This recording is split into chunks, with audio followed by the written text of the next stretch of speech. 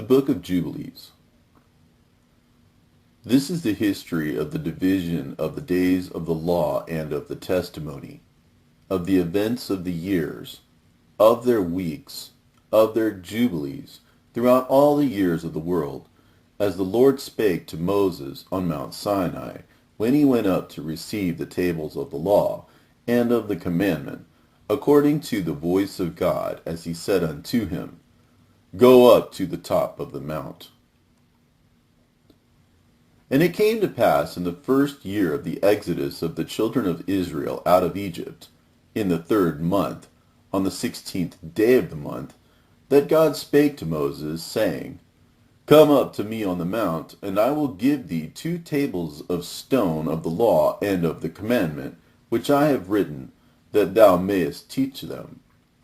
And Moses went up into the mount of God, and the glory of the Lord abode on Mount Sinai, and a cloud overshadowed it 6 days.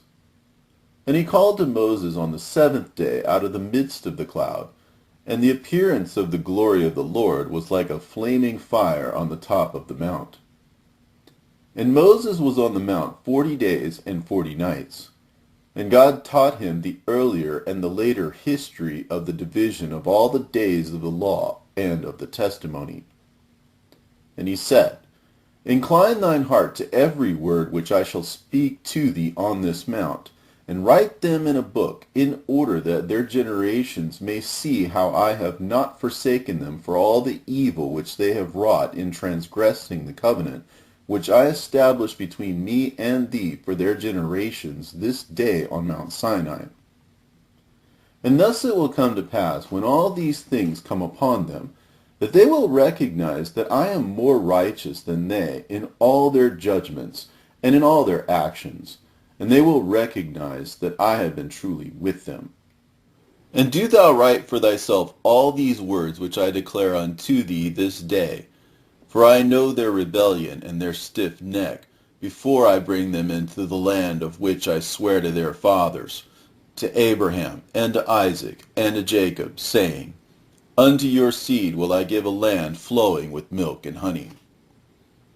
And they will eat and be satisfied, and they will turn to strange gods, to gods which cannot deliver them from aught of their tribulation.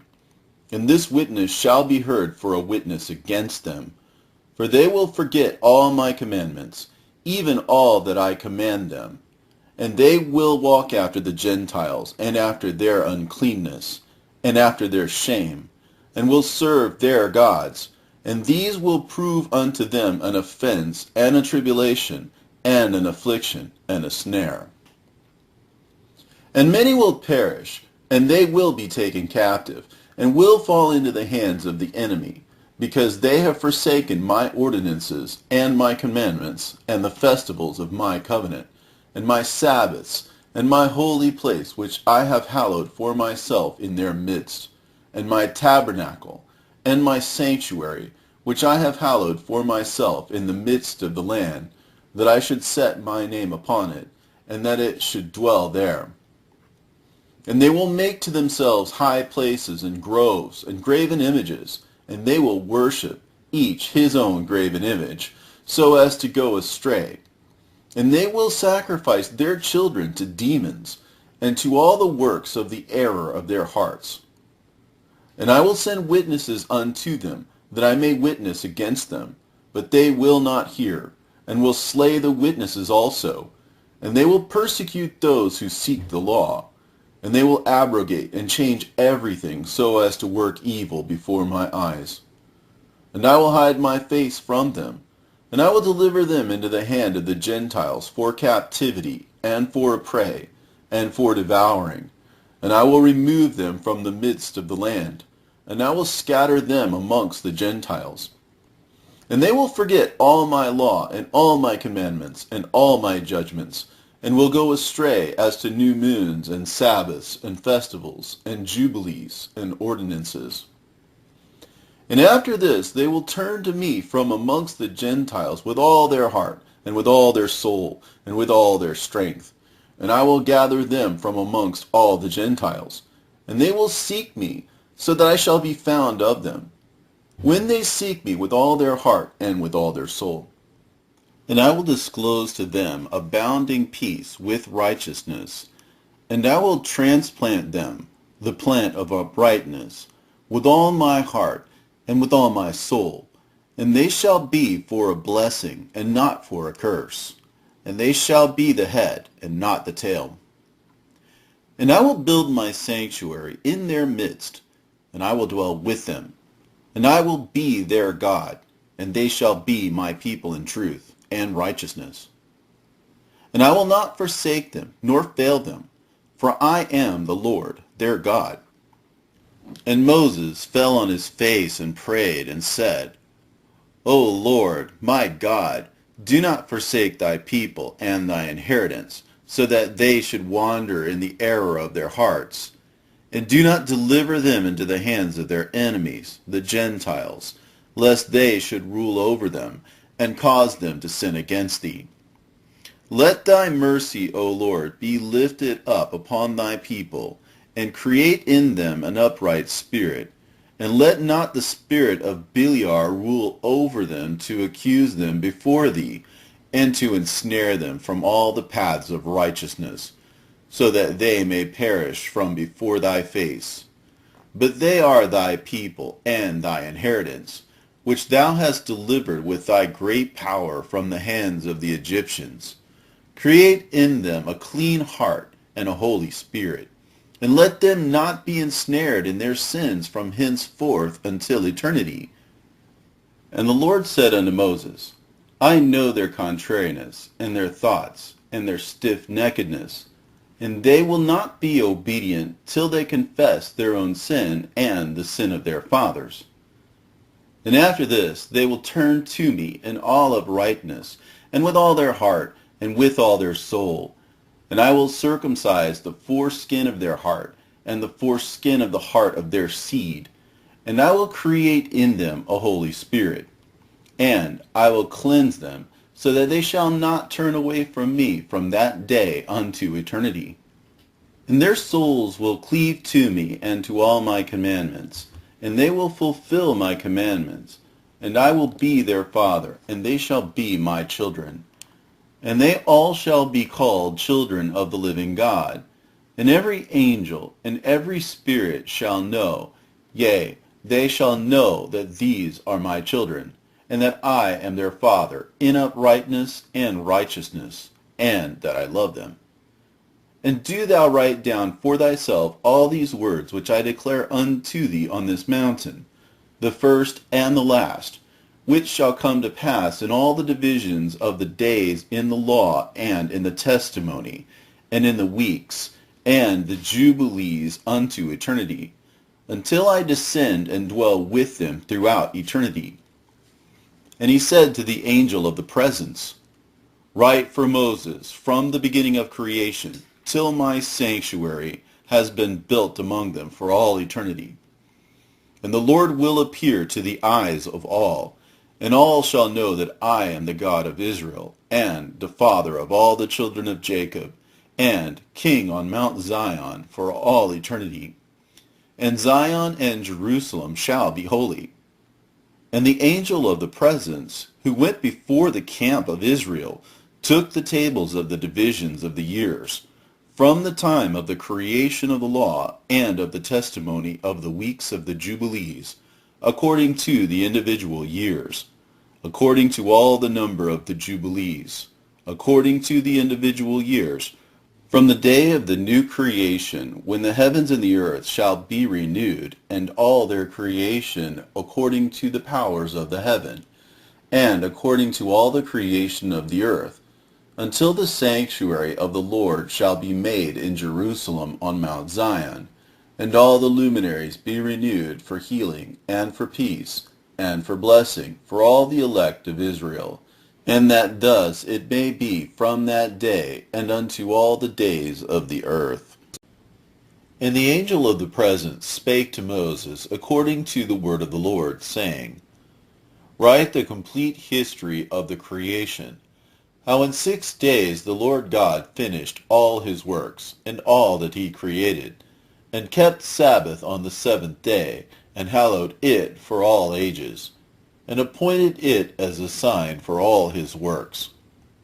For on the first day he created the heavens, which are above, and the earth and the waters, and all the spirits which serve before him, the angels of the presence, and the angels of sanctification, and the angels of the spirit of fire, and the angels of the spirit of the winds, and the angels of the spirit of the clouds, and of darkness, and of snow, and of hail, and of hoarfrost, and the angels of the voices, and of the thunder, and of the lightning, and the angels of the spirits of cold and of heat, and of winter, and of spring, and of autumn, and of summer, and of all the spirits of his creatures which are in the heavens and on the earth. He created the abysses and the darkness, eventide and night, and the light, dawn and day, which he hath prepared in the knowledge of his heart. And thereupon we saw his works, and praised him, and lauded before him on account of all his works. For 7 great works did he create on the first day. And on the second day he created the firmament in the midst of the waters. And the waters were divided on that day. Half of them went up above, and half of them went down below the firmament that was in the midst of the face of the whole earth. And this was the only work God created on the second day.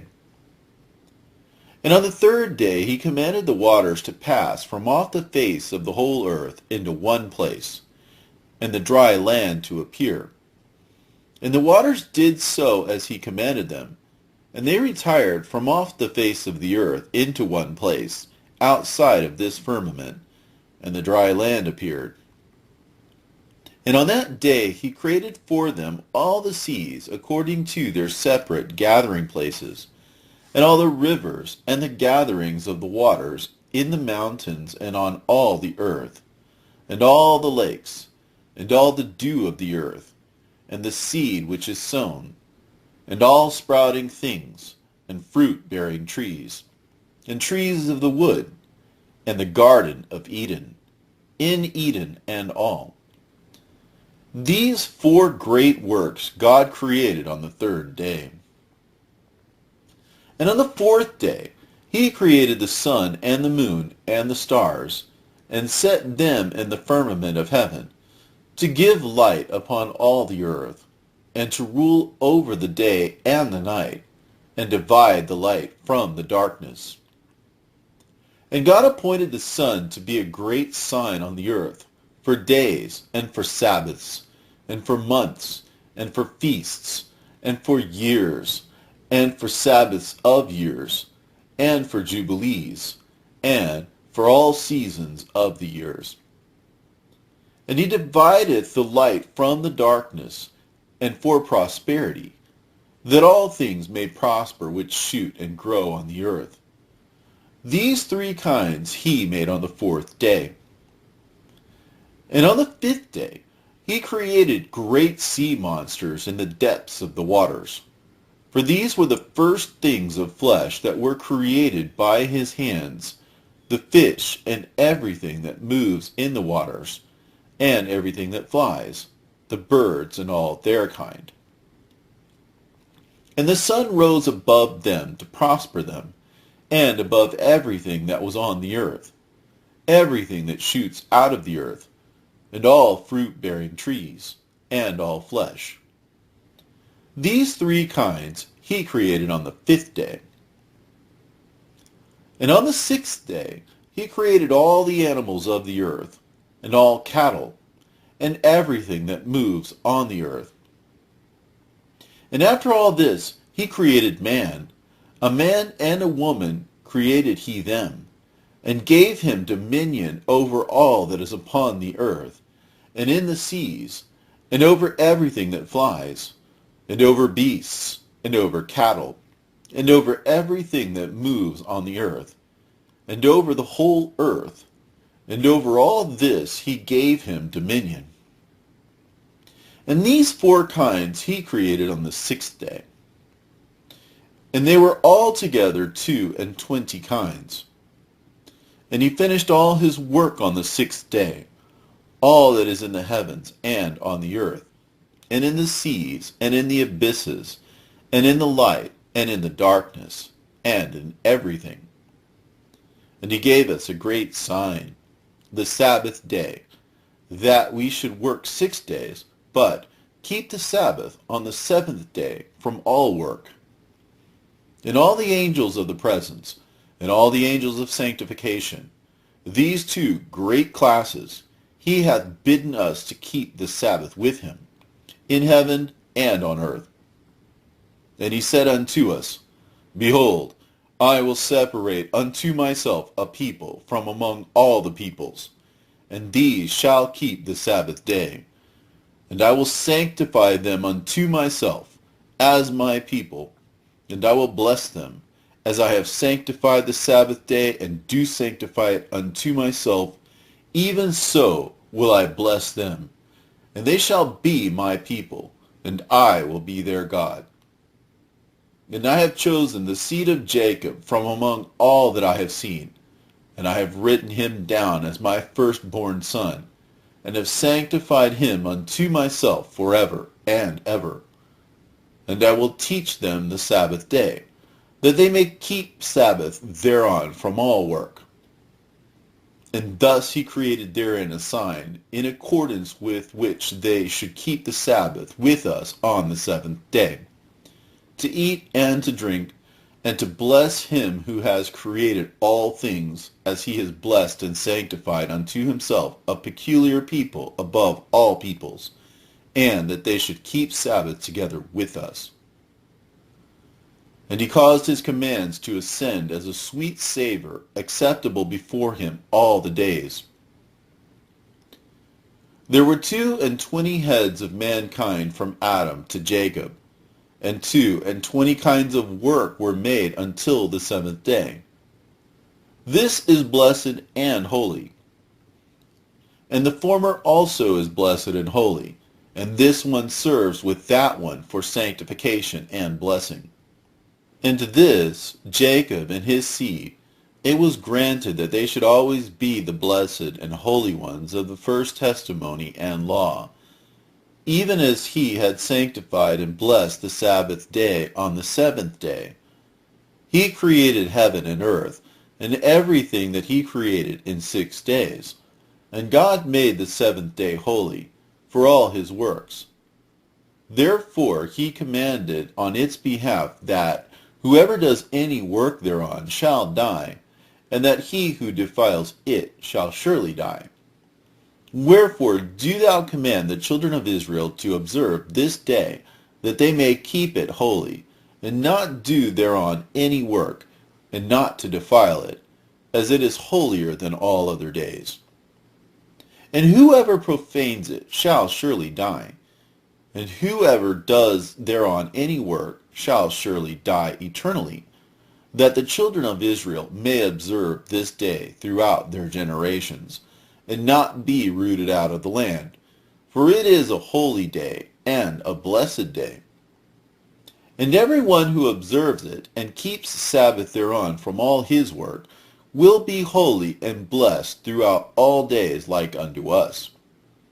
Declare, and say unto the children of Israel the law of this day, both that they should keep Sabbath thereon, and that they should not forsake it in the error of their hearts, and that it is not lawful to do any work thereon which is unseemly, to do thereon their own pleasure, and that they should not prepare thereon anything to be eaten or drunk, and that it is not lawful to draw water, or bring in or take out thereon through their gates any burden which they had not prepared for themselves on the 6th day in their dwellings. And they shall not bring in, nor take out from house to house on that day, for that day is more holy and blessed than any Jubilee day of the Jubilees. On this we kept Sabbath in the heavens before it was made known to any flesh, to keep Sabbath thereon on the earth. And the Creator of all things blessed it, But he did not sanctify all peoples and nations to keep Sabbath thereon, but Israel alone. Them alone he permitted to eat and drink, and to keep Sabbath thereon on the earth. And the Creator of all things blessed this day, which he had created, for the blessing and holiness and glory above all days. This law and testimony was given to the children of Israel as a law forever unto their generations. And on the 6 days of the 2nd week we brought, according to the word of God, unto Adam all the beasts, and all the cattle, and all the birds, and everything that moves on the earth, and everything that moves in the water, according to their kinds, and according to their types. The beasts on the 1st day, the cattle on the 2nd day, the birds on the 3rd day, and all that which moves on the earth on the 4th day, and that which moves in the water on the 5th day. And Adam named all by their respective names, and as he called them, so was their name. And on these 5 days Adam saw all these, male and female, according to every kind that was on the earth. But he was alone, and found no helpmeet for him. And the Lord said unto us, It is not good that the man should be alone. Let us make a helpmeet for him. And the Lord said unto us, It is not good that the man should be alone. Let us make a helpmeet for him. And the Lord our God caused a deep sleep to fall upon him, and he slept. And he took for the woman one rib from amongst his ribs, and this rib was the origin of the woman from amongst his ribs. And he built up the flesh in its stead, and built the woman. And he awakened Adam out of his sleep, and on awakening he rose on the 6th day. And he brought her to him, and he knew her, and said unto her, Now this is bone of my bones, and flesh of my flesh. She shall be called my wife, because she was taken from her husband. Therefore shall man and wife be one, and therefore shall a man leave his father and his mother, and cleave unto his wife, and they shall be one flesh. In the 1st week was Adam created, and the rib, his wife. In the 2nd week he showed her unto him. And for this reason the commandment was given to keep in their defilement, for a male 7 days, and for a female twice 7 days.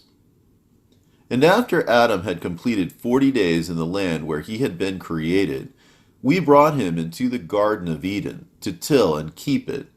But his wife they brought in on the 8th day, and after this she entered into the Garden of Eden. And for this reason the commandment is written on the heavenly tablets in regard to her that gives birth. If she bears a male, she shall remain in her uncleanness 7 days, according to the 1st week of days. And 33 days shall she remain in the blood of her purifying. And she shall not touch any hallowed thing, nor enter into the sanctuary, until she accomplishes these days, which are enjoined in the case of a male child. But in the case of a female child, she shall remain in her uncleanness 2 weeks of days, according to the first 2 weeks, and 66 days in the blood of her purification, and they will be in all 80 days.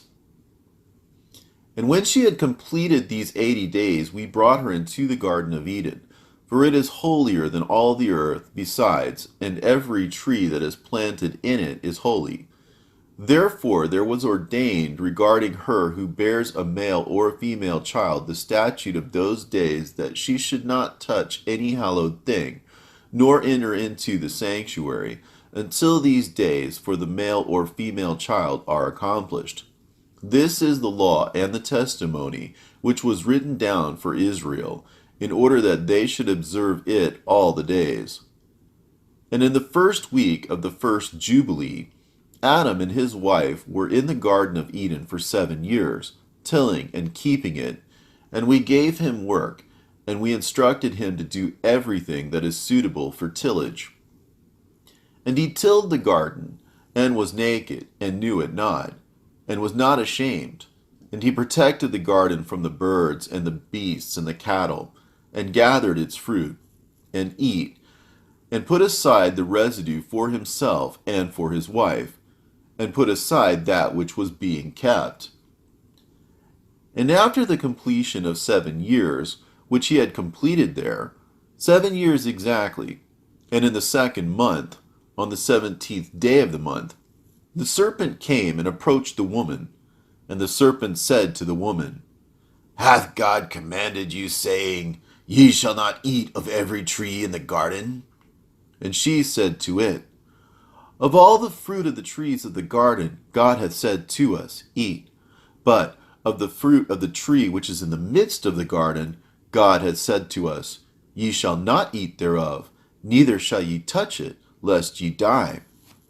And the serpent said unto the woman, Ye shall not surely die, for God doth know on the day that ye eat thereof, your eyes will be opened, and ye will be as gods, and ye will know good and evil. And the woman saw the tree, that it was agreeable and pleasant to the eye, and that its fruit was good for food. And she took thereof, and eat. And when she had first covered her shame with fig leaves, she gave thereof to Adam, and he eat. And his eyes were opened, and he saw that he was naked. And he took fig leaves, and sewed them together, and made an apron for himself, and covered his shame. And God cursed the serpent, and was wroth with it forever. And he was wroth with the woman, because she hearkened to the voice of the serpent, and did eat.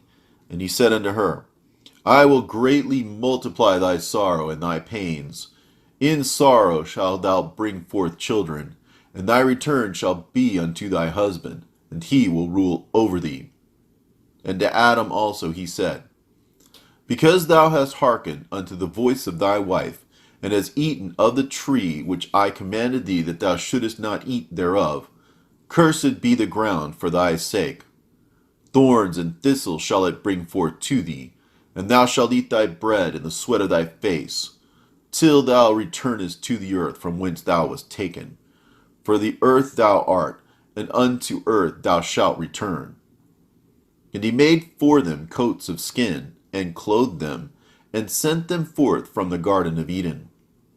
And on that day on which Adam went forth from the garden, he offered as a sweet savor an offering, frankincense, galbanum, and stacte, and spices in the morning with the rising of the sun from the day when he covered his shame. And on that day was closed the mouth of all beasts, and of cattle, and of birds, and of whatever walks, and of whatever moves, so that they could no longer speak, for they had all spoken with one another, with one lip and with one tongue. And he sent out of the garden of Eden all flesh that was in the garden of Eden, and all flesh was scattered according to its kinds, and according to its types, unto the places which had been created for them. And to Adam alone did he give the wherewithal to cover his shame, of all the beasts and cattle. On this account it is prescribed on the heavenly tablets as touching all those who know the judgment of the law, that they should cover their shame, and should not uncover themselves, as the Gentiles uncover themselves. And on the new moon of the 4th month, Adam and his wife went forth from the garden of Eden, and they dwelt in the land of Eldah, in the land of their creation. And Adam called the name of his wife Eve. And they had no son until the first Jubilee, and after this he knew her. Now he tilled the land as he had been instructed in the garden of Eden. And in the 3rd week, in the 2nd Jubilee, she gave birth to Cain, and in the 4th she gave birth to Abel, and in the 5th she gave birth to her daughter Awan. And in the 1st year of the 3rd Jubilee, Cain slew Abel, because God accepted the sacrifice of Abel, and did not accept the offering of Cain. And he slew him in the field, and his blood cried from the ground to heaven, complaining because he had slain him. And the Lord reproved Cain because of Abel, because he had slain him, and he made him a fugitive on the earth because of the blood of his brother, and he cursed him upon the earth. And on this account it is written on the heavenly tables, Cursed is he who smites his neighbor treacherously, and let all who have seen and heard say, so be it.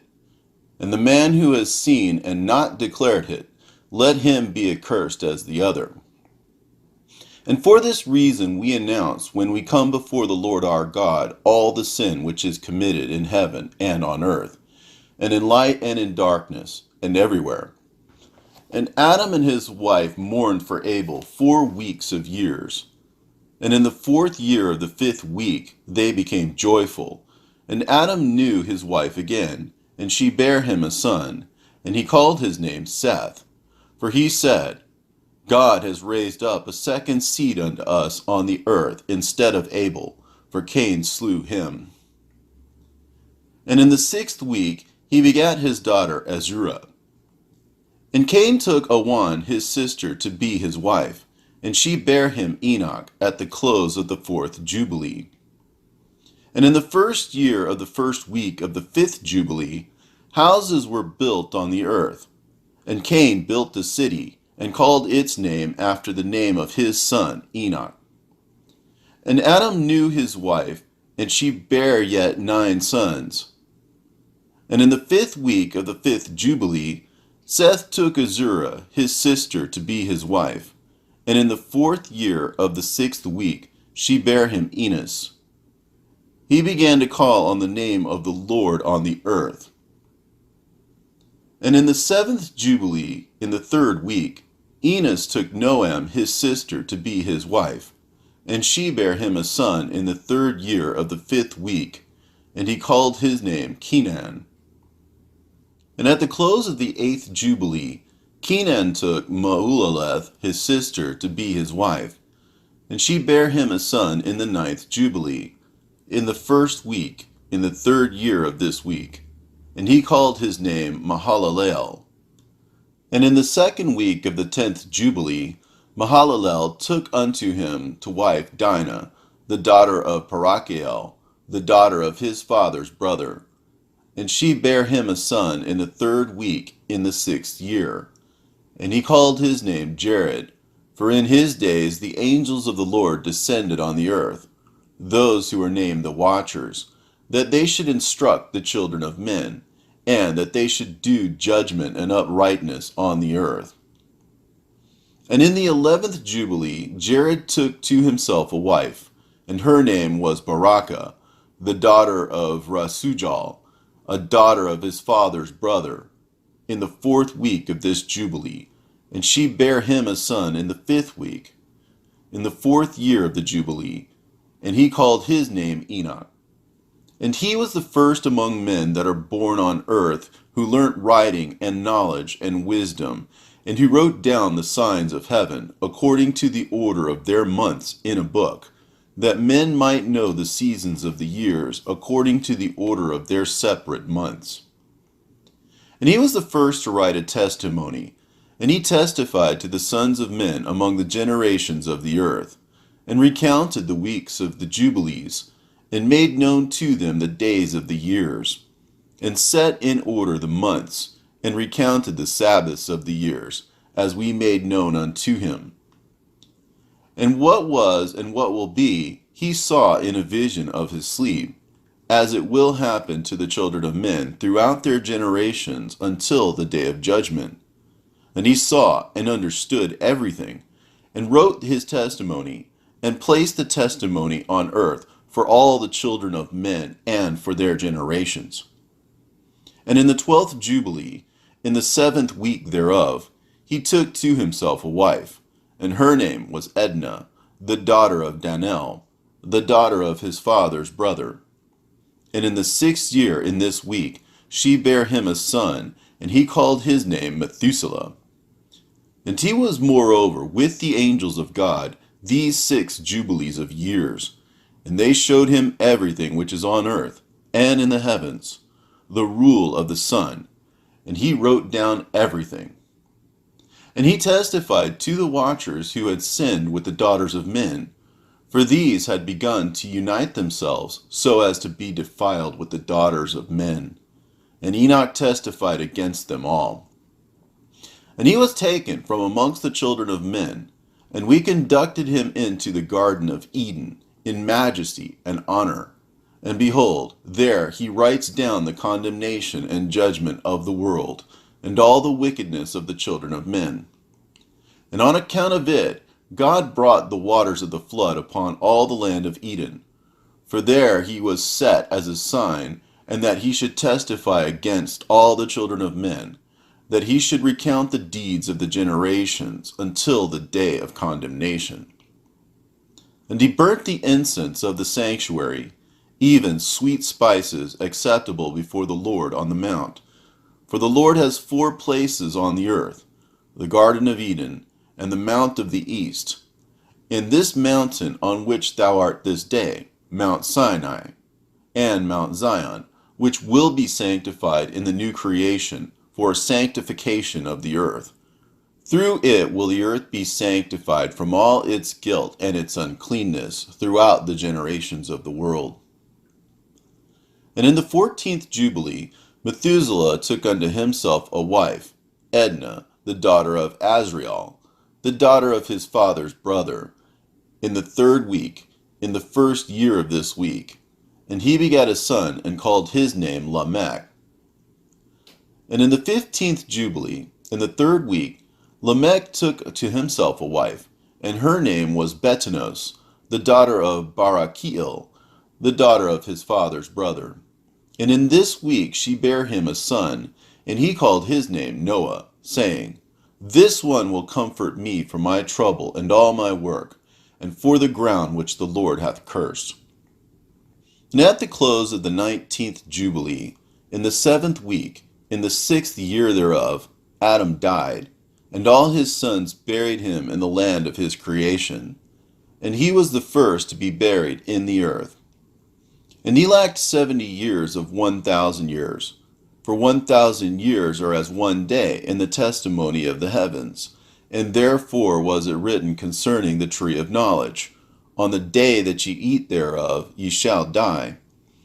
For this reason he did not complete the years of his day, for he died during it.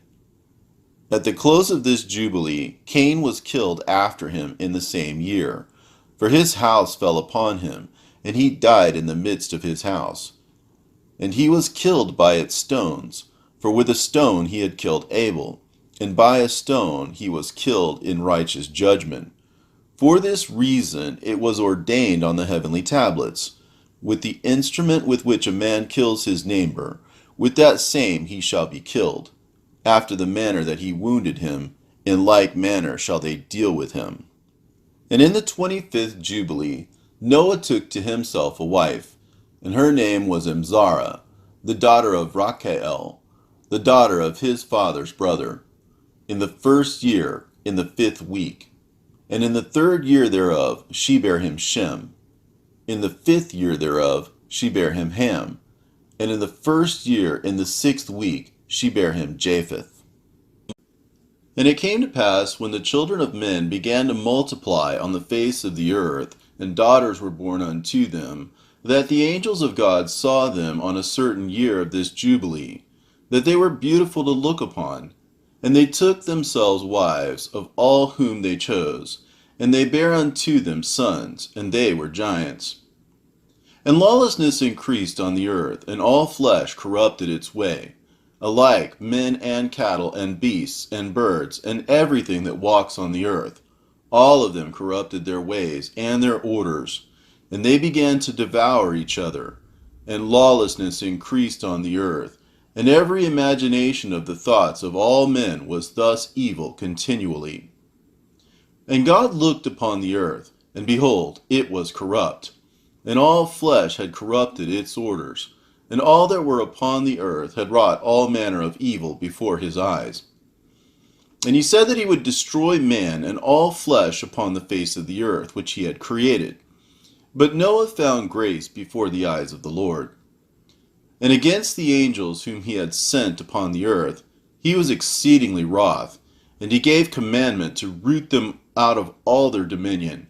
And he bade us to bind them in the depths of the earth. And behold, they are bound in the midst of them, and are kept separate. And against their sons went forth a command from before his face, that they should be smitten with the sword, and be removed from under heaven.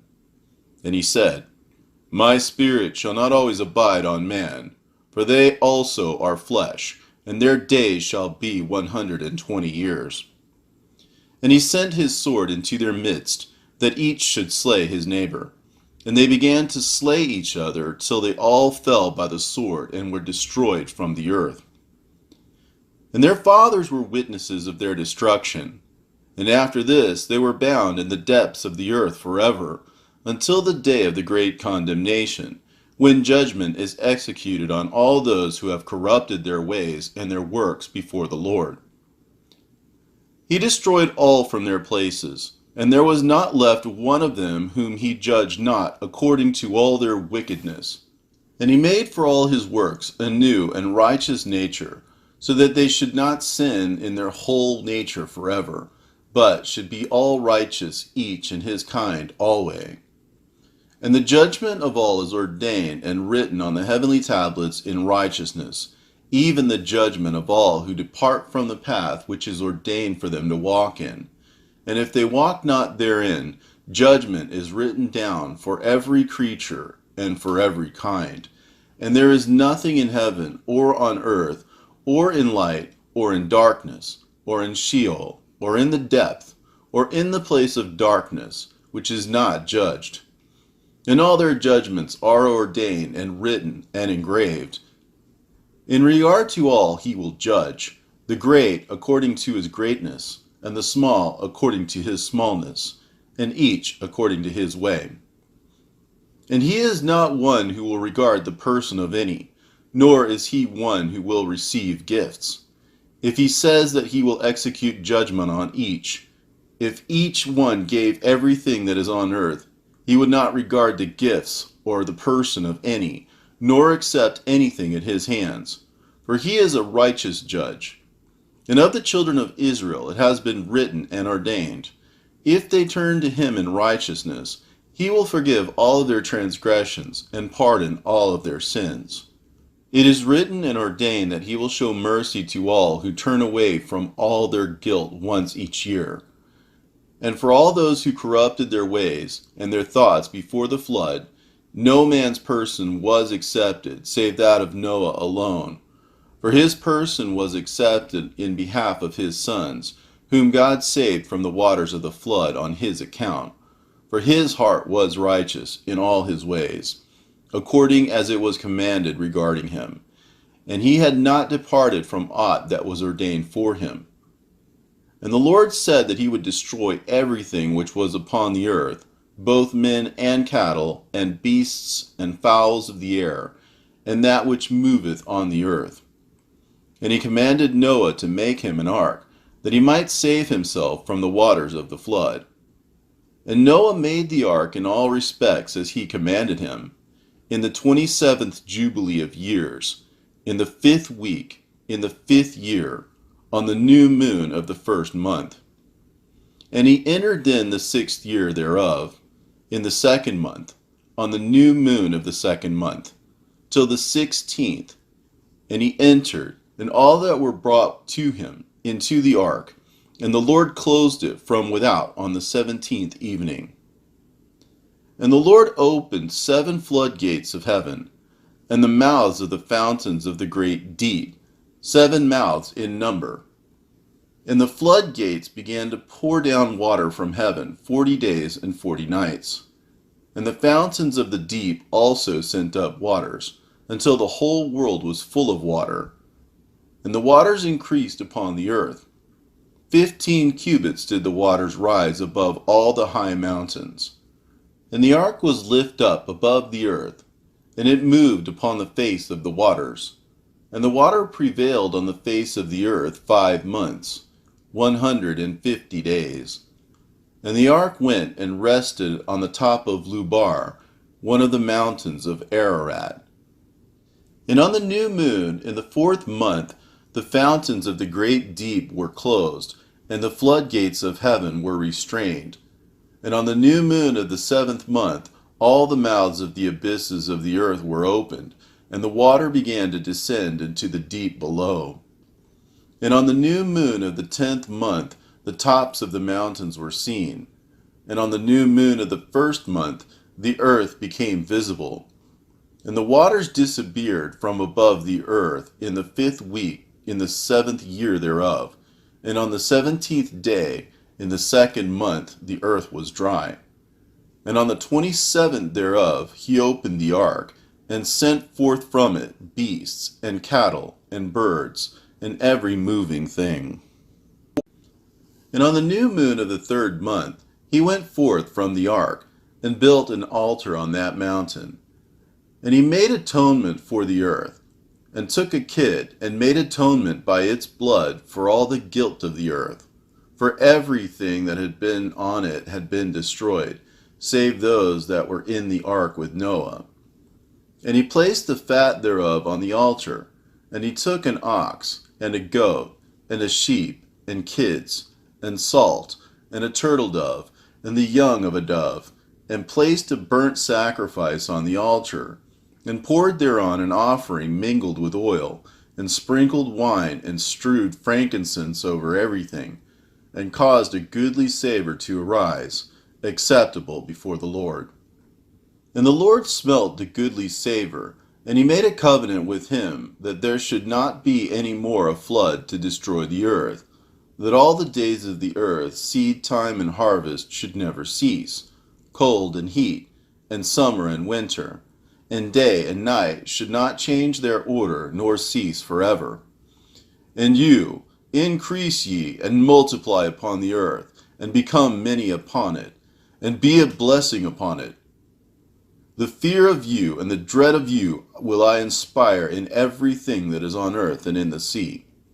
And behold, I have given unto you all beasts, and all winged things, and everything that moves on the earth, and the fish in the waters, and all things for food, as the green herbs. I have given you all things to eat.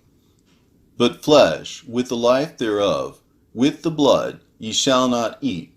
For the life of all flesh is in the blood, lest your blood of your lives be required. At the hand of every man, at the hand of every beast will I require the blood of man. Whoso sheddeth man's blood by man, shall his blood be shed. For in the image of God made he man. And you, increase ye, and multiply on the earth. And Noah and his sons swore that they would not eat any blood that was in any flesh. And he made a covenant before the Lord God forever, throughout all the generations of the earth in this month. On this account he spake to thee that thou shouldest make a covenant with the children of Israel in this month upon the mountain with an oath, and that thou shouldest sprinkle blood upon them, because of all the words of the covenant which the Lord made with them forever. And this testimony is written concerning you, that you should observe it continually, so that you should not eat on any day any blood of beasts, or birds, or cattle, during all the days of the earth. And the man who eats the blood of beast, or of cattle, or of birds, during all the days of the earth, he and his seed shall be rooted out of the land. And do thou command the children of Israel to eat no blood, so that their names and their seed may be before the Lord our God continually. And for this law there is no limit of days, for it is forever. They shall observe it throughout their generations, so that they may continue supplicating on your behalf with the blood before the altar. Every day and at the time of morning and evening they shall seek forgiveness on your behalf perpetually before the Lord, that they may keep it and not be rooted out. And he gave to Noah and his sons a sign, that there should not again be a flood on the earth. He set his bow in the cloud for a sign of the eternal covenant, that there should not again be a flood on the earth to destroy it all the days of the earth. For this reason it is ordained and written on the heavenly tablets, that they should celebrate the Feast of Weeks in this month once a year, to renew the covenant every year. And this whole festival was celebrated in heaven from the day of creation till the days of Noah, 26 Jubilees and 5 weeks of years. And Noah and his sons observed it for 7 Jubilees and 1 week of years, till the day of Noah's death. And from the day of Noah's death his sons did away with it until the days of Abraham, and they eat blood. But Abraham observed it, and Isaac, and Jacob, and his children observed it up to thy days. And in thy days the children of Israel forgot it, until ye celebrated it anew on this mountain. And do thou command the children of Israel to observe this festival in all their generations for a commandment unto them. 1 day in the year, in this month, they shall celebrate the festival, for it is the feast of weeks, and the feast of first fruits. This feast is twofold, and of a double nature. According to what is written and engraven concerning it, celebrate it. For I have written in the book of the first law, in that which I have written for thee, that thou shouldest celebrate it in its season, 1 day in the year. And I explained to thee its sacrifices, that the children of Israel should remember, and should celebrate it throughout their generations in this month, 1 day in every year. And on the new moon of the first month, and on the new moon of the 4th month, and on the new moon of the 7th month, and on the new moon of the 10th month, are the days of remembrance, and the days of the season in the 4 divisions of the year. These are written and ordained as a testimony forever. And Noah ordained them for himself as feasts for the generations forever, so that they have become thereby a memorial unto him. And on the new moon of the 1st month he was bidden to make for himself an ark, and on that day the earth became dry, and he opened the ark and saw the earth. And on the new moon of the 4th month the mouths of the depths of the abyss beneath were closed. And on the new moon of the 7th month all the mouths of the abysses of the earth were opened, and the waters began to descend into them. And on the new moon of the 10th month the tops of the mountains were seen, and Noah was glad. And on this account he ordained them for himself as feasts for a memorial forever. And thus they are ordained. And they placed them on the heavenly tablets. Each had 13 weeks, from one to another past their memorial, from the first to the second, and from the second to the third, and from the third to the 4th. And all the days of the commandment will be 52 weeks of days, and these will make the entire year complete. Thus it is engraven and ordained on the heavenly tablets. And there is no neglecting this commandment for a single year, or from year to year. And command thou the children of Israel that they observe the years according to this reckoning, 364 days. And these will constitute a complete year, and they will not disturb its time from its days and from its feasts, for everything will fall out in them according to their testimony, and they will not leave out any day, nor disturb any feasts. But if they do neglect, and do not observe them according to his commandment, then they will disturb all their seasons, and the years will be dislodged from this order. And they will disturb the seasons, and the years will be dislodged, and they will neglect their ordinances. And all the children of Israel will forget, and will not find the path of the years, and will forget the new moons and seasons and Sabbaths, and they will go wrong as to all the order of the years. For I know, and from henceforth will I declare it unto thee, and it is not of my own devising, for the book lies written before me. And on the heavenly tablets the division of days is ordained, lest they forget the feasts of the covenant, and walk according to the feasts of the Gentiles, after their error and after their ignorance. For there will be those who will assuredly make observations of the moon, how it disturbs the seasons, and comes in from year to year 10 days too soon. For this reason the years will come upon them when they will disturb the order, and make an abominable day the day of testimony, and an unclean day a feast day. And they will confound all the days, the holy with the unclean, and the unclean day with the holy. For they will go wrong as to the months and Sabbaths and feasts and jubilees.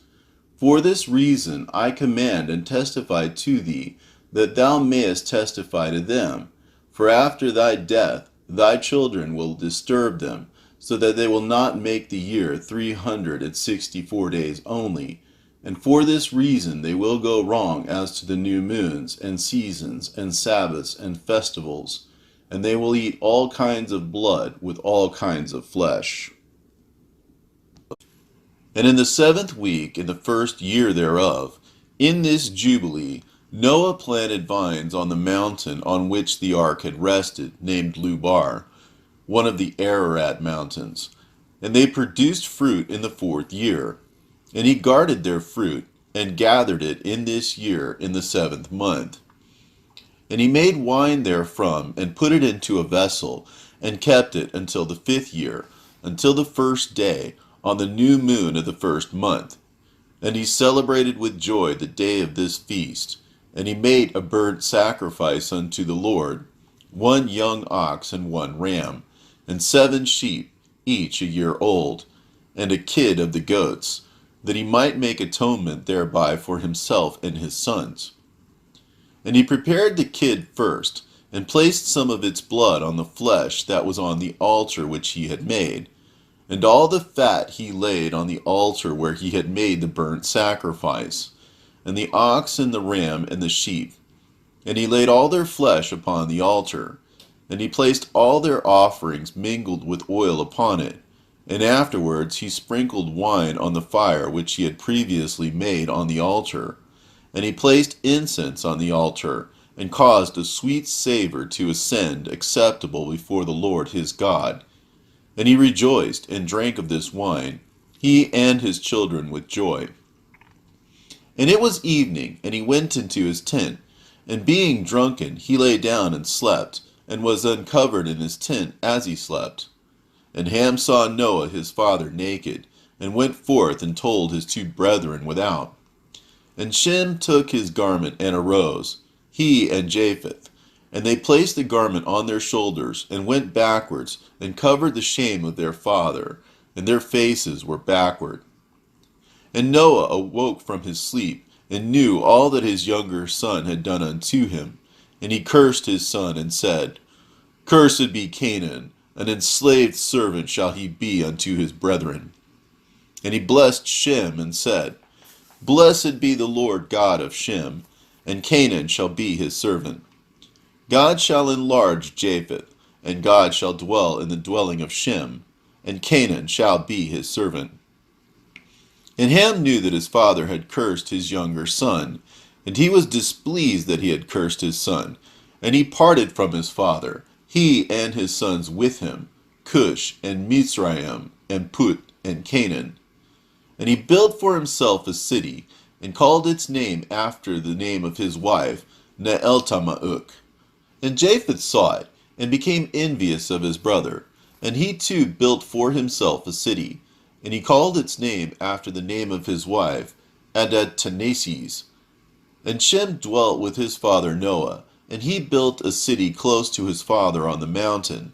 And he too called its name after the name of his wife, Sedekatelabab. And behold, these 3 cities are near Mount Lubar, Sedekatelabab fronting the mountain on its east, and Neeltama'uk on the south, Adad-Taneses towards the west. And these are the sons of Shem, Elam and Ashur and Arpachshad. This son was born 2 years after the flood. And Lud and Aram, the sons of Japheth, Gomer and Magog, and Madai, and Javan, and Tubal, and Meshech, and Tiras. These are the sons of Noah. And in the 28th Jubilee, Noah began to enjoin upon his sons' sons the ordinances and commandments, and all the judgments that he knew. And he exhorted his sons to observe righteousness, and to cover the shame of their flesh, and to bless their Creator, and honor the father and mother, and love their neighbor. and guard their souls from fornication and uncleanness and all iniquity.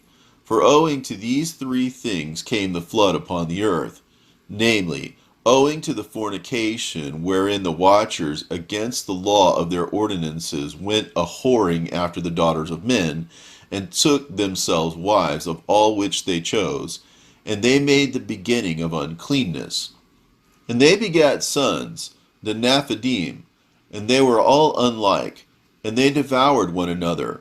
And the giant slew the Nephil, and the Nephil slew the Eljo, and the Eljo mankind, and one man another. And every one sold himself to work iniquity and to shed much blood, and the earth was filled with iniquity. And after this they sinned against the beasts and birds, and all that moves and walks on the earth, and much blood was shed on the earth. And every imagination and desire of men imagined vanity and evil continually. And the Lord destroyed everything from off the face of the earth, because of the wickedness of their deeds, and because of the blood which they had shed in the midst of the earth, he destroyed everything. And we were left, I and you, my sons, and everything that entered with us into the ark. And behold, I see your works before me, that you do not walk in righteousness. For in the path of destruction ye have begun to walk. And ye are parting from one another, and are envious of another. And so it comes that ye are not in harmony, my sons, each with his brother. For I see, and behold, the demons have begun their seductions against you, and against your children. And now I fear on your behalf, that after my death ye will shed the blood of men upon the earth, and that ye too will be destroyed from the face of the earth. For whoso sheddeth man's blood, and whoso eateth the blood of any flesh, shall all be destroyed from the earth. And there shall not be left any man that eateth blood, or that sheddeth the blood of man on the earth. Nor shall there be left to him any seed or descendants living under heaven, for into Sheol shall they go, and into the place of condemnation shall they descend, and into the darkness of the deep shall they all be removed by a violent death. There shall be no blood seen upon you of all the blood there shall be in the days in which ye have killed any beasts or cattle, or whatever flies upon the earth. And work ye a good work to your souls by covering that which has been shed on the face of the earth. And ye shall not be like him who eats with blood, but guard yourselves that none may eat blood before you. Cover the blood. For thus have I been commanded to testify to you and your children, together with all flesh. And suffer not the soul to be eaten with the flesh, that your blood, which is your life, may not be required at the hand of any flesh that sheds it on the earth. For the earth will not be clean from the blood which has been shed upon it. For only through the blood of him that shed it will the earth be purified throughout all its generations. And now, my children, hearken, work judgment and righteousness, that ye may be planted in righteousness over the face of the whole earth, and your glory lifted up before my God, who saved me from the waters of the flood. And behold, ye will go and build for yourselves cities, and plant in them all the plants that are upon the earth, and moreover, all fruit-bearing trees. For 3 years the fruit of everything that is eaten will not be gathered, and in the 4th year its fruit will be accounted holy, and they will offer the first fruits, acceptable before the Most High God, who created heaven and earth and all things. Let them offer in abundance the first of the wine and oil, as first fruits on the altar of the Lord, who receives it. And what is left, let the servants of the house of the Lord eat before the altar which receives it. And in the 5th year make ye the release, so that ye release it in righteousness and uprightness, and ye shall be righteous, and all that you plant shall prosper. For thus did Enoch, the father of your father, command Methuselah, his son, and Methuselah his son Lamech. And Lamech commanded me all the things which his father commanded him. And I also will give you commandment, my sons, as Enoch commanded his son in the first Jubilees, while still living. The seventh, in his generation, he commanded and testified to his son and to his son's sons until the day of his death. In the 29th Jubilee, in the first week, in the beginning thereof, Arpachshad took to himself a wife, and her name was AHAYAH, the daughter of Susan, the daughter of Elam. And she bare him a son in the third year, in this week, and he called his name Canaan. And the son grew, and his father taught him writing. And he went to seek for himself a place where he might seize for himself a city. And he found a writing which former generations had carved on the rock, and he read what was thereon, and he transcribed it, and sinned owing to it, for it contained the teachings of the watchers, in accordance with which they used to observe the omens of the sun and moon and stars, and all the signs of heaven. And he wrote it down, and said nothing regarding it, for he was afraid to speak to Noah about it, lest he should be angry with him on account of it. And in the 30th Jubilee, in the second week, in the first year thereof, he took to himself a wife, and her name was Milcah, the daughter of Madai, the son of Japheth. And in the fourth year he begat a son, and called his name Shelah, for he said, Truly I have been sent. And in the fourth year he was born. And Shelah grew up, and took to himself a wife, and her name was Muach, the daughter of Kesed, his father's brother, in the 31st Jubilee, in the 5th week, in the first year thereof. And she bare him a son in the 5th year thereof, and he called his name Aber. And he took unto himself a wife, and her name was Azurad, the daughter of Nebrod, in the 32nd Jubilee, in the 7th week, in the 3rd year thereof. And in the 6th year thereof she bare him a son, and he called his name Peleg. For in the days when he was born, the children of Noah began to divide the earth amongst themselves. For this reason he called his name Peleg. And they divided it secretly amongst themselves, and told it to Noah.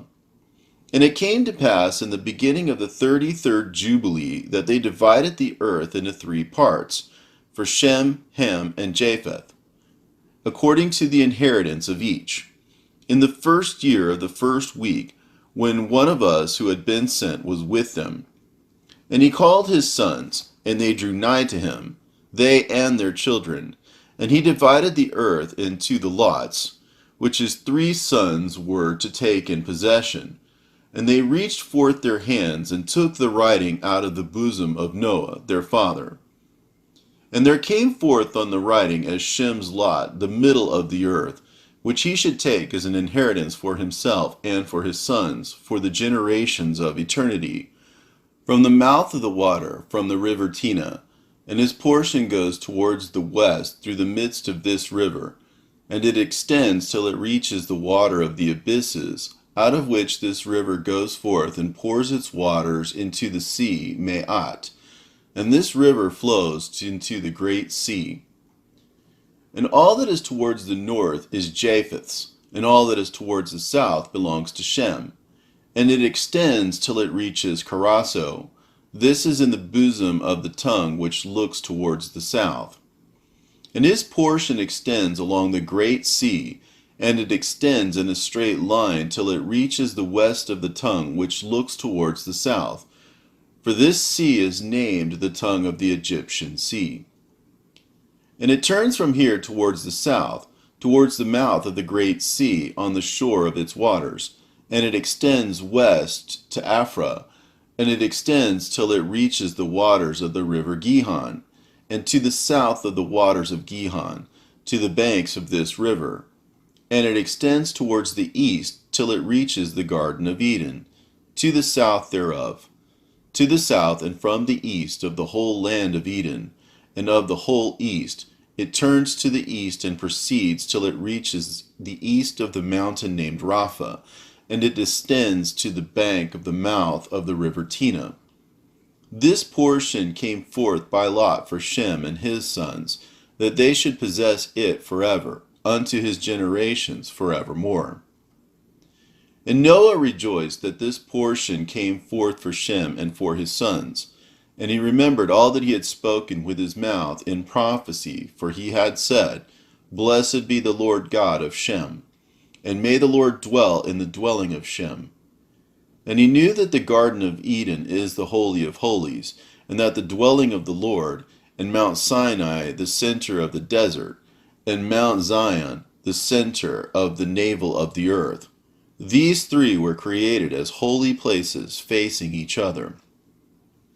And he blessed the God of gods, who had put the word of the Lord into his mouth, and the Lord forevermore. And he knew that a blessed portion and a blessing had come to Shem and his sons unto the generations forever.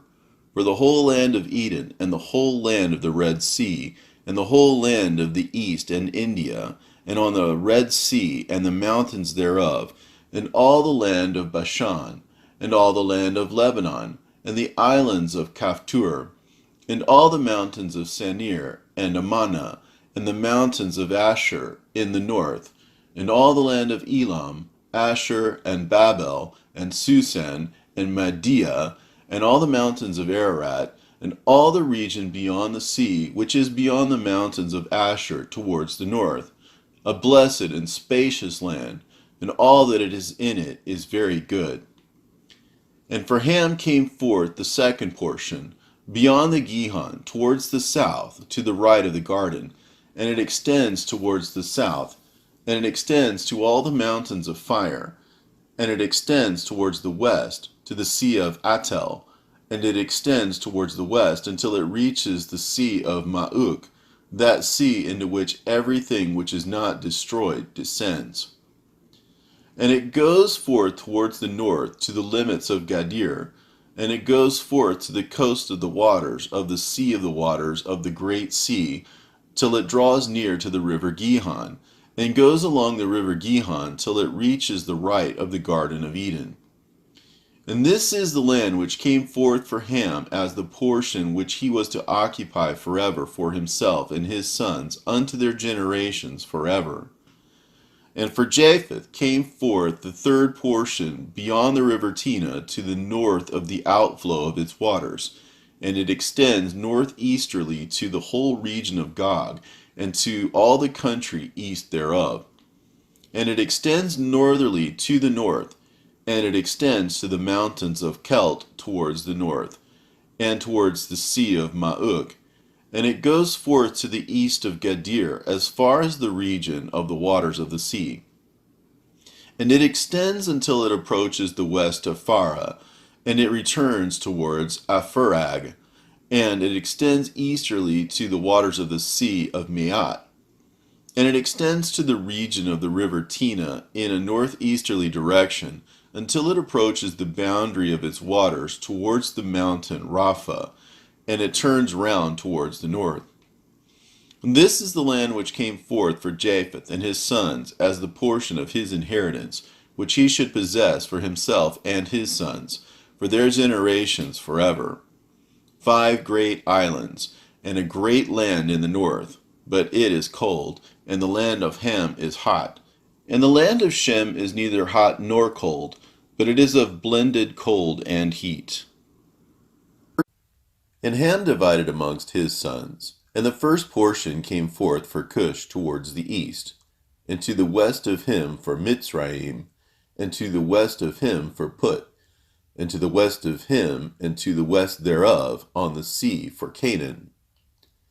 And Shem also divided amongst his sons, and the first portion came forth for Ham and his sons, to the east of the river Tigris, till it approaches the east, the whole land of India, and on the Red Sea on its coast, and the waters of Dedan, and all the mountains of Mebri and Elah, and all the land of Susan, and all that is on the side of Pharnac, to the Red Sea and the river Tina. And for Asher came forth the second portion, all the land of Asher, and Nineveh, and Shinar, and to the border of India, and it ascends and skirts the river. And for Arpachshad came forth the third portion, all the land of the region of the Chaldees to the east of the Euphrates, bordering on the Red Sea, and all the waters of the desert close to the tongue of the sea which looks towards Egypt, and the land of Lebanon and Senir, and Ammana to the border of the Euphrates. And for Aram there came forth the fourth portion, all the land of Mesopotamia between the Tigris and the Euphrates, to the north of the Chaldees, to the border of the mountains of Asher and the land of Arara. And there came forth for Lud the fifth portion, the mountains of Asher and all appertaining to them, till it reaches the great sea, and till it reaches the east of Asher his brother. And Japheth also divided the land of his inheritance amongst his sons.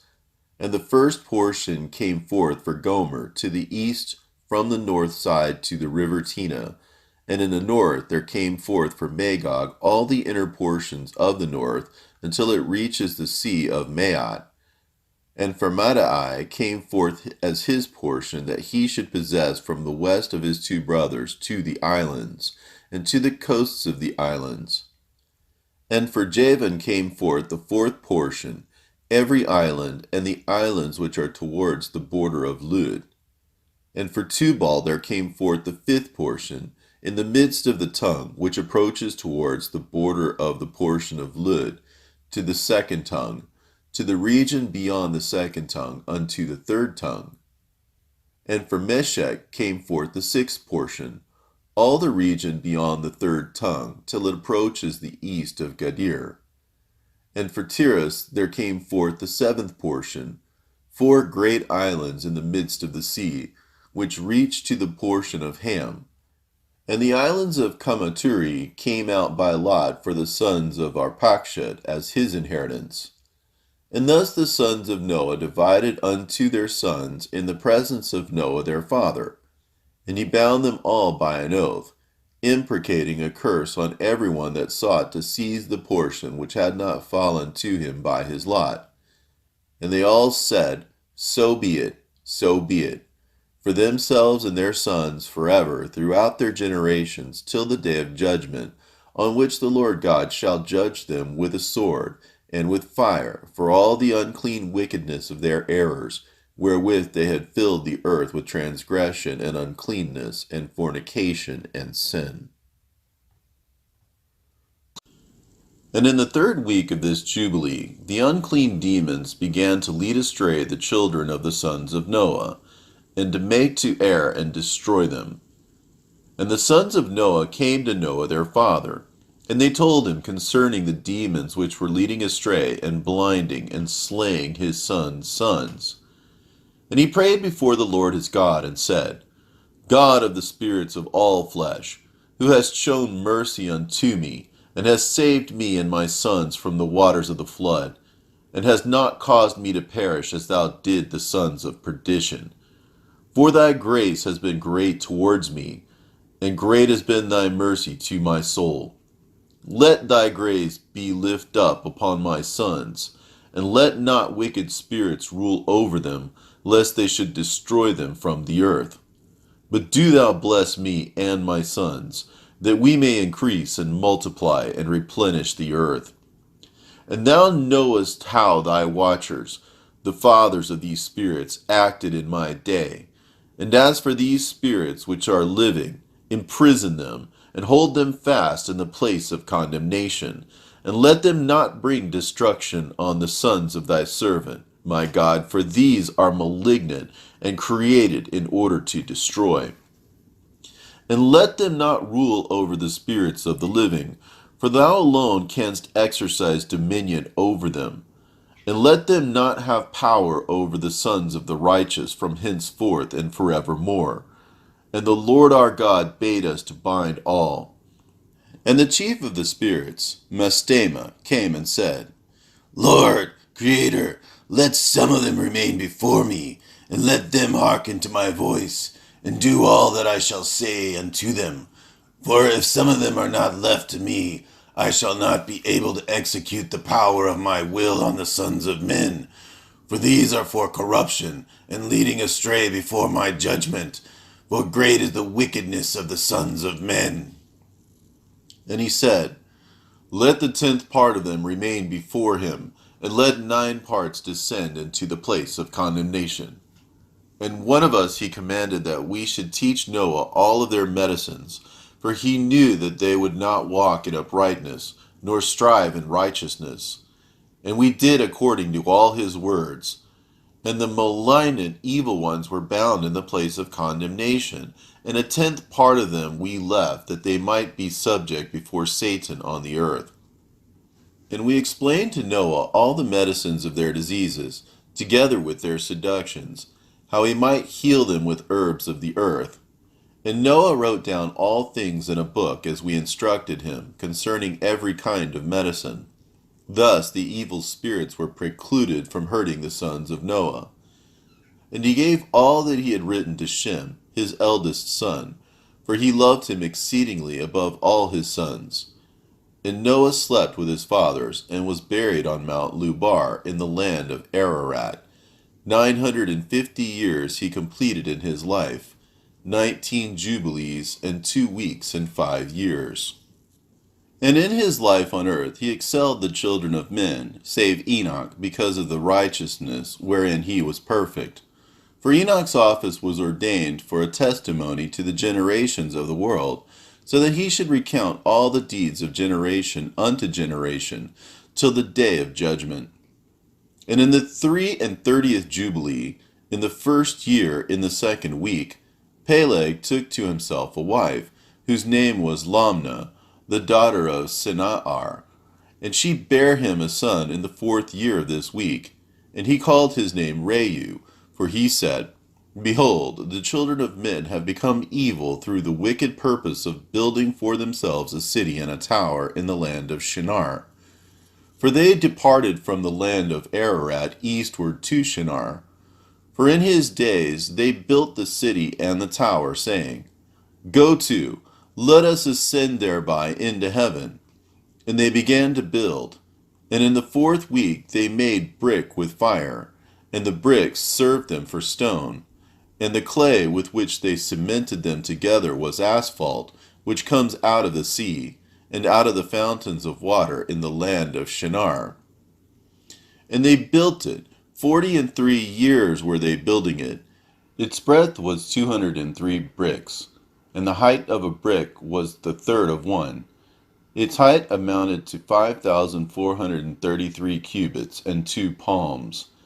And the extent of one wall was 13 stadies, and of the other 30 stadies. And the Lord our God said unto us, Behold, they are one people, and this they begin to do, and now nothing will be withholden from them. Go to, let us go down and confound their language, that they may not understand one another's speech, and they may be dispersed into cities and nations. And one purpose will no longer abide with them till the day of judgment. And the Lord descended, and we descended with him to see the city and the tower, which the children of men had built. And he confounded their language, and they no longer understood one another's speech. And they ceased then to build the city and the tower. For this reason the whole land of Shinar is called Babel, because the Lord did there confound all the language of the children of men. And from thence they were dispersed into their cities, each according to his language and his nation. And the Lord sent a mighty wind against the tower, and overthrew it upon the earth. And behold, it was between Ashur and Babylon, in the land of Shinar, and they called its name Overthrow. In the 4th week, in the 1st year, in the beginning thereof, in the 4th and 30th Jubilee, were they dispersed from the land of Shinar. And Ham and his sons went into the land which he was to occupy, which he acquired as his portion in the land of the south. And Canaan saw the land of Lebanon to the river of Egypt, that it was very good. And he went not into the land of his inheritance to the west, that is, to the sea. And he dwelt in the land of Lebanon, eastward and westward from the border of Jordan, and from the border of the sea. And Ham, his father, and Cush and Mizraim, his brothers, said unto him, Thou hast settled in a land which is not thine, and which did not fall to us by lot. Do not do so, for if thou dost do so, thou and thy sons will fall in the land, and be accursed through sedition. For by sedition ye have settled, and by sedition will thy children fall. And thou shalt be rooted out forever. Dwell not in the dwelling of Shem, for Shem and to his sons did it come by their lot.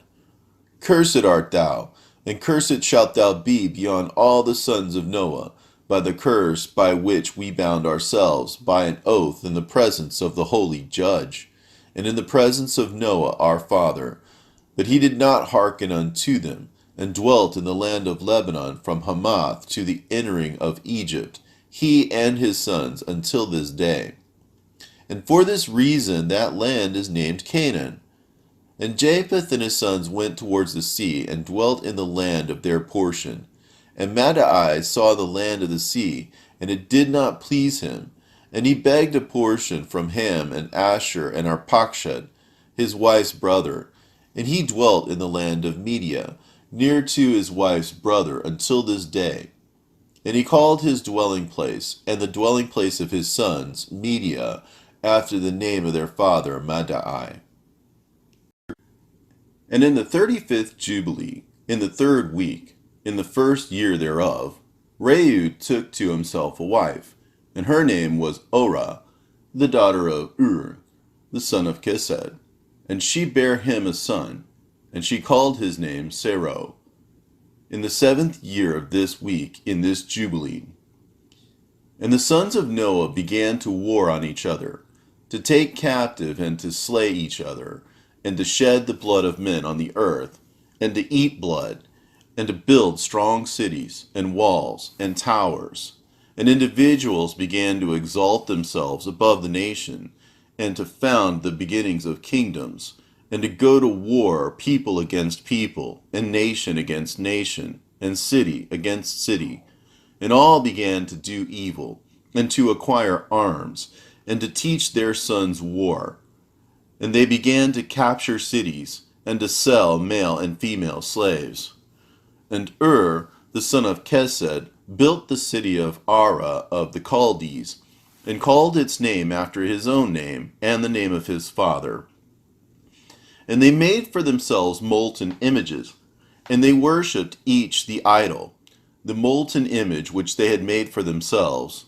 And they began to make graven images and unclean simulacra, and malignant spirits assisted and seduced them into committing transgression and uncleanness. And the prince Mastema exerted himself to do all this, and he sent forth other spirits, those which were put under his hand, to do all manner of wrong and sin, and all manner of transgression, to corrupt and destroy, and to shed blood upon the earth. For this reason he called the name of Serug, for everyone turned to do all manner of sin and transgression. And he grew up and dwelt in of the Chaldees, near to the father of his wife's mother. And he worshipped idols, and he took to himself a wife in the 36th Jubilee, in the 5th week, in the 1st year thereof. And her name was Melchah, the daughter of Caber, the daughter of his father's brother. And she bare him Nahor in the 1st year of this week. And he grew and dwelt in of the Chaldees. And his father taught him the researches of the Chaldees, to divine and augur, according to the signs of heaven. And in the 37th Jubilee, in the 6th week, in the 1st year thereof, he took to himself a wife, and her name was Ijaska, the daughter of Nestag of the Chaldees. And she bare him Terah, in the 7th year of this week. And the prince Mastema sent ravens and birds to devour the seed which was sown in the land, in order to destroy the land, and rob the children of men of their labors. Before they could plow the seed, ravens picked it from the surface of the ground. And for this reason he called his name Terah, because the ravens and the birds reduced them to destitution and devoured their seed. And the years began to be barren, owing to the birds, and they devoured all the fruit of the trees from the trees, and it was only with great effort that they could save a little of all the fruit of the earth in their days. And in this 39th Jubilee, in the second week, in the first year, Terah took to himself a wife, and her name was Edna, the daughter of Abram, the daughter of his father's sister. And in the 7th year of this week she bare him a son, and he called his name Abram, by the name of the father of his mother, for he had died before his daughter had conceived a son. And the child began to understand the errors of the earth, and all that went astray after graven images, and after uncleanness. And his father taught him writing. And he was 2 weeks of years old, and he separated himself from his father, that he might not worship idols with him. And he began to pray to the Creator of all things, that he might save him from the errors of the children of men, and that his portion should not fall into error after uncleanness and vileness. And the seed time came for the sowing of seed upon the land, and they all went forth together to protect their seed against the ravens. And Abram went forth with those that went, and the child was a lad of 14 years. And a cloud of ravens came to devour the seed. And Abram ran to meet them before they settled on the ground, and cried to them before they settled on the ground to devour the seed, and said, Descend not, return to the place whence ye came. And they proceeded to turn back. And he caused the clouds of ravens to turn back that day 70 times. And all of the ravens throughout all the land where Abram was, there settled not so much as one. And all who were with him throughout all the land saw him cry out, and all the ravens turned back, and his name became great in all the land of the Chaldees. And there came to him this year all those that wished to sow, and he went with them until the time of sowing ceased, and they sowed their land. And that year they brought enough grain home, and eat, and were satisfied. And in the first year, the 5th week, Abram taught those who made implements for oxen, the artificers in wood, and they made a vessel above the ground, facing the frame of the plow, in order to put seed thereon. And the seed fell down therefrom upon the share of the plow, and was hidden in the earth, and they no longer feared the ravens. And after this manner they made vessels above the ground on all the frames of the plows, and they sowed and tilled all the land, according as Abram commanded them, and they no longer feared the birds. And it came to pass in the 6th week, in the 7th year thereof, that Abram said to Terah his father, saying, Father. And he said, Behold, here am I, my son. And he said, What help and profit have we from those idols which thou dost worship, and before which thou dost bow thyself? For there is no spirit in them, for they are dumb forms, and a misleading of the heart. Worship them not. Worship the God of heaven, who causes the rain and the dew to descend on the earth, and does everything upon the earth, and has created everything by his word, and all life is from before his face. Why do ye worship things that have no spirit in them? For they are the work of men's hands. And on your shoulders do ye bear them, and ye have no help from them.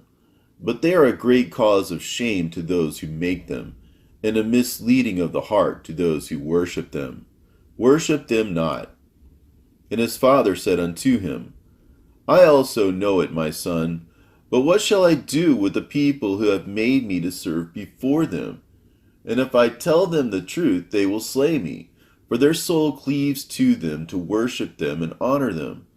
Keep silent, my son, lest they slay thee. And these words he spake to his 2 brothers, and they were angry with him, and he kept silent. And in the 40th Jubilee, in the 2nd week, in the 7th year thereof, Abram took to himself a wife, and her name was Sarai, the daughter of his father, and she became his wife. And Haran, his brother, took to himself a wife in the 3rd year of the 3rd week, and she bare him a son in the 7th year of this week, and he called his name Lot. And Nahor his brother took to himself a wife. And in the 60th year of the life of Abram, that is, in the 4th week, in the 4th year thereof, Abram arose by night, and burnt the house of the idols. And he burnt all that was in the house, and no man knew it. And they arose in the night, and sought to save their gods from the midst of the fire. And Haran hasted to save them, but the fire flamed over him, and he was burnt in the fire. And he died in Ur of the Chaldees before Terah his father. And they buried him in Ur of the Chaldees. And Terah went forth from Ur of the Chaldees, he and his sons, to go into the land of Lebanon, and into the land of Canaan. And he dwelt in the land of Haran. And Abram dwelt with Terah his father in Haran 2 weeks of years. And in the 6th week, in the 5th year thereof, Abram sat up throughout the night on the new moon of the 7th month, to observe the stars from the evening to the morning, in order to see what would be the character of the year with regard to the rains. And he was alone as he sat and observed. And a word came into his heart, and he said, All the signs of the stars, and the signs of the moon and of the sun, are all in the hand of the Lord. Why do I search them out? If he desires, he causes it to rain, morning and evening. And if he desires, he withholds it. And all things are in his hand.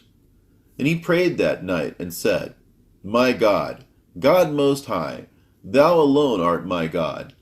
And thee and thy dominion have I chosen. And thou hast created all things, and all things that are the work of thy hands. Deliver me from the hands of the evil spirits who have dominion over the thoughts of men's hearts, and let them not lead me astray from thee, my God. Establish thou me and my seed forever, that we may not go astray from henceforth and forevermore. And he said, Shall I return unto Ur of the Chaldees, who seek my face, that I may return unto them? Am I to remain here in this place? The right path before thee, prosper it in the hands of thy servant, that he may fulfill it, and that I may not walk in the deceitfulness of my heart, O my God. And he made an end of speaking and praying, and behold, the word of the Lord was sent to him through me, saying, Get thee up from thy country, and from thy kindred, and from the house of thy father, unto a land which I will show thee, and I shall make thee a great and numerous nation. And I will bless thee, and I will make thy name great, and thou shalt be blessed in the earth. And in thee shall all families of the earth be blessed. And I will bless them that bless thee, and curse them that curse thee. And I will be a God to thee and thy son, and to thy son's sons, and to all thy seed. Fear not from henceforth and unto all generations of the earth. I am thy God. And the Lord God said, Open his mouth and his ears, that he may hear and speak with his mouth, with the language which has been revealed. For it had ceased from the mouths of all the children of men from the day of the overthrow of Babel. And I opened his mouth, and his ears, and his lips, and I began to speak with him in Hebrew, in the tongue of the creation. And he took the books of his fathers, and these were written in Hebrew, and he transcribed them, and he began from henceforth to study them. And I made known to him that which he could not understand, and he studied them during the 6 rainy months. And it came to pass in the 7th year of the 6th week, that he spoke to his father and informed him that he would leave Haran to go into the land of Canaan, to see it and return to him. And Terah his father said unto him, Go in peace. May the eternal God make thy path straight, and the Lord be with thee, and protect thee from all evil, and grant unto thee grace, mercy, and favor before those who see thee.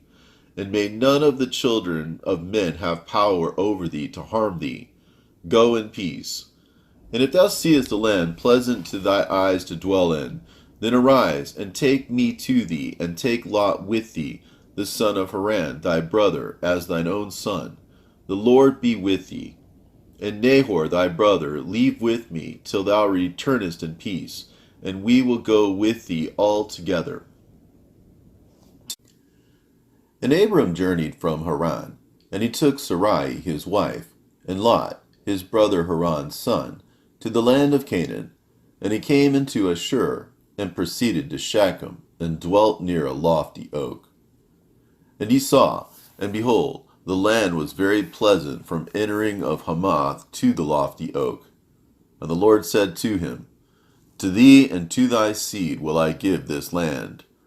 And he built an altar there, and he offered thereon a burnt sacrifice to the Lord, who had appeared to him. And he removed from thence unto the mountain, Bethel on the west, and Ai on the east, and pitched his tent there. And he saw, and behold, the land was very wide and good, and everything grew thereon, vines and figs and pomegranates, oaks and ilexes and terebinths, and oil trees, and cedars, and cypresses, and date trees, and all trees of the field, and there was water on the mountains. And he blessed the Lord who had led him out of Ur of the Chaldees, and had brought him to this land. And it came to pass in the first year, in the 7th week, on the new moon of the 1st month, that he built an altar on this mountain, and he called on the name of the Lord. Thou, the eternal God, art my God. And he offered on the altar a burnt sacrifice unto the Lord, that he should be with him, and not forsake him all the days of his life. And he removed from thence, and went towards the south. And he came to Hebron, and Hebron was built at that time. And he dwelt there 2 years. And he went thence into the land of the south, to Bealoth. And there was a famine in the land. And Abram went into Egypt in the 3rd year of the week, and he dwelt in Egypt 5 years before his wife was torn away from him. Now Tanais in Egypt was at that time built 7 years after Hebron. And it came to pass, when Pharaoh seized Sarai, the wife of Abram, that the Lord plagued Pharaoh and his house with great plagues because of Sarai, Abram's wife. And Abram was very glorious by reason of possessions in sheep and cattle and asses and horses and camels and menservants and maidservants, and in gold and silver exceedingly. And Lot also, his brother's son, was wealthy. And Pharaoh gave back Sarai, the wife of Abram, and he sent him out of the land of Egypt. And he journeyed to the place where he had pitched his tent at the beginning, to the place of the altar, with Ai on the east, and Bethel on the west. And he blessed the Lord his God, who had brought him back in peace. And it came to pass in the 41st Jubilee, in the 3rd year of the 1st week, that he returned to this place, and offered thereon a burnt sacrifice, and called on the name of the Lord, and said, Thou, the Most High God, art my God forever and ever. And in the 4th year of this week, Lot parted from him. And Lot dwelt in Sodom, and the men of Sodom were sinners exceedingly. And it grieved him in his heart that his brother's son had parted from him, for he had had no children. In that year when Lot was taken captive, the Lord said unto Abram, after that Lot had parted from him, in the 4th year of this week, Lift up thine eyes from the place where thou art dwelling, northward and southward, and eastward and westward. For all the land which thou seest I will give to thee and to thy seed forever. And I will make thy seed as the sand of the sea. Though a man may number the dust of the earth, yet thy seed shall not be numbered. Arise, and walk through the land, in the length of it, and the breadth of it, and see it all, for to thy seed will I give it. And Abram went to Hebron, and dwelt there. And in this year came Chedorlaomer, the king of Elam, and Amraphel, the king of Shinar, and Arioch, king of Salasar, and Turgal, king of the nations, and slew the king of Gomorrah. And the king of Sodom fled, and many fell through wounds in the vale of Siddim by the salt sea. And they took captive Sodom, and Adam, and Zeboim, and they took captive Lot also, the son of Abram's brother, and all his possessions, and they went to Dan. And one who had escaped came and told Abram that his brother's son had been taken captive, and Abram armed his household servants. For Abram and for his seed, a tenth of the first fruits to the Lord. And the Lord ordained it as an ordinance forever, that they should give it to the priests who serve before him, that they should possess it forever. And to this law there is no limit of days, for he hath ordained it for the generations forever, that they should give to the Lord the tenth of everything, of the seed, and of the wine, and of the oil, and of the cattle, and of the sheep. And he gave it unto his priests to eat and to drink with joy before him. And the king of Sodom came to him, and bowed himself before him, and said, Our Lord Abram, give unto us the souls which thou hast rescued, but let the booty be thine. And Abram said unto him, I lift up my hands to the Most High God, that from a thread to a shoe latchet I shall not take aught that is thine, lest thou shouldest say, I have made Abram rich, save only what the young men have eaten, and the portion of the men who went with me, Aner, Eshcol, and Mamre. These shall take their portion.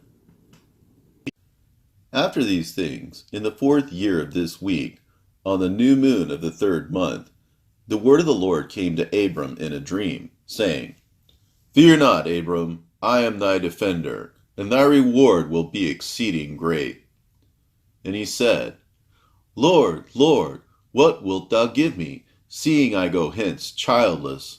And the son of Masech, the son of my handmaid, is the Damasek Eliezer.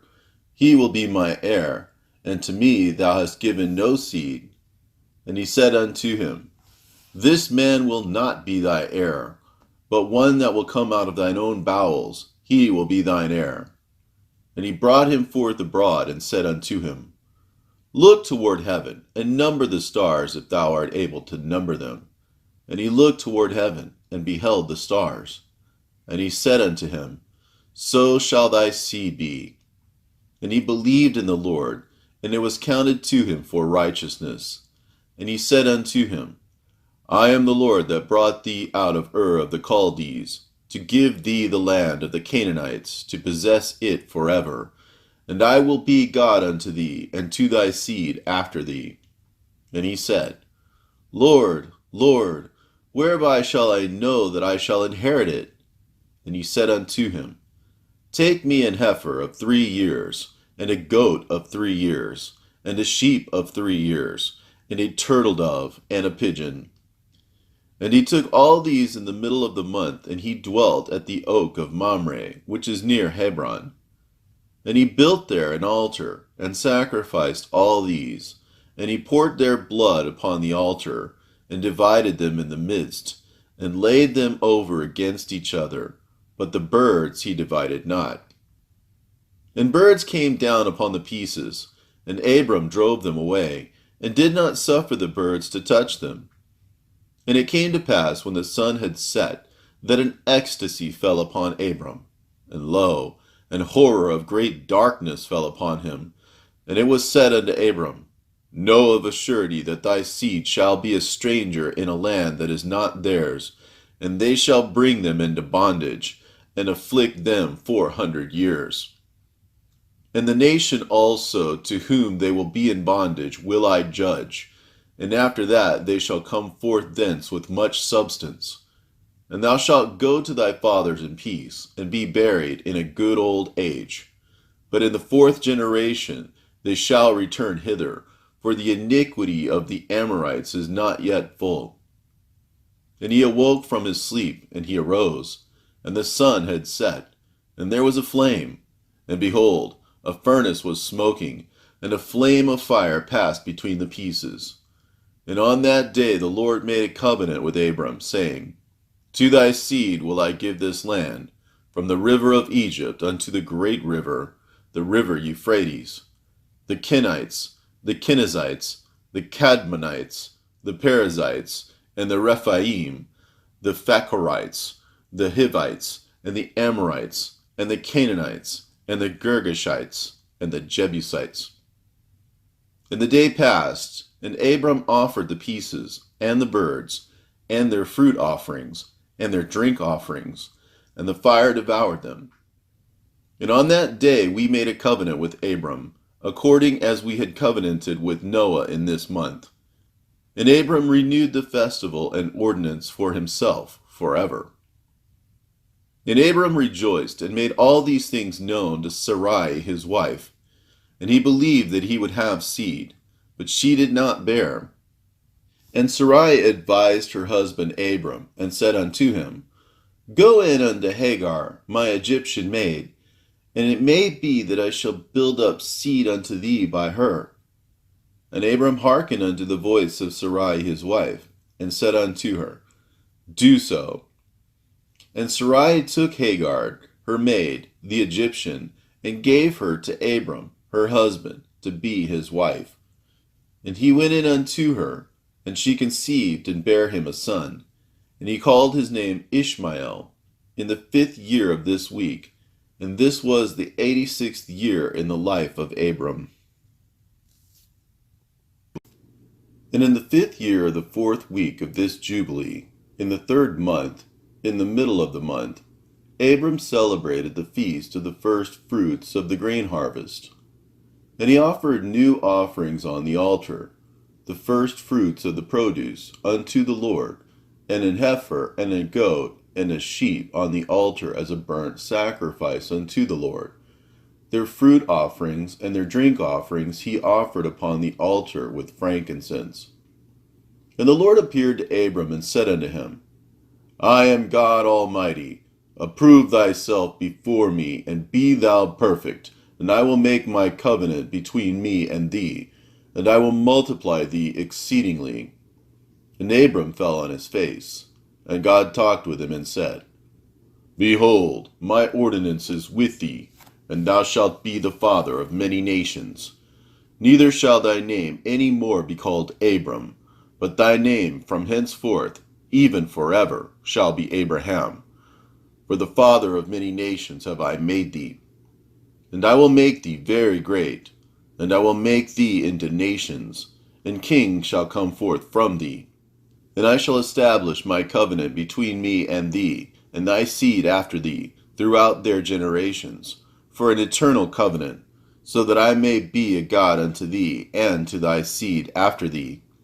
The land where thou hast been a sojourner, the land of Canaan, that thou mayest possess it forever, and I will be their God.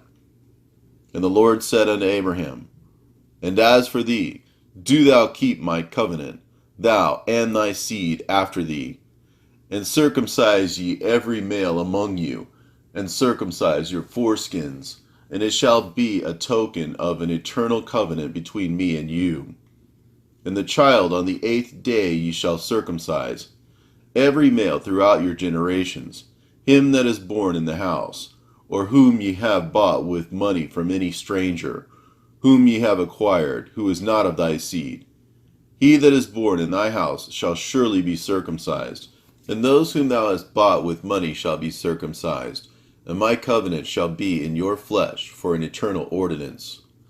And the uncircumcised male who is not circumcised in the flesh of his foreskin on the 8th day, that soul shall be cut off from his people, for he has broken my covenant. And God said unto Abraham, As for Sarai thy wife, her name shall no longer be called Sarai, but Sarah shall be her name.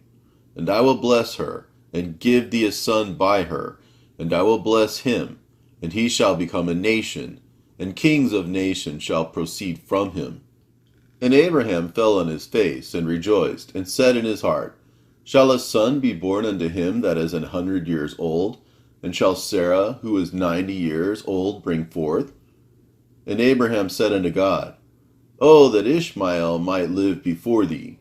And God said, Yea, and Sarah also shall bear thee a son, and thou shalt call his name Isaac, and I will establish my covenant with him, an everlasting covenant, and for his seed after him. And as for Ishmael also have I heard thee, and behold, I will bless him, and make him great, and multiply him exceedingly, and he shall beget 12 princes, and I will make him a great nation. But my covenant will I establish with Isaac, whom Sarah shall bear to thee, in these days, in the next year. And he left off speaking with him, and God went up from Abraham. And Abraham did according as God had said unto him. And he took Ishmael his son, and all that were born in his house, and whom he had bought with his money, every male in his house, and circumcised the flesh of their foreskin.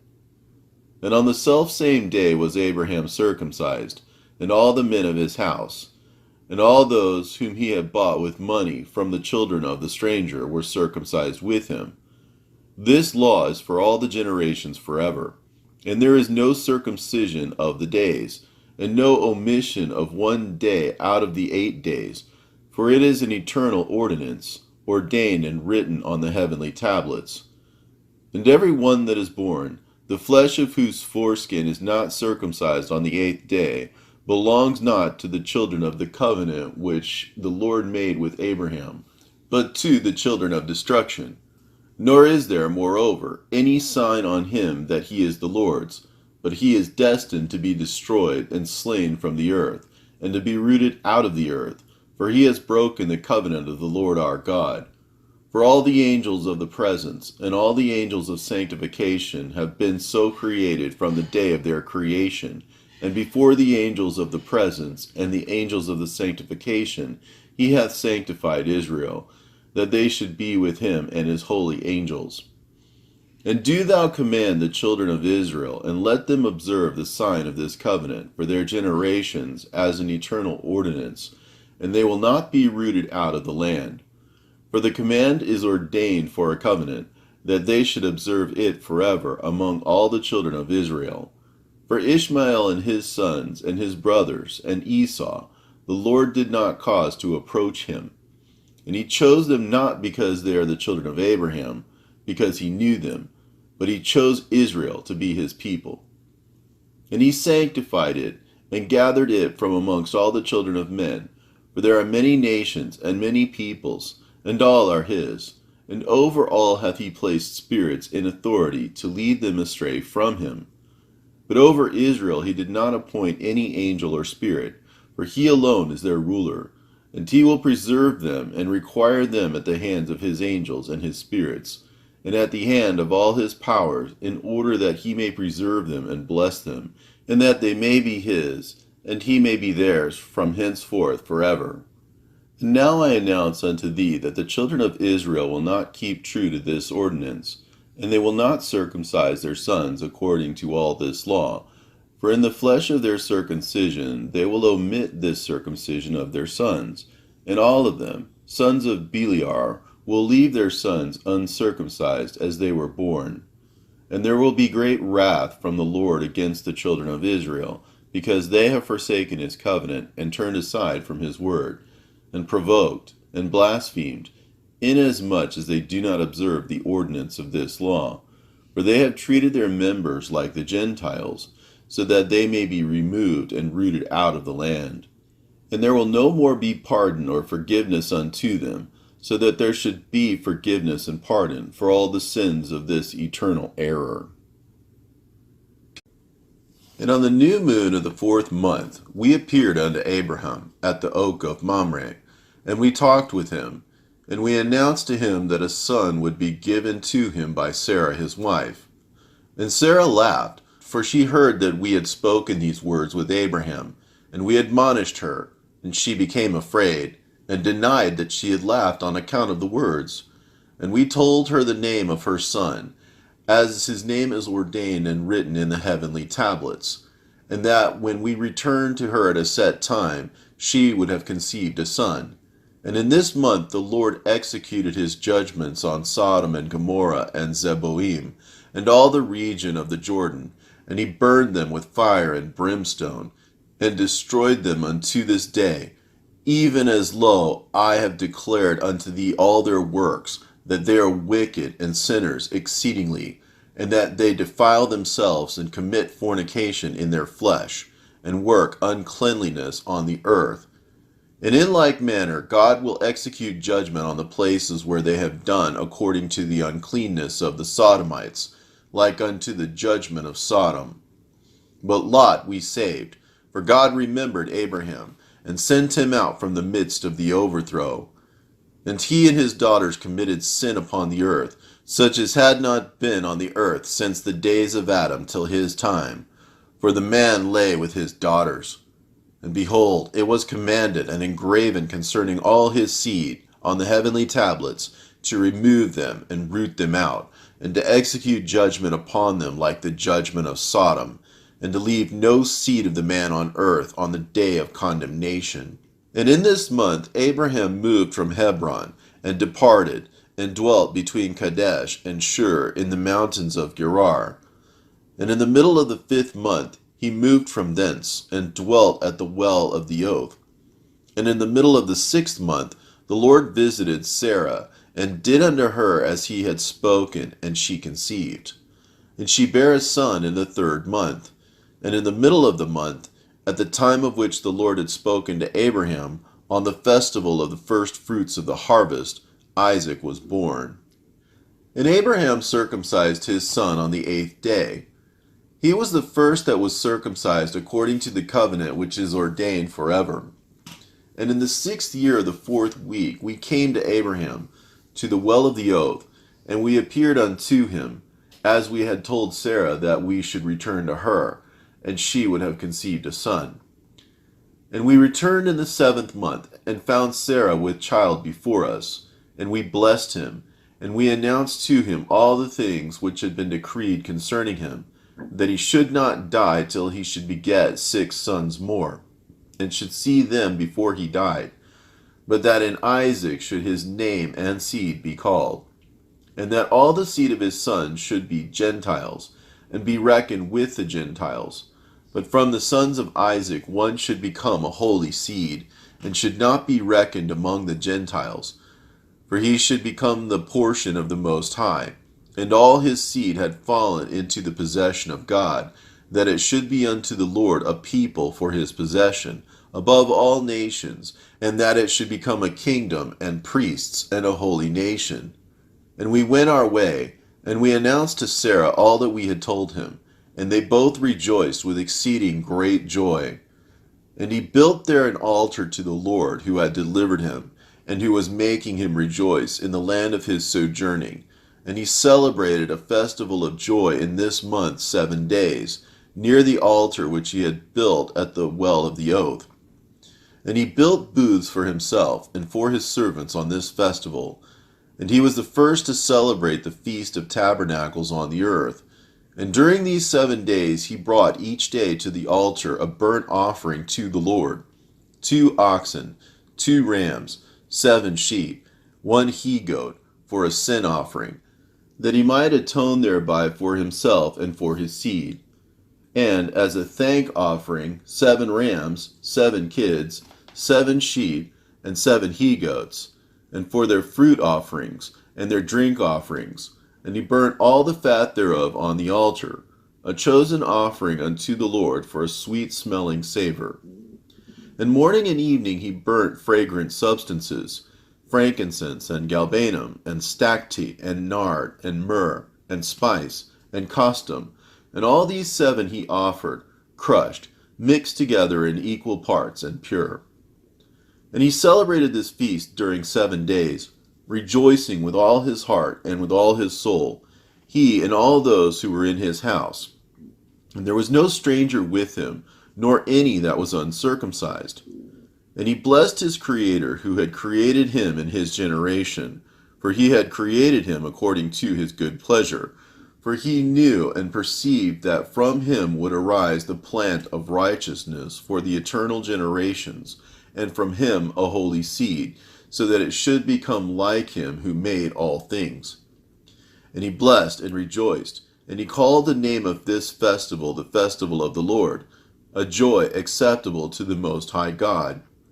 And we blessed him forever, and all his seed after him throughout all the generations of the earth, because he celebrated this festival in its season, according to the testimony of the heavenly tablets.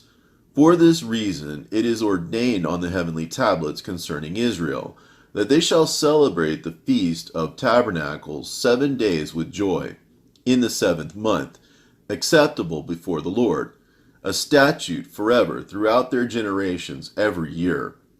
And to this there is no limit of days, for it is ordained forever regarding Israel that they should celebrate it, and dwell in booths, and set wreaths upon their heads, and take leafy boughs and willows from the brook. And Abraham took branches of palm trees, and the fruit of goodly trees, and every day going round the altar with the branches 7 times a day, in the morning, he praised and gave thanks to his God for all things in joy. And in the first year of the 5th week, Isaac was weaned in this Jubilee, and Abraham made a great banquet in the 3rd month, on the day his son Isaac was weaned.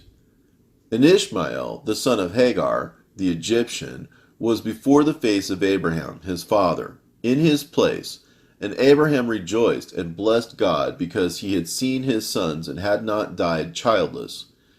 And he remembered the words which he had spoken to him on the day which Lot had parted from him, and he rejoiced because the Lord had given him seed upon the earth to inherit the earth. And he blessed with all his mouth the Creator of all things. And Sarah saw Ishmael playing and dancing, and Abraham rejoicing with great joy. And she became jealous of Ishmael, and said to Abraham, Cast out this bondwoman and her son, for the son of this bondwoman will not be heir with my son Isaac. And the thing was grievous in Abraham's sight, because of his maidservant, and because of his son, that he should drive them from him. And God said to Abraham, Let it not be grievous in thy sight, because of the child, and because of the bondwoman. In all that Sarah hath said unto thee, hearken to her words, and do them. For in Isaac shall thy name and seed be called. But as for the son of this bondwoman, I will make him a great nation, because he is of thy seed. And Abraham rose up early in the morning, and took bread and a bottle of water, and placed them on the shoulders of Hagar and the child, and he sent her away. And she departed, and wandered in the wilderness of Beersheba. And the water in the bottle was spent, and the child thirsted, and was not able to go on, and fell down. And his mother took him, and cast him under an olive tree, and went and sat her down over against him, at the distance of a bowshot, for she said, Let me not see the death of my child. And as she sat, she wept. And an angel of God, one of the holy ones, said unto her, Why weepest thou, Hagar? Arise, take the child, and hold him in thine hand, for God hath heard thy voice, and hath seen the child. And she opened her eyes, and she saw a well of water, and she went and filled her bottle with water, and she gave her child to drink, and she arose and went towards the wilderness of Paran. And the child grew and became an archer, and God was with him, and his mother took him a wife from among the daughters of Egypt. And she bare him a son, and he called his name Nebaioth, for she said, The Lord was nigh to me when I called upon him. And it came to pass in the 7th week, in the 1st year thereof, in the 1st month in this Jubilee, on the 12th of this month, there were voices in heaven regarding Abraham, that he was faithful in all that he told him, and that he loved the Lord, and that in every affliction he was faithful. And the prince Mestema came and said before God, Behold, Abraham loves Isaac his son, and he delights in him above all things else. Bid him offer as a burnt offering on the altar, and thou wilt see if he will do this command, and thou wilt know if he is faithful in everything wherein thou dost try him. And the Lord knew that Abraham was faithful in all his afflictions, for he had tried them through his country and with famine, and had tried him with the wealth of kings, and had tried him again through his wife, when she was torn from him, and with circumcision, and had tried him through Ishmael and Hagar, his maidservant, when he sent them away. And in everything wherein he had tried him, he was found faithful, and his soul was not impatient, and he was not slow to act, for he was faithful and a lover of the Lord. And God said to him, Abraham, Abraham. And he said, Behold, here am I. And he said, Take thy beloved son, whom thou lovest, even Isaac, and go unto the high country, and offer him on one of the mountains which I will point out unto thee. And he rose early in the morning, and saddled his ass, and took his 2 young men with him, and Isaac his son, and clave the wood of the burnt offering. And he went to the place on the 3rd day, and he saw the place afar off. And he came to a well of water, and he said to his young men, Abide ye here with the ass, and I and the lad shall go yonder, and when we have worshipped, we shall come again unto you. And he took the wood of the burnt offering, and laid it on Isaac his son. And he took in his hand the fire and the knife, and they went both of them together to that place. And Isaac said to his father, Father, and he said, Here am I, my son. And he said unto him, Behold the fire and the knife and the wood, but where is the sheep for the burnt offering, father? And he said, God will provide for himself a sheep for a burnt offering, my son. And he drew near to the place of the mount of God, and he built an altar, and he placed the wood on the altar, and bound Isaac his son, and placed him on the wood which was upon the altar, and stretched forth his hand to take the knife to slay Isaac his son.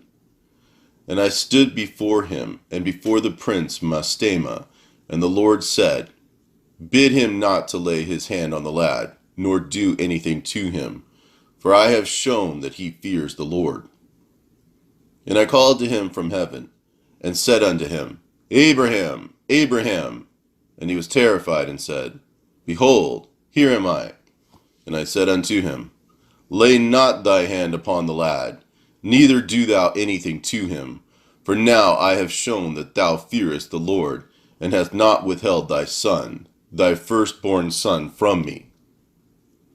And the prince Mastema was put to shame, and Abraham lifted up his eyes and looked, and behold, a ram caught by his horns.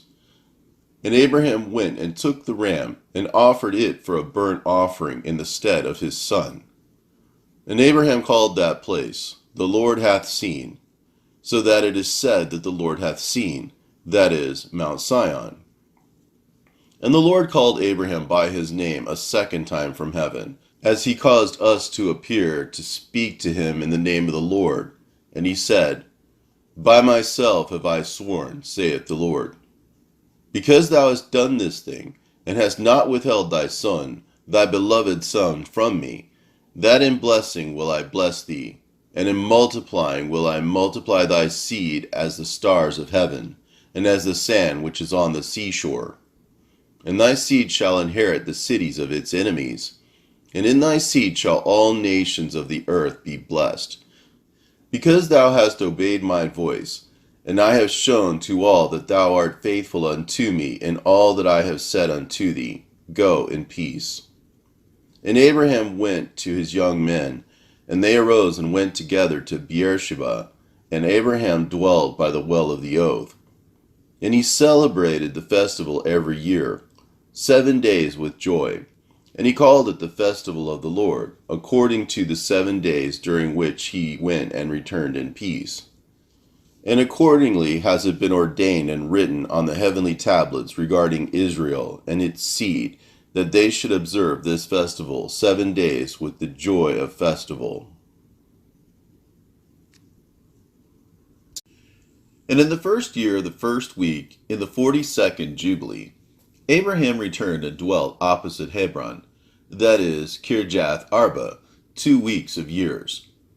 And in the first year of the 3rd week of this Jubilee, the days of the life of Sarah were accomplished, and she died in Hebron. And Abraham went to mourn over her and bury her. And we tried him to see if his spirit were patient, and he were not indignant in the words of his mouth. And he was found patient in this, and was not disturbed. For in patience of spirit he conversed with the children of Heth, to the intent that they should give him a place in which to bury his dead. And the Lord gave him grace before all who saw him, and he besought in gentleness the sons of Heth. And they gave him the land of the double cave over against Mamre, that is, Hebron, for 400 pieces of silver. And they besought him, saying, We shall give it to thee for nothing. But he would not take it from their hands for nothing, for he gave the price of the place, the money in full. And he bowed down before them twice. And after this he buried his dead in the double cave.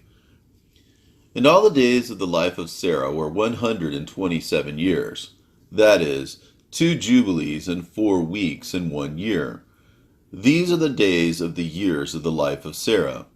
This is the 10th trial wherewith Abraham was tried, and he was found faithful, patient in spirit. And he said not a single word regarding the rumor in the land, how that God had said that he would give it to him and to his seed after him. And he begged a place there to bury his dead, for he was found faithful, and was recorded on the heavenly tablets as the friend of God. And in the 4th year thereof he took a wife for his son Isaac, and her name was Rebekah, the daughter of Bethuel, son of Nahor, the brother of Abraham, the sister of Laban, and daughter of Bethuel. And Bethuel was the son of Milcah, who was the wife of Nahor, the brother of Abraham.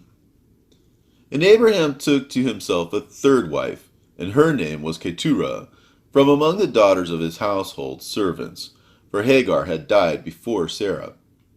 And she bare him 6 sons, Zimram, and Jokshan, and Medan, and Midian, and Dishbak, and Shua, in the 2 weeks of years. And in the 6th week, in the 2nd year thereof, Rebekah bare to Isaac 2 sons, Jacob and Esau. And Jacob was a smooth and upright man, and Esau was fierce, a man of the field, and hairy, and Jacob dwelt in tents. And the youths grew, and Jacob learned to write, but Esau did not learn, for he was a man of the field, and a hunter, and he learnt war, and all his deeds were fierce. And Abraham loved Jacob, but Isaac loved Esau. And Abraham saw the deeds of Esau, and he knew that in Jacob should his name and seed be called. And he called Rebekah, and gave commandment regarding Jacob, for he knew that she too loved Jacob much more than Esau. And he said unto her, My daughter, watch over my son Jacob, for he shall be in my stead on the earth, and for a blessing in the midst of the children of men, and for the glory of the whole seed of Shem. For I know that the Lord will choose him to be a people for the possession unto himself, above all peoples that are upon the face of the earth. For behold, Isaac my son loves Esau more than Jacob, but I see that thou truly lovest Jacob. Add still further to thy kindness to him, and let thine eyes be upon him in love, for he shall be a blessing unto us on the earth from henceforth unto all generations of the earth. Let thy hands be strong, and let thy heart rejoice in thy son Jacob, for I have loved him far beyond all my sons, and he shall be blessed forever, and his seed shall fill the whole earth. If a man can number the sand of the sea, his seed also shall be numbered. And all the blessings wherewith the Lord hath blessed me and my seed shall belong to Jacob and his seed alway. And in his seed shall my name be blessed, and the name of my fathers, Shem, and Noah, and Enoch, and Mahalalel, and Enos, and Seth, and Adam. And these shall serve to lay the foundations of the heaven, and to strengthen the earth, and to renew all the luminaries which are in the firmament. And he called Jacob before the eyes of Rebekah his mother, and kissed him, and blessed him, and said, Jacob, my beloved son, whom my soul loveth, may God bless thee from above the firmament, and may he give thee all the blessings wherewith he blessed Adam, and Enoch, and Noah, and Shem, and all the things which he told me, and all the things which he promised to give me. May he cause to cleave to thee, and to thy seed forever, according to the days of heaven above the earth. And the spirits of Mestema shall not rule over thee or thy seed, to turn thee from the Lord, who is thy God from henceforth forever. And may the Lord God be a father to thee, and thou the firstborn son, and to the people alway. Go in peace, my son. And they both went forth together from Abraham. And Rebekah loved Jacob with all her heart and with all her soul, very much more than Esau. But Isaac loved Esau much more than Jacob. And in the 42nd Jubilee, in the first year of the 7th week, Abraham called Ishmael and his 12 sons, and Isaac and his 2 sons, and the 6 sons of Keturah and their sons. And he commanded them that they should observe the way of the Lord, that they should work righteousness and love each his neighbor, and act on this manner amongst all men, that they should each so walk with regard to them as to do judgment and righteousness on the earth, that they should circumcise their sons according to the covenant which he had made with them, and not deviate to the right or the left of all the paths which the Lord had commanded us, and that we should keep ourselves from all fornication and uncleanness, and renounce from amongst us all fornication and uncleanness. And if any woman or maid commit fornication against you, burn her with fire, and let them not commit fornication with her after their eyes and their heart, and let them not take to themselves wives from the daughters of Canaan, for the seed of Canaan will be rooted out of the land. And he told them of the judgment of the giants, and the judgment of the Sodomites, how they had been judged on account of their wickedness, and had died on account of their fornication, and uncleanness, and mutual corruption through fornication. And guard yourselves from all fornication and uncleanness, and from all pollution of sin, lest ye make our name a curse, and your whole life a hissing, and all your sons to be destroyed by the sword, and ye become accursed like Sodom, and all your remnants as the sons of Gomorrah. I implore you, my sons, love the God of heaven, and cleave ye to all his commandments, and walk not after their idols, and after their uncleanness, and make not for yourselves molten or graven gods, for they are vanity, and there is no spirit in them, for they are a work of men's hands, and all who trust in them trust in nothing. Serve them not, nor worship them, but serve ye the Most High God, and worship him continually, and hope for his countenance always, and work uprightness and righteousness before him, that he may have pleasure in you, and grant you his mercy, and send rain upon you morning and evening. And bless all your works which ye have wrought upon the earth, and bless thy bread and thy water, and bless the fruit of thy womb, and the fruit of thy land, and the herds of thy cattle, and the flocks of thy sheep. And ye will be for a blessing on the earth, and all the nations of the earth will desire you, and bless your sons in my name, that they may be blessed as I am. And he gave to Ishmael and to his sons, and to the sons of Keturah gifts, and they sent them away from Isaac his son, and he gave everything to Isaac his son. And Ishmael and his sons, and the sons of Keturah and their sons, went together and dwelt from Paran to the entering in of Babylon in all the land which is towards the east, facing the desert. And these mingled with each other, and their name was called Arabs and Ishmaelites. And in the 6th year of the 7th week of this Jubilee, Abraham called Isaac his son, and commanded him, saying, I am become old, and know not the day of my death, and am full of days. And behold, I am 175 years old, and throughout all the days of my life I have remembered the Lord, and sought with all my heart to do his will, and to walk uprightly in all his ways. My soul has hated idols, given me heart and spirit, that I might observe to do the will of him who created me, for he is the living God, and he is holy and faithful, and he is righteous beyond all. And there is with him no accepting of men's persons, and no accepting of gifts. For God is righteous, and executeth judgment on all those who transgress his commandments and despise his covenant. And do thou, my son, observe his commandments, and his ordinances, and his judgments, and walk not after the abominations, and after the graven images, and after the molten images. And eat no blood at all of animals or cattle, or of any bird which flies in the heaven. And if thou dost slay a victim as an acceptable peace offering, slay ye it, and pour out its blood upon the altar, and all the fat of the offering offer on the altar with fine flour, and the meat offering mingled with oil, with its drink offering. Offer them all together on the altar of burnt offering. It is a sweet savor before the Lord. And thou wilt offer the fat of the sacrifice of thank offerings on the fire which is upon the altar, and the fat which is on the belly, and all the fat on the inwards, and the 2 kidneys, and all the fat that is upon them. And upon the loins and liver thou shalt remove, together with the kidneys. And offer all these for a sweet savor acceptable before the Lord, with its meat offering, and with its drink offering, for a sweet savor, the bread of the offering unto the Lord. And eat its meat on that day, and on the 2nd day. And let not the sun on the 2nd day go down upon it till it is eaten. And let nothing be left over for the 3rd day, for it is not acceptable, for it is not approved. And let it no longer be eaten, and all who eat thereof will bring sin upon themselves.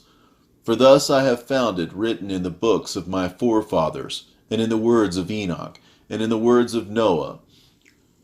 And on all thy oblations thou shalt strew salt, and let not the salt of the covenant be lacking in all thy oblations before the Lord. And as regards the wood of the sacrifices, beware lest thou bring other wood for the altar in addition to these: cypress, bay, almond, fir, pine, cedar, savin, fig, olive, myrrh, laurel, aspalathus. And of these kinds of wood, lay upon the altar under the sacrifice, such as have been tested as to their appearance. And do not lay thereon any split or dark wood, but hard and clean, without fault, a sound and a new growth. And do not lay thereon old wood, for its fragrance is gone, for there is no longer fragrance in it as before. Besides these kinds of wood, there is none other that thou shalt place on the altar, for the fragrance is dispersed, and the smell of its fragrance goes not up to heaven. Observe this commandment and do it, my son, that thou mayest be upright in all thy deeds. And at all times be clean in thy body, and wash thyself with water before thou approachest to offer on the altar.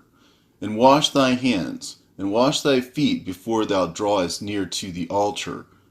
And when thou art done sacrificing, wash again thy hands and thy feet. And let no blood appear upon you, nor upon your clothes. Be on thy guard, my son, against blood. Be on thy guard exceedingly. Cover it with dust. And do not eat any blood, for it is the soul. Eat no blood whatever. And take no gifts for the blood of man, lest it be shed with impunity, without judgment. For it is the blood that is shed that causes the earth to sin. And the earth cannot be cleansed from the blood of man, save by the blood of him who shed it. And take no present or gift for the blood of man, blood for blood, that thou mayest be accepted before the Lord, the Most High God, for he is the defense of the good, and that thou mayest be preserved from all evil, and that he may save thee from every kind of death. I see, my son, that all the works of the children of men are sin and wickedness, and all their deeds are uncleanness, and an abomination, and a pollution, and there is no righteousness with them. Beware lest thou shouldest walk in their ways, and tread in their paths, and sin a sin unto death before the Most High God. Else he will hide his face from thee, and give thee back into the hands of thy transgression, and root thee out of the land, and thy seed likewise from under heaven. And thy name and thy seed shall perish from the whole earth. Turn away from all their deeds and all their uncleanness, and observe the ordinance of the Most High God, and do his will, and be upright in all things. And he will bless thee in all thy deeds, and will raise up from thee a plant of righteousness through all the earth, throughout all generations of the earth. And my name and thy name shall not be forgotten under heaven forever. Go in peace, my son. May the Most High God, my God and thy God, strengthen thee to do his will. And may he bless all thy seed and the residue of thy seed for the generations forever, with all righteous blessings, that thou mayest be a blessing on all the earth. And he went out from him rejoicing. And it came to pass in the first week of the 44th Jubilee, in the second year, that is, the year in which Abraham died, that Isaac and Ishmael came from the well of the oath to celebrate the Feast of Weeks, that is, the feast of the first fruits of the harvest to Abraham, their father. And Abraham rejoiced because his two sons had come. For Isaac had many possessions in Beersheba, and Isaac was wont to go and see his possessions and to return to his father. And in those days Ishmael came to see his father, and they both came together. And Isaac offered a sacrifice for a burnt offering, and presented it on the altar of his father, which he had made in Hebron. And he offered a thank offering, and made a feast of joy before Ishmael his brother. And Rebekah made new cakes from the new grain, and gave them to Jacob her son, to take them to Abraham his father, from the first fruits of the land, that he might eat and bless the Creator of all things before he died. And Isaac, too, sent by the hand of Jacob to Abraham a best thank offering, that he might eat and drink. And he ate and drank, and blessed the Most High God, who hath created heaven and earth, who hath made all the fat things of the earth, and given them to the children of men, that they might eat and drink, and bless their Creator. And now I give thanks unto thee, my God, because thou hast caused me to see this day. Behold, I am 163 years, an old man and full of days, and all my days have been unto me peace. The sword of the adversary has not overcome me in all that thou hast given me and all my children all the days of my life until this day. My God, may thy mercy and thy peace be upon thy servant and upon the seed of his sons, that they may be to thee a chosen nation and an inheritance from amongst all the nations of the earth, from henceforth unto all the days of the generations of the earth, unto all ages. And he called Jacob and said, My son Jacob, may the God of all bless thee and strengthen thee to do his righteousness and his will before him, and may he choose thee and thy seed, that ye may become a people for his inheritance, according to his will alway. And do thou, my son Jacob, draw near and kiss me. And he drew near and kissed him, and he said, Blessed be my son Jacob, and all the sons of the Most High, unto all the ages. May God give unto thee a seed of righteousness, and some of thy sons may he sanctify in the midst of the whole earth. May nations serve thee, and all the nations bow themselves before thy seed. Be strong in the presence of men, and exercise authority over all the seed of Seth. Then thy ways and the ways of thy sons will be justified, so that they shall become a holy nation. May the Most High God give thee all the blessings wherewith he has blessed me, and wherewith he blessed Noah and Adam. May they rest on the sacred head of thy seed from generation to generation forever. And may he cleanse thee from all unrighteousness and impurity, that thou mayest be forgiven all the transgressions which thou hast committed ignorantly. And may he strengthen thee, and bless thee, and mayest thou inherit the whole earth. And may he renew his covenant with thee, that thou mayest be to him a nation for his inheritance for all the ages, and that he may be to thee and to thy seed a God in truth and righteousness throughout all the days of the earth. And do thou, my son Jacob, remember my words, and observe the commandments of Abraham thy father. Separate thyself from the nations, and eat not with them, and do not according to their works, and become not their associate. For their works are unclean, and all their ways are a pollution, and an abomination and uncleanness. They offer their sacrifices to the dead, and they worship evil spirits. And they eat over the graves, and all their works are vanity and nothingness. They have no heart to understand, and their eyes do not see what their works are, and how they err in saying to a piece of wood, Thou art my God, and to a stone, Thou art my Lord, and thou art my deliverer, and they have no heart. As for thee, my son Jacob, may the Most High God help thee, and the God of heaven bless thee, and remove thee from their uncleanness and from all their error. And be thou aware, my son Jacob, of taking a wife from any seed of the daughters of Canaan, for all his seed is to be rooted out of the earth. For, owing to the transgression of Ham, Canaan erred, and all his seed shall be destroyed from off the earth, and all the residue thereof, and none springing from him shall be saved on the day of judgment. And as for the worshippers of idols and the profane, there shall be no hope for them in the land of the living, and there shall be no remembrance of them on the earth, for they shall descend into Sheol, and into the place of condemnation shall they go. As the children of Sodom were taken away from the earth, so will all those who worship idols be taken away. Fear not, my son Jacob, and be not dismayed, O son of Abraham. May the Most High God preserve thee from destruction, and from all the paths of error may he deliver thee. This house have I built for myself, that I might put my name upon it in the earth. It is given to thee and to thy seed forever, and it will be named the house of Abraham. It is given to thee and to thy seed forever, for thou wilt build my house and establish my name before God forever. Thy seed and thy name will stand throughout all the generations of the earth. And he ceased commanding him and blessing him. And the two lay together on one bed, and Jacob slept in the bosom of Abraham, his father's father, and he kissed him 7 times, and his affection and his heart rejoiced over him. And he blessed him with all his heart and said, The Most High God, the God of all, and Creator of all, who brought me forth from Ur of the Chaldees, that he might give me this land to inherit it forever, and that I might establish a holy seed. Blessed be the Most High forever. And he blessed Jacob and said, My son, over whom with all my heart and my affection I rejoice, may thy grace and thy mercy be lifted up upon him and upon his seed alway.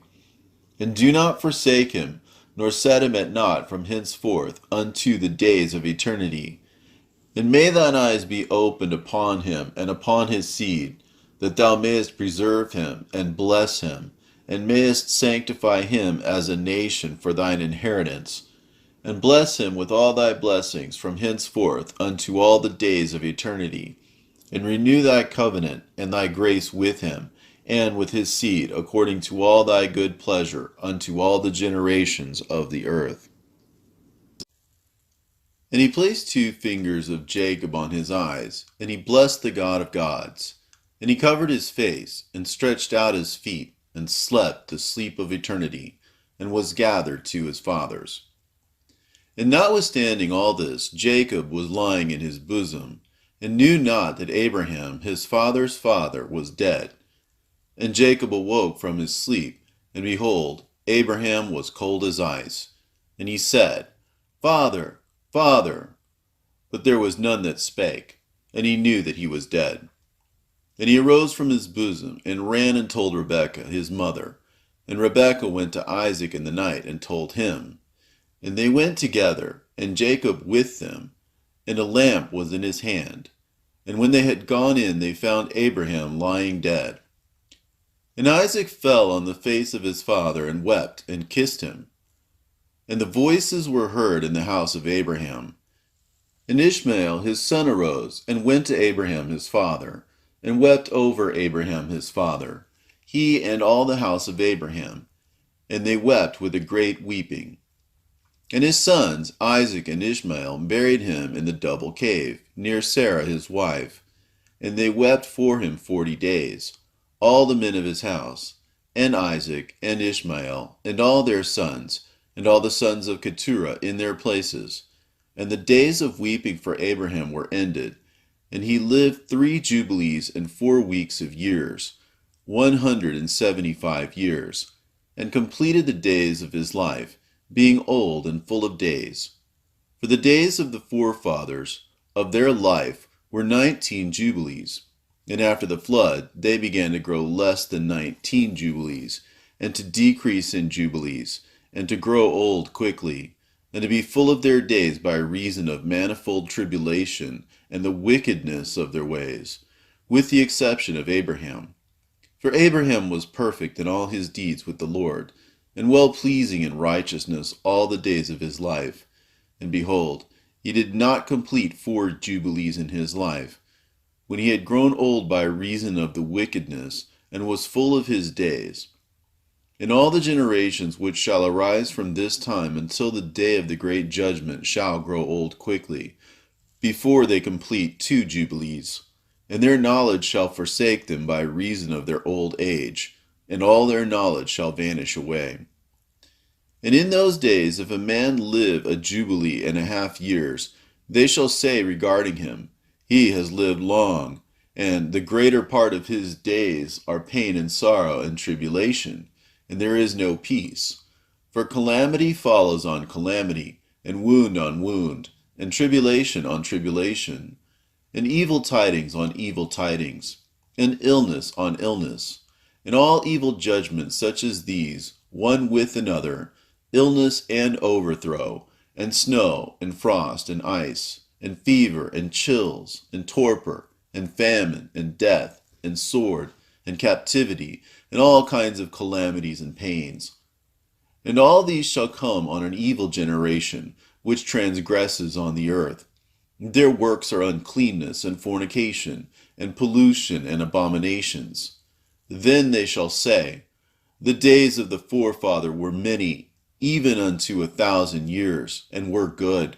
But behold, the days of our life, if a man has lived many, are 80 years and 10, and if he is strong, 80 years. And those evil, and there is no place in the days of this evil generation. And in that generation the sons shall convict their fathers and their elders of sin and unrighteousness, and of the words of their mouth, and the great wickednesses which they perpetuate, and concerning their forsaking the covenant which the Lord made between them and him, that they should observe and do all his commandments, and his ordinances, and his laws, without departing either to the right hand or the left. For all have done evil, and every mouth speaks iniquity, and all their works are an uncleanness and an abomination, and all their ways are pollution, uncleanness, and destruction. Behold, the earth shall be destroyed on account of all their works, and there shall be no seed of the vine, and no oil. For their works are altogether faithless, and they shall all perish together, beasts and cattle and birds, and all the fish of the sea, on account of the children of men. And they shall strive with one another, the young with the old, and the old with the young, the poor with the rich, the lowly with the great, and the beggar with the prince, on account of the law and the covenant. For they have forgotten commandment, and covenant, and feasts, and months, and Sabbaths, and jubilees, and all judgments. And they shall stand swords and war to turn them back into the way. But they shall not return until much blood has been shed on the earth by one another. And those who have escaped shall not return from their wickedness to the way of righteousness, but they shall all exalt themselves to deceit and wealth, that they may take each all that is their neighbor's. And they shall name the great name, but not in truth, and not in righteousness. And they shall defile the Holy of Holies with their uncleanness, and the corruption of their pollution. And a great punishment shall befall the deeds of this generation from the Lord, and he will give them over to the sword, and to judgment, and to captivity, and to be plundered and devoured. And he will wake up against them the sinners of the Gentiles, who have neither mercy nor compassion, and who shall respect the person of none, neither old, nor young, nor any one, for they are more wicked and strong to do evil than all the children of men. And they shall use violence against Israel, and transgression against Jacob, and much blood shall be shed upon the earth, and there shall be none to gather, and none to bury. In those days they shall cry aloud, and call and pray that they may be saved from the hands of the sinners, the Gentiles, but none shall be saved.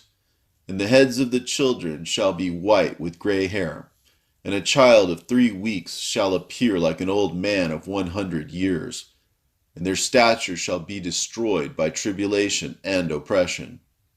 And in those days the children shall begin to study the laws, and to seek the commandments, and to return to the path of righteousness. And the days shall begin to grow many, and increase amongst those children of men, till their days draw nigh to 1,000 years, and to a greater number of years than before was the number of the days. And there shall be no old man, nor one who is satisfied with his days, for all shall be as children and youths. And all their days shall they complete, and live in peace and joy.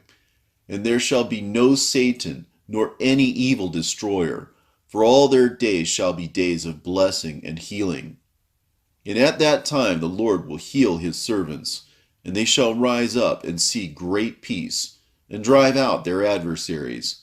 And the righteous shall see and be thankful, and rejoice with joy forever and ever, and shall see all their judgments and all their curses on their enemies. And their bones shall rest in the earth, and their spirits shall have much joy. And they shall know that it is the Lord who executes judgment, and shows mercy to hundreds and thousands, and to all that love him. And do thou, Moses, write down these words, for thus are they written, and they record them on the heavenly tablets for a testimony for the generations forever. And it came to pass after the death of Abraham, that the Lord blessed Isaac his son. And he arose from Hebron, and went and dwelt at the well of the vision in the 1st year of the 3rd week of this Jubilee, 7 years. And in the 1st year of the 4th week a famine began in the land, besides the first famine, which had been in the days of Abraham. And Jacob sawed lentil pottage, and Esau came from the field hungry. And he said to Jacob his brother, Give me of this red pottage. And Jacob said to him, Sell to me thy primogeniture, this birthright, and I will give thee bread, and also some of this lentil pottage. And Esau said in his heart, I shall die. Of what profit to me is this birthright? And he said to Jacob, I give it to thee. And Jacob said, Swear to me this day. And he sware unto him. And Jacob gave his brother Esau bread and pottage, and he ate till he was satisfied. And Esau despised his birthright. For this reason was Esau's name called Edom, on account of the red pottage which Jacob gave him for his birthright. And Jacob became the elder, and Esau was brought down from his dignity. And the famine was over in the land, and Isaac departed to go down into Egypt in the 2nd year of this week, and went to the king of the Philistines, to Gerar, unto Abimelech. And the Lord appeared unto him, and said unto him, Go not down into Egypt, dwell in the land that I shall tell thee of, and sojourn in this land, and I will be with thee, and bless thee. For to thee and to thy seed will I give all this land, and I will establish my oath which I sware unto Abraham thy father, and I will multiply thy seed as the stars of heaven, and will give unto thy seed all this land.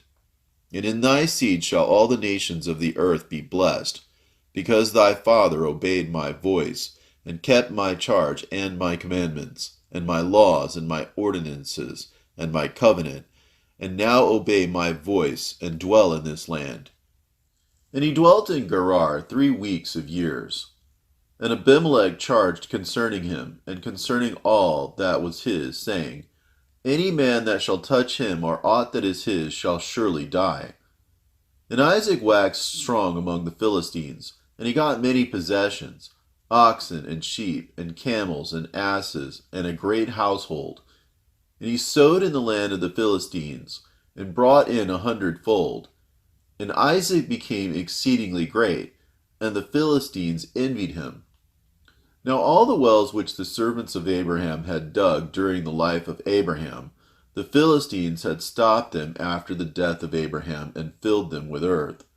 And Abimelech said unto Isaac, Go from us, for thou art much mightier than we. And Isaac departed thence the 1st year of the 7th week, and sojourned in the valleys of Gerar. And they digged again the wells of water which the servants of Abraham his father had digged, and which the Philistines had closed after the death of Abraham his father. And he called their names as Abraham his father had named them. And the servants of Isaac dug a well in the valley, and found living water. And the shepherds of Gerar strove with the shepherds of Isaac, saying, The water is ours. And Isaac called the name of the well Perversity, because they had been perverse with us.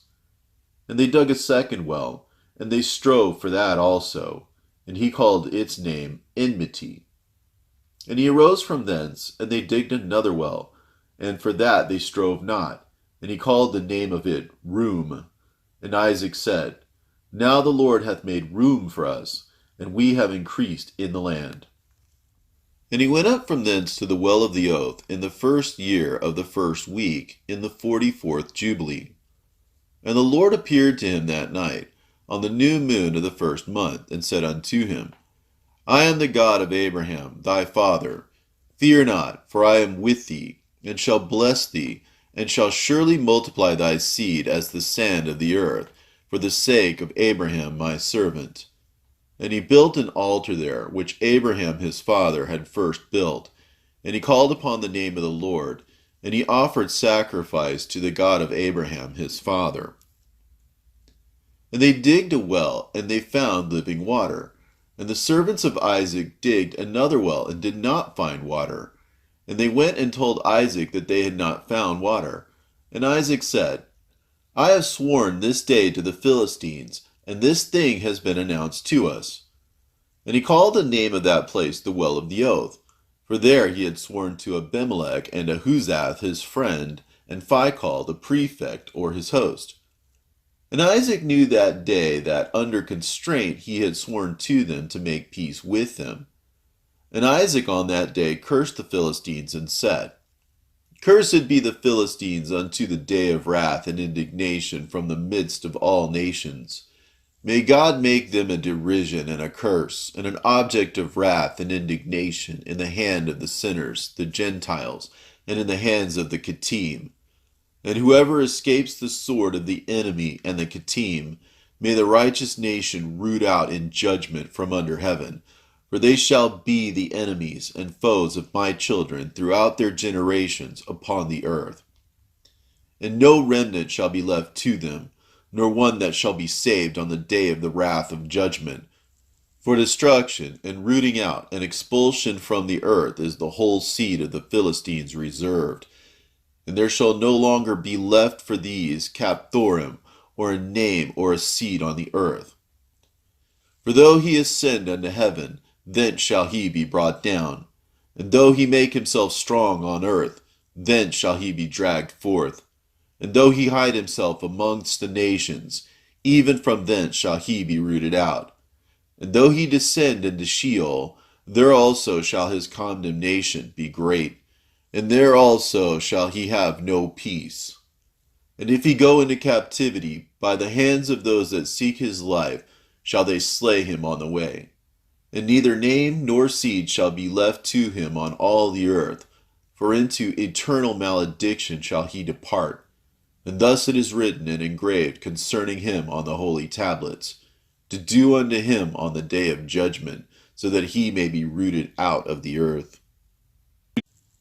And in the 2nd year of this week, in this Jubilee, Rebekah called Jacob her son, and spake unto him, saying, My son, do not take thee a wife of the daughters of Canaan, as Esau thy brother, who took him 2 wives of the daughters of Canaan, and they have embittered my soul with all their unclean deeds.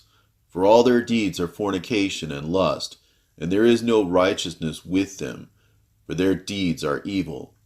And I, my son, love thee exceedingly, and my heart and my affection bless thee every hour of the day and watch of the night.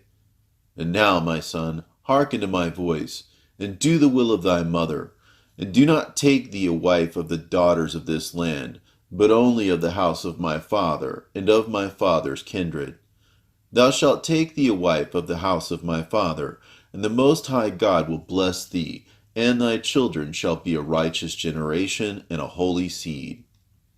And then spake Jacob to Rebekah his mother, and said unto her, Behold, mother, I am 9 weeks of years old, and I neither know nor have I touched any woman, nor have I betrothed myself to any, nor even think of taking me a wife of the daughters of Canaan. For I remember, mother, the words of Abraham our father, for he commanded me not to take a wife of the daughters of Canaan, but to take me a wife from the seed of my father's house, and from my kindred. I have heard before that daughters have been born to Laban thy brother, and I have set my heart on them to take a wife from amongst them. And for this reason I have guarded myself in my spirit against sinning, or being corrupted in all my ways throughout all the days of my life. For with regard to lust and fornication, Abraham my father gave me many commands. And despite all that he has commanded me, these 22 years my brother has striven with me, and spoken frequently to me, and said, My brother, take to wife a sister of my 2 wives. But I refuse to do as he has done. I swear before thee, mother, that all the days of my life I will not take me a wife from the daughters of the seed of Canaan, and I will not act wickedly as my brother has done. Fear not, mother. Be assured that I shall do thy will and walk in uprightness, and not corrupt my ways forever. And thereupon she lifted up her face to heaven, and extended the fingers of her hands, and opened her mouth, and blessed the Most High God, who had created the heaven and the earth, and she gave him thanks and praise. And she said, Blessed be the Lord God, and may his holy name be blessed forever and ever, who has given me Jacob as a pure son and a holy seed, for he is thine, and thine shall his seed be continually, and throughout all the generations forevermore. Bless him, O Lord, and place in my mouth the blessing of righteousness, that I may bless him. And at that hour, when the spirit of righteousness descended into her mouth, she placed both her hands on the head of Jacob, and said, Blessed art thou, Lord of righteousness, and God of the ages, and may he bless thee beyond all the generations of men.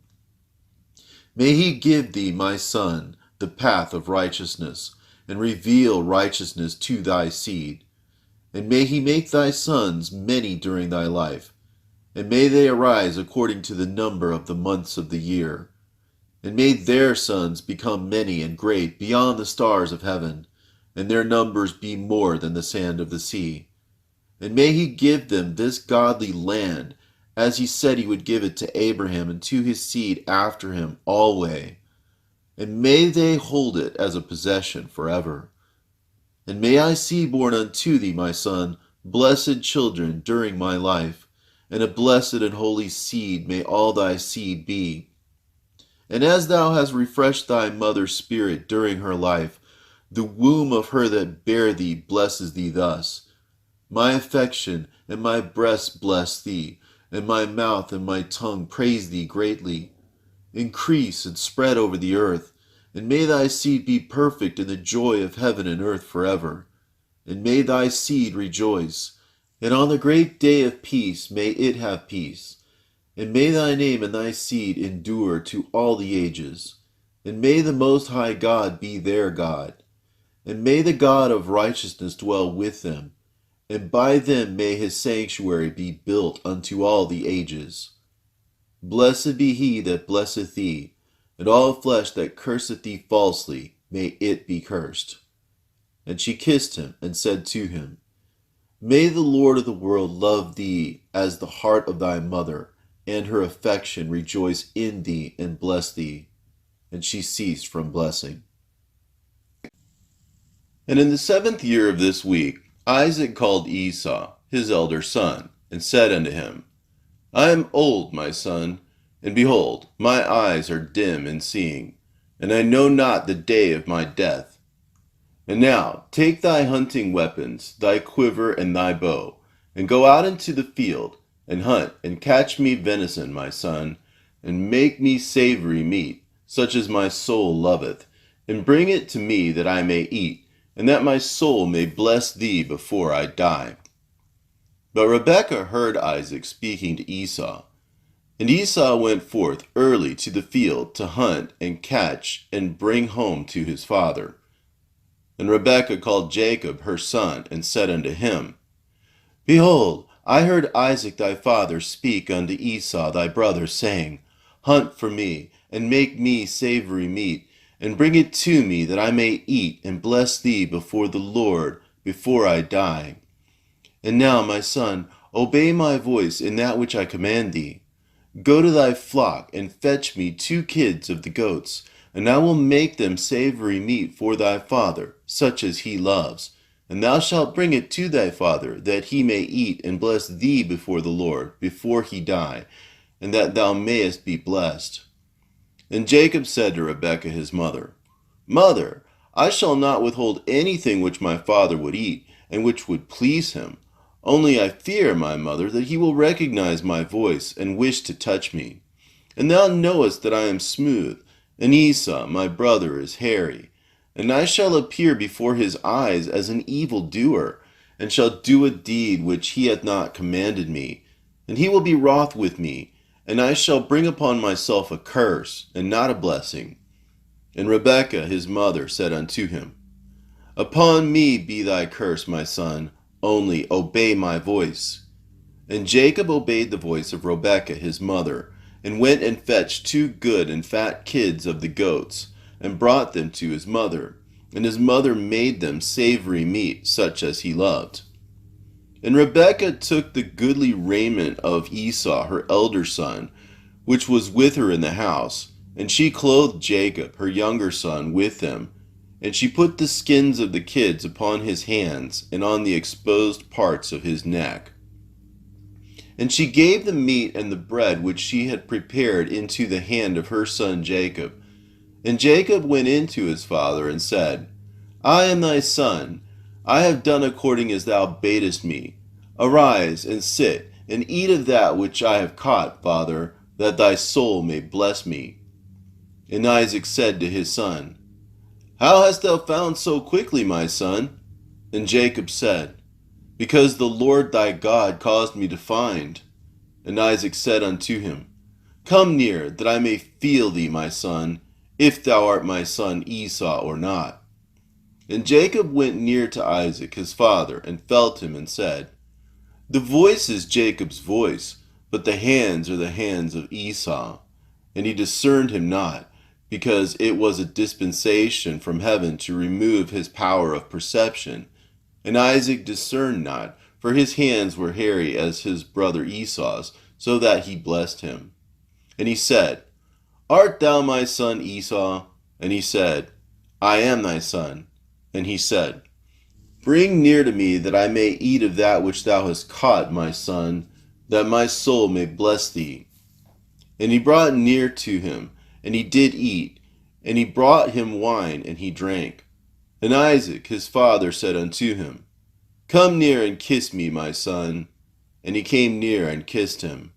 And he smelled the smell of his raiment, and he blessed him and said, Behold, the smell of my son is as the smell of a full field which the Lord hath blessed. And may the Lord give thee of the dew of heaven, and of the dew of the earth, and plenty of corn and oil. Let nations serve thee, and peoples bow down to thee. Be Lord over thy brethren, and let thy mother's sons bow down to thee. And may all the blessings wherewith the Lord hath blessed me, and blessed Abraham my father, be imparted to thee and to thy seed forever. Cursed be he that curseth thee, and blessed be he that blesseth thee. And it came to pass, as soon as Isaac had made an end of blessing his son Jacob, and Jacob had gone forth from Isaac his father, he hid himself, and Esau his brother came in from his hunting. And he also made savory meat, and brought it to his father, and said unto his father, Let my father arise, and eat of my venison, that thy soul may bless me. And Isaac his father said unto him, Who art thou? And he said unto him, I am thy firstborn, thy son Esau. I have done as thou hast commanded me. And Isaac was very greatly astonished, and said, Who is he that hath hunted and caught and brought it to me? And I have eaten of all before thou camest, and have blessed him. And he shall be blessed, and all his seed forever. And it came to pass, when Esau heard the words of his father Isaac, that he cried with an exceeding great and bitter cry, and said unto his father, Bless me, even also me, father. And he said unto him, Thy brother came with guile, and hath taken away thy blessing. And he said, Now I know why his name is Jacob. Behold, he hath supplanted me these 2 times. He took away my birthright, and now he hath taken away my blessing. And he said, Hast thou not reserved a blessing for me, father? And Isaac answered and said unto Esau, Behold, I have made him thy lord, and all his brethren have I given to him for servants. And with plenty of corn and wine and oil have I strengthened him. And what now shall I do for thee, my son? And Esau said to Isaac his father, Hast thou but one blessing? O father, bless me, even me also, father. And Esau lifted up his voice and wept. And Isaac answered and said unto him, Behold, far from the dew of the earth shall be thy dwelling, and far from the dew of heaven from above. And by thy sword wilt thou live, and thou wilt serve thy brother. And it shall come to pass, when thou becomest great, and dost shake his yoke from off thy neck, thou shalt sin a complete sin unto death, and thy seed shall be rooted out from under heaven. And Esau kept threatening Jacob because of the blessing wherewith his father blessed him. And he said in his heart, May the days of mourning for my father now come, so that I may slay my brother Jacob. And the words of Esau, her elder son, were told to Rebekah in a dream. And Rebekah sent and called Jacob, her younger son, and said unto him, Behold, Esau thy brother will take vengeance on thee, so as to kill thee. Now therefore, my son, obey my voice, and arise, and flee thou to Laban my brother, to Haran, and tarry with him a few days, until thy brother's anger turns away, and he remove his anger from thee, and forget all that thou hast done. Then I will send and fetch thee from thence. And Jacob said, I am not afraid. If he wishes to kill me, I will kill him. But she said unto him, Let me not be bereft of both of my sons on one day. And Jacob said to Rebekah his mother, Behold, thou knowest that my father has become old, and does not see because his eyes are dull. And if I leave him, it will be evil in his eyes, because I leave him and go away from you. And my father will be angry, and will curse me. I will not go. When he sends me, then only will I go. And Rebekah said to Jacob, I will go in and speak to him, and he will send thee away. And Rebekah went in and said to Isaac, I loathe my life because of the 2 daughters of Heth, whom Esau has taken him as wives. And if Jacob take a wife from among the daughters of the land such as these, for what purpose do I further live? For the daughters of Canaan are evil. And Isaac called Jacob and blessed him, and admonished him, and said unto him, Do not take thee a wife of any of the daughters of Canaan. Arise, and go to Mesopotamia, to the house of Bethuel, thy mother's father, and take thee a wife from thence of the daughters of Laban, thy mother's brother. And God Almighty bless thee, and increase and multiply thee, that thou mayest become a company of nations, and give thee the blessings of my father Abraham, to thee and to thy seed after thee, that thou mayest inherit the land of thy sojournings, and all the land which God gave to Abraham. Go, my son, in peace. And Isaac sent Jacob away, and he went to Mesopotamia, to Laban the son of Bethuel the Syrian, the brother of Rebekah, Jacob's mother. And it came to pass after Jacob had arisen to go to Mesopotamia, that the spirit of Rebekah was grieved after her son, and she wept. And Isaac said to Rebekah, My sister, weep not on account of Jacob my son, for he goeth in peace, and in peace will he return. The Most High God will preserve him from all evil, and will be with him, for he will not forsake him all his days. For I know that his ways will be prospered in all things wherever he goes, until he return in peace to us, and we see him in peace. Fear not on his account, my sister, for he is on the upright path, and he is a perfect man, and he is faithful, and will not perish. Weep not. And Isaac comforted Rebekah on account of her son Jacob, and blessed him. And Jacob went from the well of the oath to go to Haran, on the 1st year of the 2nd week in the 44th Jubilee. And he came to Luz on the mountains, that is, Bethel, on the new moon of the 1st month of this week. And he came to that place at even, and turned from the way to the west of the road that night, and slept there, for the sun had set. And he took one of the stones of that place, and laid it under the tree. And he was journeying alone, and he slept. And he dreamt that night, and behold, a ladder set up on the earth, and the top of it reached to heaven. And behold, the angels of the Lord ascended and descended on it. And behold, the Lord stood upon it. And he spake to Jacob and said, I am the Lord God of Abraham thy father, and the God of Isaac. The land whereon thou art sleeping, to thee will I give it, and to thy seed after thee. And thy seed shall be as the dust of the earth, and thou shalt increase to the west and to the east, to the north and the south. And in thee and in thy seed shall all the families of the nations be blessed. And behold, I will be with thee, and will keep thee whithersoever thou goest. And I will bring thee again into this land in peace. For I will not leave thee until I do everything that is told of thee. And Jacob awoke from his sleep, and said, Truly this place is the house of the Lord, and I knew it not. And he was afraid, and said, Dreadful is this place, which is none other than the house of God, and this is the gate of heaven. And Jacob arose early in the morning, and took the stone which he had put under his head, and set it up as a pillar for a sign. And he poured oil upon the top of it. And he called the name of that place Bethel, but the name of the place was Luz at the first.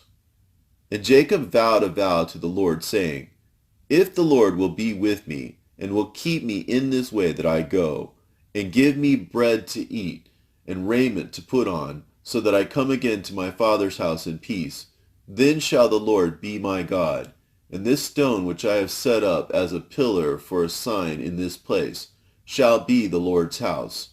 And of all that thou givest me, I shall give the 10th to thee, my God.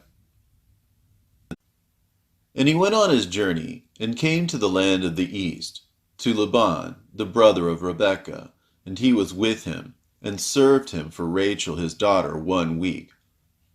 And in the 1st year of the 3rd week he said unto him, Give me my wife, for whom I have served thee 7 years. And Laban said unto Jacob, I will give thee thy wife. And Laban made a feast, and took Leah his elder daughter, and gave her to Jacob as a wife, and gave her Zilpah his handmaid for an handmaid. And Jacob did not know, for he thought that she was Rachel. And he went in unto her, and behold, she was Leah. And Jacob was angry with Laban, and said unto him, Why hast thou dealt thus with me? Did not I serve thee for Rachel, and not for Leah? Why hast thou wronged me? Take thy daughter, and I will go, for thou hast done evil to me. For Jacob loved Rachel more than Leah, for Leah's eyes were weak, but her form was very handsome. But Rachel had beautiful eyes, and a beautiful and very handsome form. And Laban said to Jacob, It is not done so in our country, to give the younger before the elder. And it is not right to do this, for thus it is ordained and written in the heavenly tablets, that no one should give his younger daughter before the elder. But the elder one gives first, and after her the younger. and the man who does so, they set down guilt against him in heaven, and none is righteous that does this thing, for this deed is evil before the Lord. And command thou the children of Israel that they do not do this thing. Let them neither take nor give the younger before they have given the elder, for it is very wicked.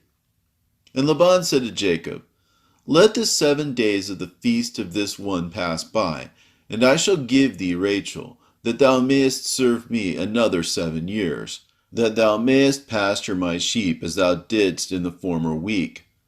And on the day when the 7 days of the feast of Leah had passed, Laban gave Rachel to Jacob, that he might serve him another 7 years. And he gave to Rachel Bilhah, the sister of Zilpah, as a handmaid. And he served yet another 7 years for Rachel, for Leah had been given to him for nothing. And the Lord opened the womb of Leah, and she conceived and bare Jacob a son. And he called his name Reuben, on the 14th day of the 9th month, in the 1st year of the 3rd week. But the womb of Rachel was closed, for the Lord saw that Leah was hated and Rachel loved. And again Jacob went in unto Leah, and she conceived, and bare Jacob a 2nd son, and he called his name Simeon, on the 21st of the 10th month, and in the 3rd year of this week. And again Jacob went in unto Leah, and she conceived, and bare him a 3rd son, and he called his name Levi, in the new moon of the 1st month, in the 6th year of this week. And again Jacob went in unto her, and she conceived, and bare him a 4th son, and he called his name Judah, on the 15th of the 3rd month, and in the 1st year of the 4th week. And on account of all this Rachel envied Leah, for she did not bear, and she said to Jacob, Give me children. And Jacob said, Have I withheld from thee the fruits of thy womb? Have I forsaken thee? And when Rachel saw that Leah had borne 4 sons to Jacob, Reuben and Simeon and Levi and Judah, she said unto him, Go in unto Bilhah, my handmaid, and she will conceive, and bear a son unto me. And she gave him Bilhah her handmaid to wife. And he went in unto her, and she conceived, and bare him a son. And he called his name Dan, on the 9th day of the 6th month, in the 6th year of the 3rd week. And Jacob went in again unto Bilhah a 2nd time, and she conceived, and bare Jacob another son.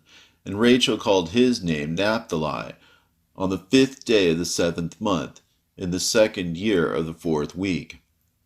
And when Leah saw that she had become sterile, and did not bear, she envied Rachel. And she also gave her handmaid Zilpah to Jacob to wife, and she conceived, and bare a son.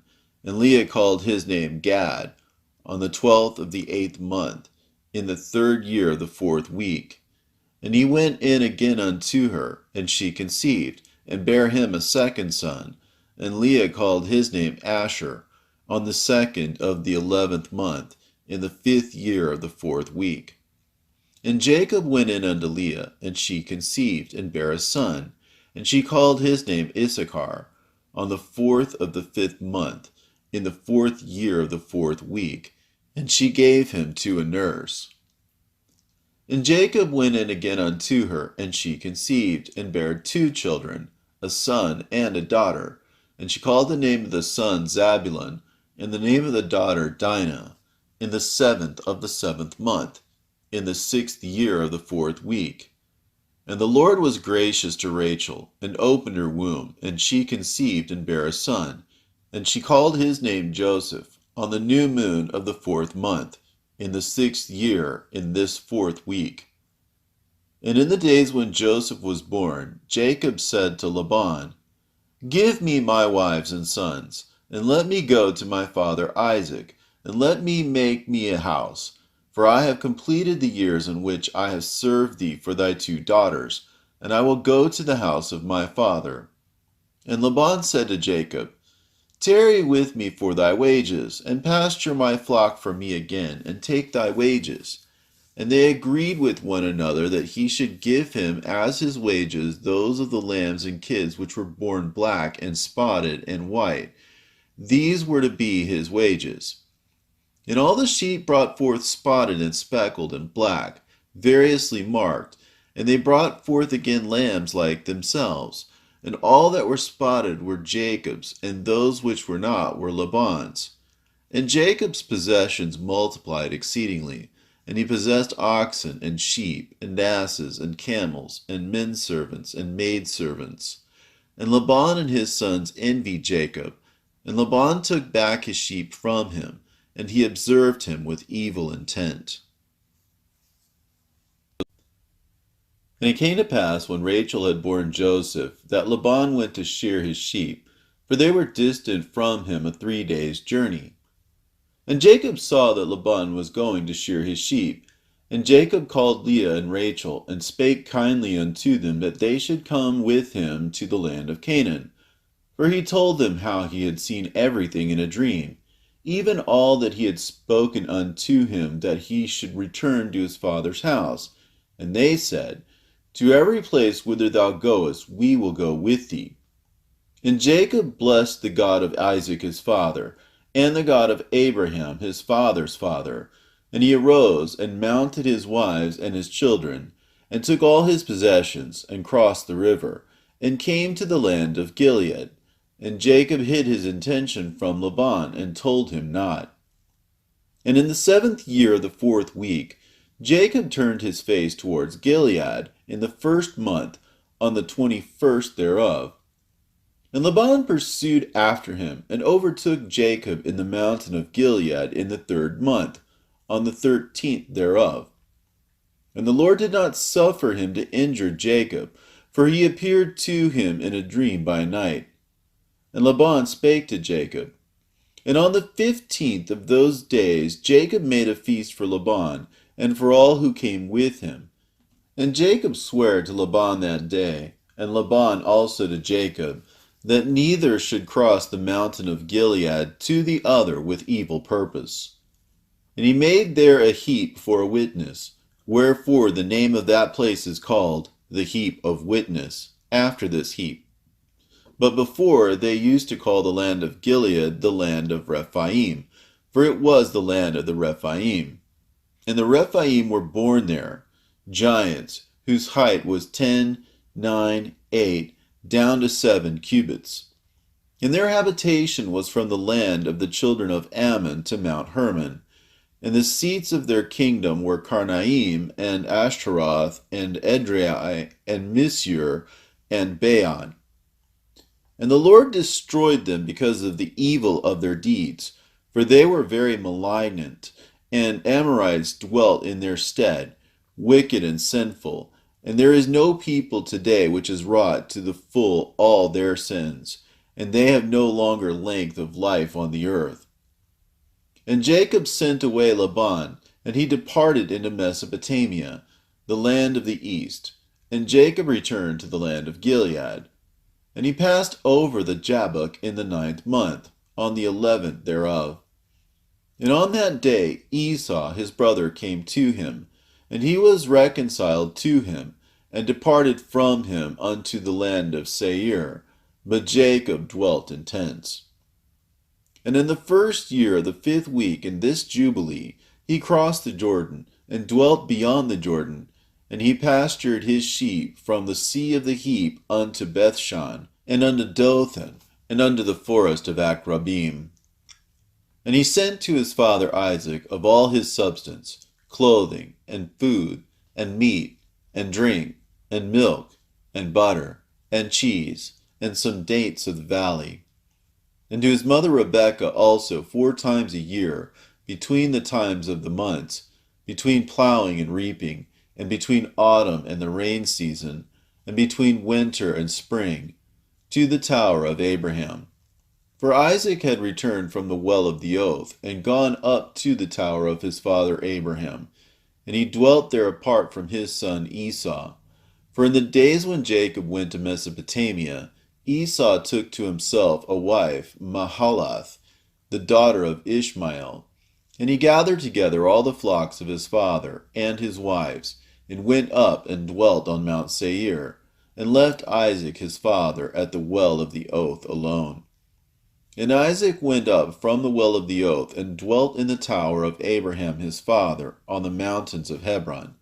And thither Jacob sent all that he did send to his father and his mother from time to time, all they needed, and they blessed Jacob with all their heart and with all their soul.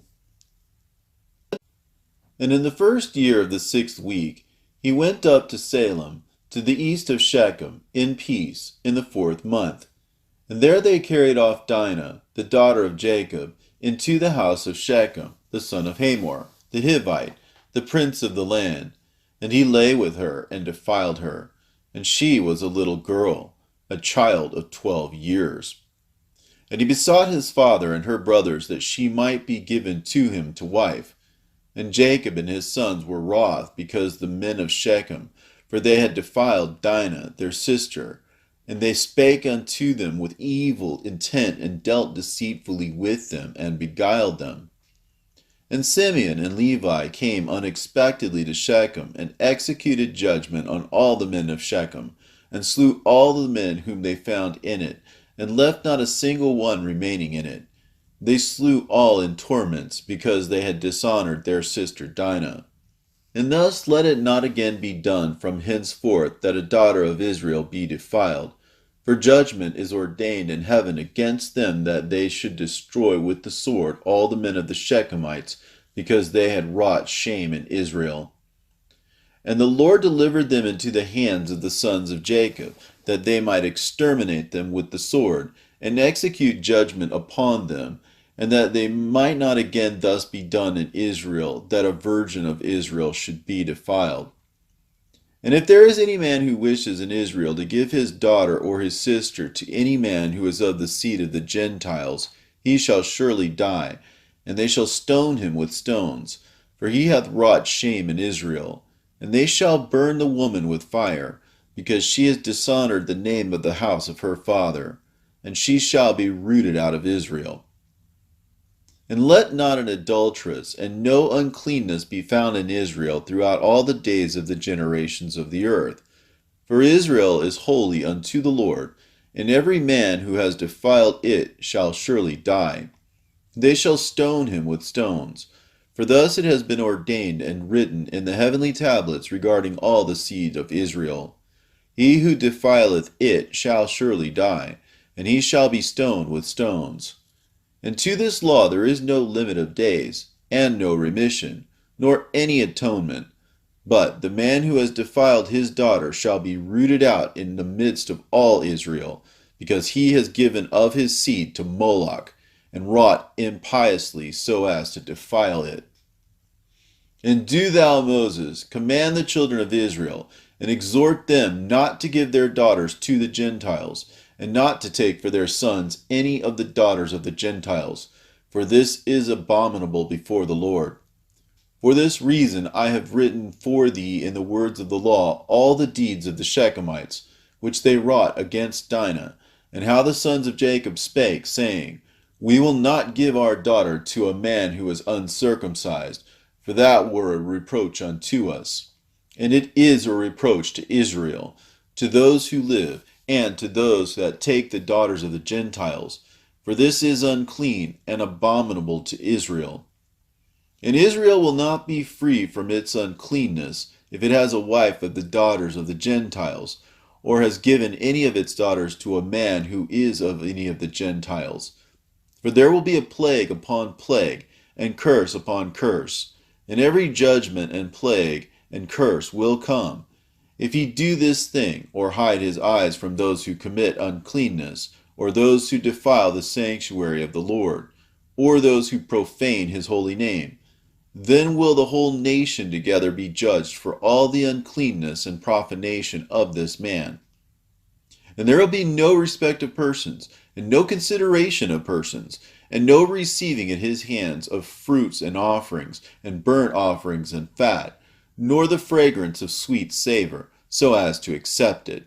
And so fare every man or woman in Israel who defies the sanctuary. For this reason I have commanded thee, saying, Testify this testimony to Israel. See how the Shechemites fared, and their sons, how they were delivered into the hands of the two sons of Jacob, and they slew them under tortures. And it was reckoned unto them for righteousness, and it is written down to them for righteousness. And the seed of Levi was chosen for the priesthood, and to be Levites, that they might minister before the Lord, as we continually, and that Levi and his sons may forever be blessed. For he was zealous to execute righteousness and judgment and vengeance on all those who arose against Israel. And so they inscribe as a testimony in his favor on the heavenly tablets, blessing and righteousness before the God of all. And we remember the righteousness which the man fulfilled during his life, at all periods of the year, until 1,000 generations they will record it, and it will come to him and to his descendants after him. And he has been recorded on the heavenly tablets as a friend and a righteous man. All this account I have written for thee, and have commanded thee to say to the children of Israel, that they should not commit sin, nor transgress the ordinances, nor break the covenant which has been ordained for them, but that they should fulfill it, and be recorded as friends. But if they transgress and work uncleanness in every way, they will be recorded on the heavenly tablets as adversaries, and they will be destroyed out of the book of life, and they will be recorded in the book of those who will be destroyed, and with those who will be rooted out of the earth. And on the day when the sons of Jacob slew Shechem, a writing was recorded in their favor in heaven, that they had executed righteousness and uprightness and vengeance on the sinners, and it was written for a blessing. And they brought Dinah, their sister, out of the house of Shechem, and they took captive everything that was in Shechem, their sheep and their oxen and their asses, and all their wealth, and all their flocks, and brought them all to Jacob their father. And he reproached them because they had put the city to the sword, for he feared those who dwelt in the land, the Canaanites and the Perizzites. And the dread of the Lord was upon all the cities which are round about Shechem, and they did not rise to pursue after the sons of Jacob, for terror had fallen upon them. And on the new moon of the month, Jacob spoke to all the people of his house, saying, Purify yourselves, and change your garments, and let us arise and go up to Bethel, where I vowed a vow to him on the day when I fled from the face of Esau my brother, because he has been with me, and brought me into this land of peace. And put ye away the strange gods that are among you. And they gave up the strange gods, and that which was in their ears, and which was on their necks, and the idols which Rachel stole from Laban her father, she gave wholly to Jacob. And he burnt and brake them to pieces, and destroyed them, and hid them under an oak which is in the land of Shechem. And he went up on the new moon of the 7th month to Bethel. And he built an altar in the place where he had slept, and he set up a pillar there. And he sent word to his father Isaac to come to him to his sacrifice, and to his mother Rebekah. And Isaac said, Let my son Jacob come, and let me see him before I die. And Jacob went to his father Isaac, and to his mother Rebekah, and to the house of his father Abraham. And he took 2 of his sons with him, Levi and Judah. And he came to his father Isaac, and to his mother Rebekah. And Rebekah came forth from the tower to the front of it to kiss Jacob and embrace him, for her spirit had revived when she heard, Behold, Jacob thy son has come. And she kissed him. And she saw his 2 sons, and she recognized them, and said unto them, Are these thy sons, my son? And she embraced them, and kissed them, and blessed them, saying, In you shall the seed of Abraham become illustrious, and ye shall prove a blessing on the earth. And Jacob went in to Isaac his father, to the chamber where he lay, and his 2 sons were there with him. And he took the hand of his father, and stooping down he kissed him. And Isaac clung to the neck of Jacob his son, and wept upon his neck. And the darkness left the eyes of Jacob, and he saw the two sons of Jacob, Levi and Judah, and he said, Are these thy sons, my son? For they are like thee. And he said unto him that they were truly his sons, and thou hast truly seen that they are truly my sons. And they came near to him, and he turned and kissed them, and embraced them both together. And the spirit of prophecy came down into his mouth, and he took Levi by his right hand, and Judah by his left. And he turned to Levi first, and began to bless him first, and said unto him, May the God of all, the very Lord of all the ages, bless thee and thy children throughout all the ages. And may the Lord give to thee and to thy seed greatness and great glory, and cause thee and thy seed from among all flesh to approach him to serve in his sanctuary, as the angels of the presence and as the holy ones. Even as they shall the seed of thy sons be for glory and greatness and holiness. And may he make them great unto all the ages. And they shall be judges and princes and chiefs of all the seed of the sons of Jacob. They shall speak the word of the Lord in righteousness, and they shall judge all his judgments in righteousness. And they shall declare my ways to Jacob, and my paths to Israel. The blessing of the Lord shall be given in their mouths, to bless all the seed of the beloved. Thy mother hath called thy name Levi, and justly has she called thy name. Thou shalt be joined to the Lord, and be the companion of all the sons of Jacob. Let his table be thine, and do thou and thy sons eat thereof. And may thy table be full unto all generations, and thy food fail not unto all the ages. And let all who hate thee fall down before thee, and let all thy adversaries be rooted out and perish. And blessed be he that blesses thee, and cursed be every nation that curses thee. And to Judah he said, May the Lord give thee strength and power, to tread down all that hate thee. A prince shalt thou be, thou and one of thy sons, over the sons of Jacob. May thy name and the name of thy sons go forth and traverse every land and region. Then shall the Gentiles fear before thy face, and all the nations shall quake, and all the peoples shall quake. In thee shall be the help of Jacob, and in thee be found the salvation of Israel. And when thou sittest on the throne of honor of thy righteousness, there shall be great peace for all the seed of the sons of the beloved. Blessed be he that blesseth thee, and all that hate thee and afflict thee and curse thee shall be rooted out and destroyed from the face of the earth, and be accursed. And turning, he kissed him again and embraced him, and rejoiced greatly, for he had seen the sons of Jacob his son in very truth. And he went forth from between his feet, and fell down, and bowed down to him. And he blessed them, and rested there with Isaac his father that night.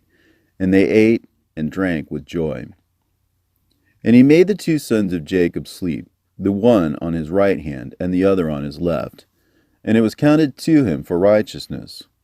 And Jacob told his father everything during the night, how the Lord had showed him great mercy, and how he had prospered him in all his ways, and protected him from all evil. And Isaac blessed the God of his father Abraham, who had not withdrawn his mercy and his righteousness from the sons of his servant Isaac. And in the morning Jacob told his father Isaac the vow which he had vowed to the Lord, and the vision which he had seen, and that he had built an altar, and on that everything was ready for the sacrifice to be made before the Lord as he had vowed, and that he had come to set him on an ass. And Isaac said unto Jacob his son, I am not able to go with thee, for I am old, and not able to bear the way. Go, my son, in peace, for I am 165 years this day. I am no longer able to journey. Set thy mother on an ass, and let her go with thee. And I know, my son, that thou hast come on my account. And may this day be blessed on which thou hast seen me alive.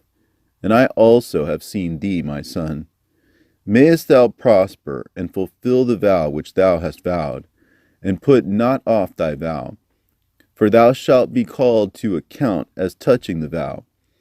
Now therefore make haste to perform it, and may he be pleased who has made all things, to whom thou hast vowed the vow. And he said to Rebekah, Go with Jacob thy son. And Rebekah went with Jacob her son, and Deborah with her, and they came to Bethel. And Jacob remembered the prayer with which his father had blessed him and his 2 sons, Levi and Judah. And he rejoiced and blessed the God of his fathers, Abraham and Isaac. And he said, Now I know that I have an eternal hope, and my sons also, before the God of all. And thus it is ordained concerning the 2, and they record it as an eternal testimony unto them on the heavenly tablets, how Isaac blessed them. And he abode that night at Bethel.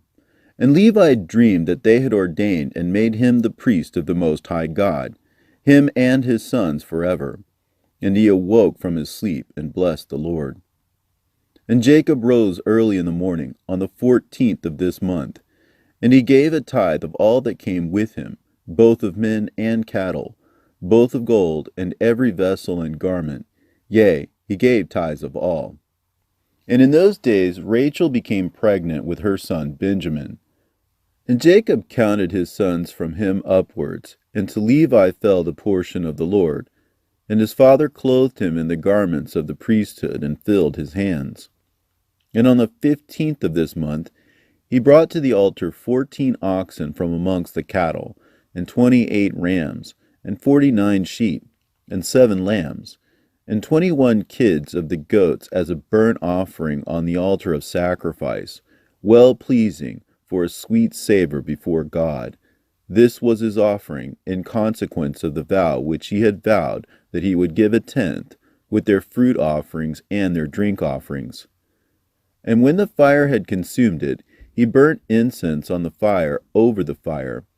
And for a thank offering 2 oxen and 4 rams, and 4 sheep, 4 he-goats, and 2 sheep of a year old, and 2 kids of the goats.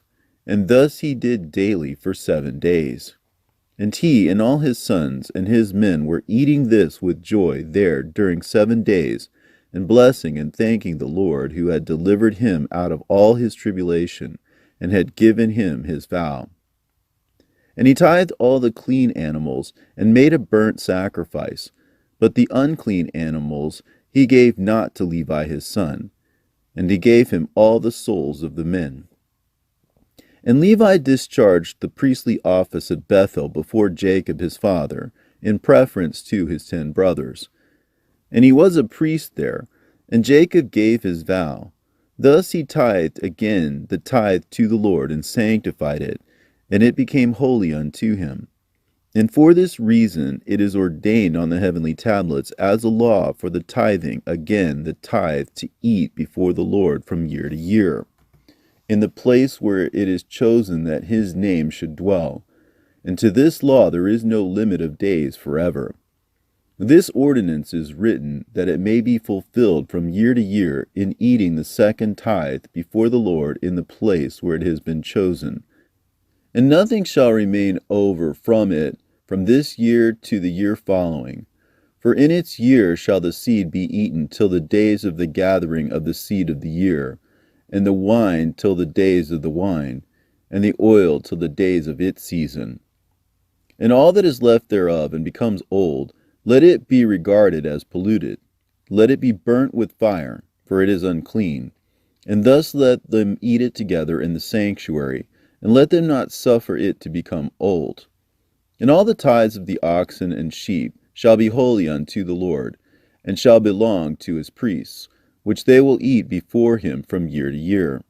For thus it is ordained and engraven regarding the tithe on the heavenly tablets.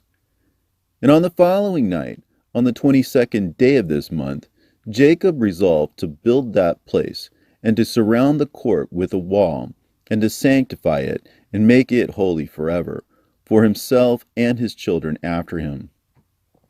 And the Lord appeared to him by night, and blessed him, and said unto him, Thy name shall not be called Jacob, but Israel shall they name thy name. And he said unto him again, I am the Lord who created the heaven and the earth, and I will increase thee and multiply thee exceedingly, and kings shall come forth from thee, and they shall judge everywhere, wherever the foot of the sons of men has trodden. And I will give to thy seed all the earth which is under heaven, and they shall judge all the nations according to their desires. And after that they shall get possession of the whole earth, and inherit it forever. And he finished speaking with him, and he went up from him. And Jacob looked till he had ascended into heaven. And he saw in a vision of the night, and behold, an angel descended from heaven with 7 tablets in his hands. And he gave them to Jacob, and he read them, and knew all that was written therein, which would befall him and his sons throughout all the ages. And he showed him all that was written on the tablets, and said unto him, Do not build this place, and do not make it an eternal sanctuary, and do not dwell here, for this is not the place. Go to the house of Abraham thy father, and dwell with Isaac thy father, until the day of the death of thy father. For in Egypt thou shalt die in peace, and in this land shalt thou be buried with honor in the sepulchre of thy fathers, with Abraham and Isaac. Fear not, for as thou hast seen and read it, thus shall it all be. And do thou write down everything as thou hast seen and read. And Jacob said, Lord, how can I remember all that I have read and seen? And he said unto him, I will bring all things to thy remembrance.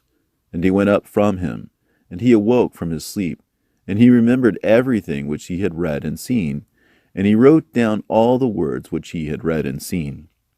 And he celebrated there yet another day, and he sacrificed thereon according to all that he sacrificed on the former days, and called its name Addition, for this day was added, and the former days he called the feast. And thus it was manifested that it should be, and it is written on the heavenly tablets, wherefore it was revealed to him that he should celebrate it, and add it to the 7 days of the feast. And its name was called Addition, because that it was recorded amongst the days of the feast days, according to the number of the days of the year. And in the night, on the 23rd of this month, Deborah, Rebekah's nurse, died. And they buried her beneath the city, under the oak of the river. And he called the name of this place, the river of Deborah, and the oak of the mourning of Deborah. And Rebekah went and returned to her house, to his father Isaac. And Jacob sent by her hand rams and sheep, and he-goats, that she should prepare a meal for his father, such as he desired. And he went after his mother till he came to the land of Cabratan, and he dwelt there. And Rachel bare a son in the night, and called his name the son of my sorrow, for she suffered in giving him birth. But his father called his name Benjamin, on the 11th of the 8th month, in the 1st of the 6th week of this Jubilee. And Rachel died there, and she was buried in the land of Ephrath, the same as Bethlehem. And Jacob built a pillar on the grave of Rachel, on the road above her grave. And Jacob went and dwelt to the south of Magdaladraeph. And he went to his father Isaac, he and Leah his wife, on the new moon of the 10th month. And Reuben saw Bilhah, Rachel's maid, the concubine of his father, bathing in water in a secret place, and he loved her. And he hid himself at night, and he entered the house of Bilhah at night, and he found her sleeping alone on a bed in her house. And he lay with her, and she awoke and saw, and behold, Reuben was lying with her in the bed. And she uncovered the border of her covering, and seized him, and cried out, and discovered that it was Reuben. And she was ashamed because of him, and released her hand from him, and he fled. And she lamented because of this thing exceedingly, and did not tell it to anyone. And when Jacob returned and sought her, she said unto him, I am not clean for thee, for I have been defiled as regards thee. For Reuben has defiled me, and has lain with me in the night, and I was asleep, and did not discover until he uncovered my skirt and slept with me. And Jacob was exceedingly wroth with Reuben, because he had lain with Bilhah, because he had uncovered his father's skirt. And Jacob did not approach her again, because Reuben had defiled her. And as for any man who uncovers his father's skirt, his deed is wicked exceedingly, for he is abominable before the Lord. For this reason it is written and ordained on the heavenly tablets that a man should not lie with his father's wife, and should not uncover his father's skirt, for this is unclean. And they shall surely die together, the man who lies with his father's wife, and the woman also, for they have wrought uncleanness on the earth. And there shall be nothing unclean before our God in the nation which he has chosen for himself as a possession. And again it is written a second time, Cursed be he who lieth with the wife of his father, for he hath uncovered his father's shame. And all the holy ones of the Lord said, So be it, so be it.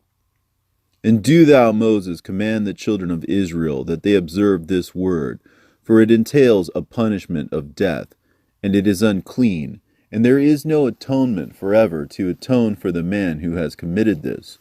But he is to be put to death and slain, and stoned with stones, and rooted out from the midst of the people of our God. For to no man who does so in Israel is it permitted to remain alive a single day on the earth, for he is abominable and unclean.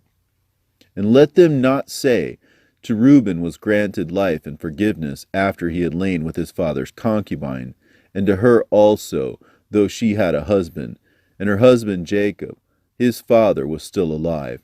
For until that time there had not been revealed the ordinance and judgment and law in its completeness for all.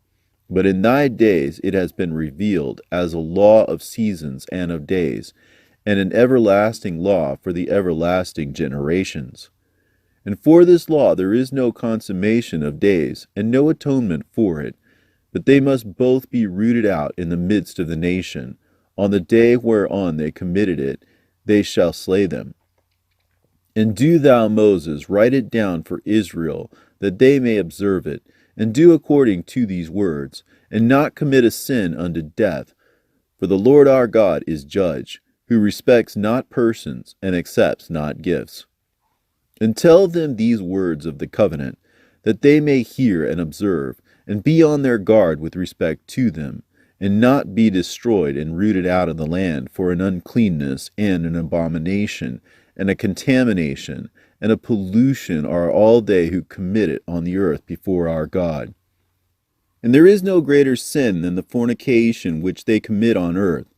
For Israel is a holy nation unto the Lord its God, and a nation of inheritance, and a priestly and royal nation, and for his own possession. And there shall no uncleanness appear in the midst of the holy nation. And in the 3rd year of this 6th week, Jacob and all his sons went and dwelt in the house of Abraham, near Isaac his father, and Rebekah his mother. And these were the names of the sons of Jacob: the firstborn, Reuben; Simeon, Levi, Judah, Issachar, Zebulun; the sons of Leah, and the sons of Rachel, Joseph and Benjamin; and the sons of Bilhah, Dan and Naphtali; and the sons of Zilpah, Gad and Asher; and Dinah, the daughter of Leah, the only daughter of Jacob. And they came and bowed themselves to Isaac and Rebekah. And when they saw them, they blessed Jacob and all his sons. And Isaac rejoiced exceedingly, for he saw the sons of Jacob, his younger son, and he blessed them.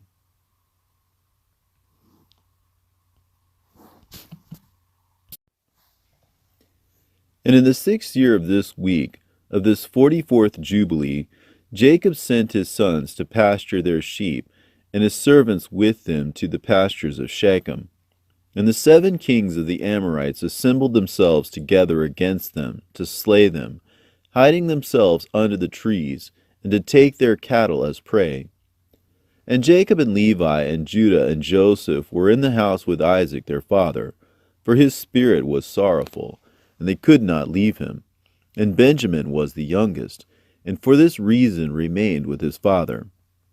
And there came the kings of Taphu, and the kings of Aresa, and the kings of Saragan, and the kings of Selo, and the kings of Gaas, and the king of Bethoron, and the king of Manasseh, and those who dwell in the mountains, and those who dwell in the woods in the land of Canaan. And they announced to this Jacob, saying, Behold, the kings of the Amorites have surrounded thy sons, and plundered their herds. And he arose from his house, and his 3 sons, and all the servants of his father, and his own servants, and he went against them with 6,000 men who carried swords. And he slew them in the pastures of Shechem, and pursued those who fled, and he slew them with the edge of a sword. And he slew Arasa, and Taphu, and Saragon, and Salo, and Amanasseh, and Gagas, and he recovered his herds. And he prevailed over them, and imposed tribute on them, that they should pay him tribute, 5 fruit products of their land. And he built Robel and Tamnatares. And he returned in peace, and made peace with them, and they became his servants, until the day that he and his sons went down into Egypt. And in the 7th year of this week he sent Joseph to learn about the welfare of his brothers from his house to the land of Shechem, and he found them in the land of Dothan. And they dealt treacherously with him, and formed a plot against him to slay him. But changing their minds, they sold him to Ishmaelite merchants. And they brought him down into Egypt, and they sold him to Potiphar, the eunuch of the Pharaoh, the chief of the cooks, priest of the city of Elu. And the sons of Jacob slaughtered a kid, and dipped the coat of Joseph in the blood, and sent it to Jacob their father on the 10th of the 7th month. And he mourned all that night, for they had brought it to him in the evening. And he became feverish with mourning for his death, and he said, An evil beast hath devoured Joseph. And all the members of his house mourned with him that day, and they were grieving and mourning with him all that day. And his sons and his daughter rose up to comfort him, but he refused to be comforted for his son. And on that day Bilhah heard that Joseph had perished, and she died mourning him. And she was living in Quaphrateph, and Dinah also, his daughter, died after Joseph had perished. And there came these 3 mournings upon Israel in 1 month. And they buried Bilhah over against the tomb of Rachel, and Dinah also, his daughter, they buried there. And he mourned for Joseph 1 year, and did not cease, for he said, Let me go down to the grave mourning for my son. For this reason it is ordained for the children of Israel that they should afflict themselves on the 10th of the 7th month, on the day that the news which made him weep for Joseph came to Jacob his father, that they should make atonement for themselves thereon with a young goat on the 10th of the 7th month, once a year, for their sins. For they had grieved the affliction of their father regarding Joseph his son. And this day has been ordained that they should grieve thereon for their sins, and for all their transgressions, and for all their errors, so that they might cleanse themselves on that day once a year.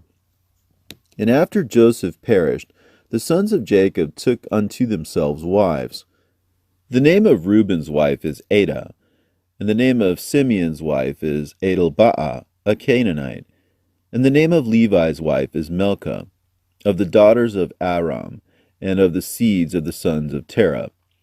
And the name of Judah's wife, Betasuel, a Canaanite, and the name of Issachar's wife, Hezakah, and the name of Zabulon's wife, Neeman, and the name of Dan's wife, Eglah, and the name of Naphtali's wife, Rasu'u, of Mesopotamia, and the name of Gad's wife, Makkah, and the name of Asher's wife, Ijonah, and the name of Joseph's wife, Asenath, the Egyptian, and the name of Benjamin's wife, Ajasaka. And Simeon repented, and took a second wife from Mesopotamia as his brothers. And in the 1st year of the 1st week of the 45th Jubilee, Rebekah called Jacob her son, and commanded him regarding his father and regarding his brother, that he should honor them all the days of his life. And Jacob said, I will do everything as thou hast commanded me, for this thing will be honor and greatness to me, and righteousness before the Lord, that I should honor them. And thou too, mother, knowest from the time I was born until this day all my deeds and all that is in my heart, that I always think good concerning all. And how should I not do this thing which thou hast commanded me, that I should honor my father and my brother? Tell me, mother, what perversity hast thou seen in me, and I shall turn away from it, and mercy will be upon me. And she said unto him, My son, I have not seen in thee all my days any perverse, but only upright deeds. And yet I will tell thee the truth, my son. I shall die this year, and I shall not survive this year in my life. For I have seen in a dream the day of my death, that I should not live beyond 155 years. And behold, I have completed all the days of my life which I am to live. And Jacob laughed at the words of his mother, because his mother had said unto him that she should die. And she was sitting opposite to him in possession of her strength, and she was not infirm in her strength, for she went in and out and saw, and her teeth were strong, and no ailment had touched her all the days of her life. And Jacob said unto her, Blessed am I, mother, if my days approach the days of thy life, and my strength remain with me thus as thy strength, and thou wilt not die, for thou art jesting idly with me regarding thy death. And she went in to Isaac and said unto him, One petition I make unto thee, make Esau swear that he will not injure Jacob, nor pursue him with enmity, for thou knowest Esau's thoughts, that they are perverse from his youth, and there is no goodness in him, for he desires after thy death to kill him. And thou knowest all that he has done since the day Jacob his brother went to Haran until this day, how he has forsaken us with his whole heart, and has done evil to us. Thy flocks he has taken to himself, and carried off all thy possessions from before thy face. And when we implored and besought him for what was our own, he did as a man who was taking pity on us. And he is bitter against thee, because thou didst bless Jacob thy perfect and upright son. For there is no evil, but only goodness in him. And since he came from Haran until this day, he has not robbed us of aught. For he brings us everything in its season always, and rejoices with all his heart when we take his hands, and he blesses us. And he has not parted from us since he came from Haran until this day, and he remains with us continually at home, honoring us. And Isaac said unto her, I too know and see the deeds of Jacob who was with us, how that with all his heart he honors us. But I loved Esau formerly more than Jacob, because he was the firstborn. But now I love Jacob more than Esau, for he has done manifold evil deeds, and there is no righteousness in him. For all his ways are unrighteous and violence, and there is no righteousness around him. And now my heart is troubled because of all his deeds, and neither he nor his seed is to be saved. For they are those who will be destroyed from the earth, and who will be rooted out from under heaven.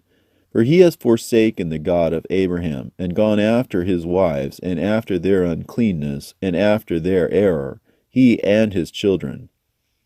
And thou dost bid me make him swear that he will not slay Jacob his brother, even if he swear he will not abide by his oath, and he will not do good, but evil only.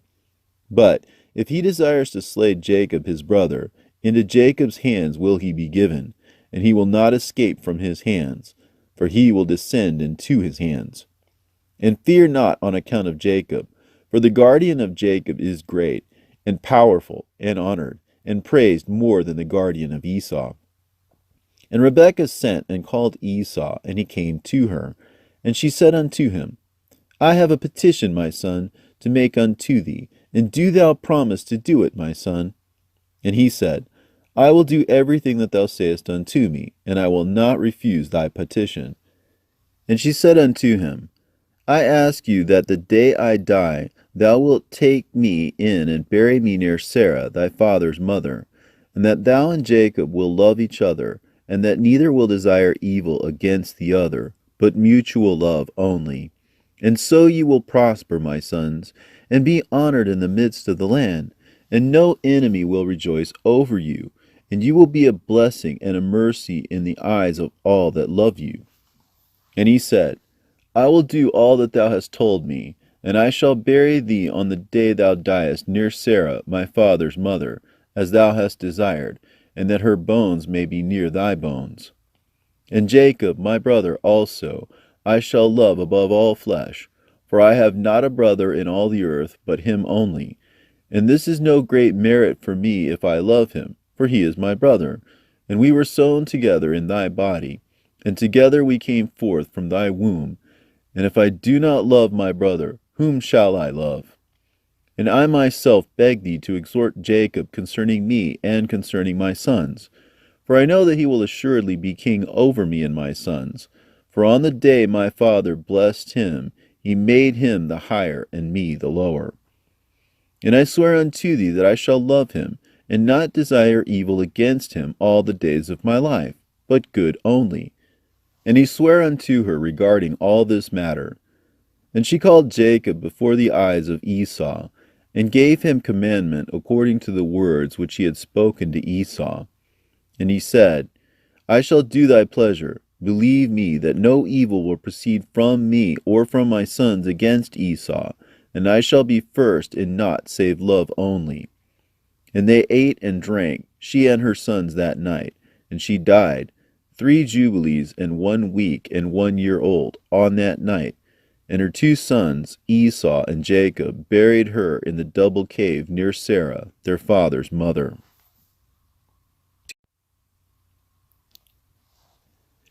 And in the 6th year of this week, Isaac called his 2 sons, Esau and Jacob, and they came to him. And he said unto them, My sons, I am going the way of my fathers, to the eternal house where my fathers are. Wherefore bury me near Abraham my father, in the double cave in the field of Ephron the Hittite, where Abraham purchased a sepulchre to bury in the sepulchre which I digged for myself, there bury me. And this I command you, my sons, that ye practice righteousness and uprightness on the earth, so that the Lord may bring upon you all that the Lord said that he would do to Abraham and to his seed. And love one another, my sons, your brothers, as a man who loves his own soul. And let each seek in what he may benefit his brother, and act together on the earth, and let them love each other as their own souls. And concerning the question of idols, I command and admonish you to reject them and hate them, and love them not, for they are full of deception, for those that worship them and for those who bow down to them. Remember ye, my sons, the Lord God of Abraham your father, and how I too worshipped him, and served him in righteousness and in joy, that he might multiply you and increase your seed as the stars of heaven in multitude, and establish you on the earth as the plant of righteousness, which will not be rooted out unto all generations forever. And now I shall make you swear a great oath, for there is no oath which is greater than it, by the name glorious and honored and great and splendid and wonderful and mighty, which created the heavens and the earth, and all things together, that ye will fear him and worship him, and that each will love his brother with affection and righteousness, and that neither will desire evil against his brother from henceforth forever, all the days of your life, so that ye may prosper in all your deeds, and not be destroyed. And if either of you devises evil against his brother, know that from henceforth every one that devises evil against his brother shall fall into his hand, and shall be rooted out of the land of the living, and his seed shall be destroyed from under heaven. But on the day of turbulence, and execration, and indignation, and anger, with flaming, devouring fire, as he burnt Sodom, so likewise will he burn his land and his city, and all that is his. And he shall be blotted out of the book of the discipline of the children of men, and not be recorded in the book of life, but in that which is appointed to destruction. And he shall depart into eternal execration, so that their condemnation may be always renewed in hate, and in execration, and in wrath, and in torment, and in indignation, and in plagues, and in disease forever. I say and testify to you, my sons, according to the judgment which shall come upon the man who wishes to injure his brother.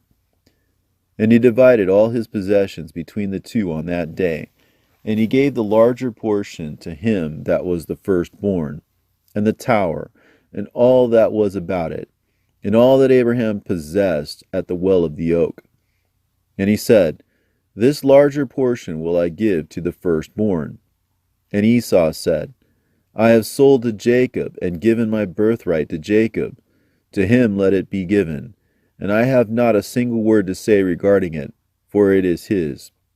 And Isaac said, May a blessing rest upon you, my sons, and upon your seed this day, for ye have given me rest, and my heart is not pained concerning the birthright, lest thou shouldest work wickedness on account of it. May the Most High God bless the man that worketh righteousness, him and his seed forever. And he ended commanding them and blessing them, and they eat and drank together before him, and he rejoiced because there was one mind between them. And they went forth from him, and rested that day, and slept. And Isaac slept on his bed that day rejoicing, and he slept the eternal sleep, and died 180 years old. He completed 25 weeks and 5 years, and his 2 sons Esau and Jacob buried him. And Esau went to the land of Edom, to the mountains of Seir, and dwelt there. And Jacob dwelt in the mountains of Hebron, in the tower of the land of the sojournings of his father Abraham.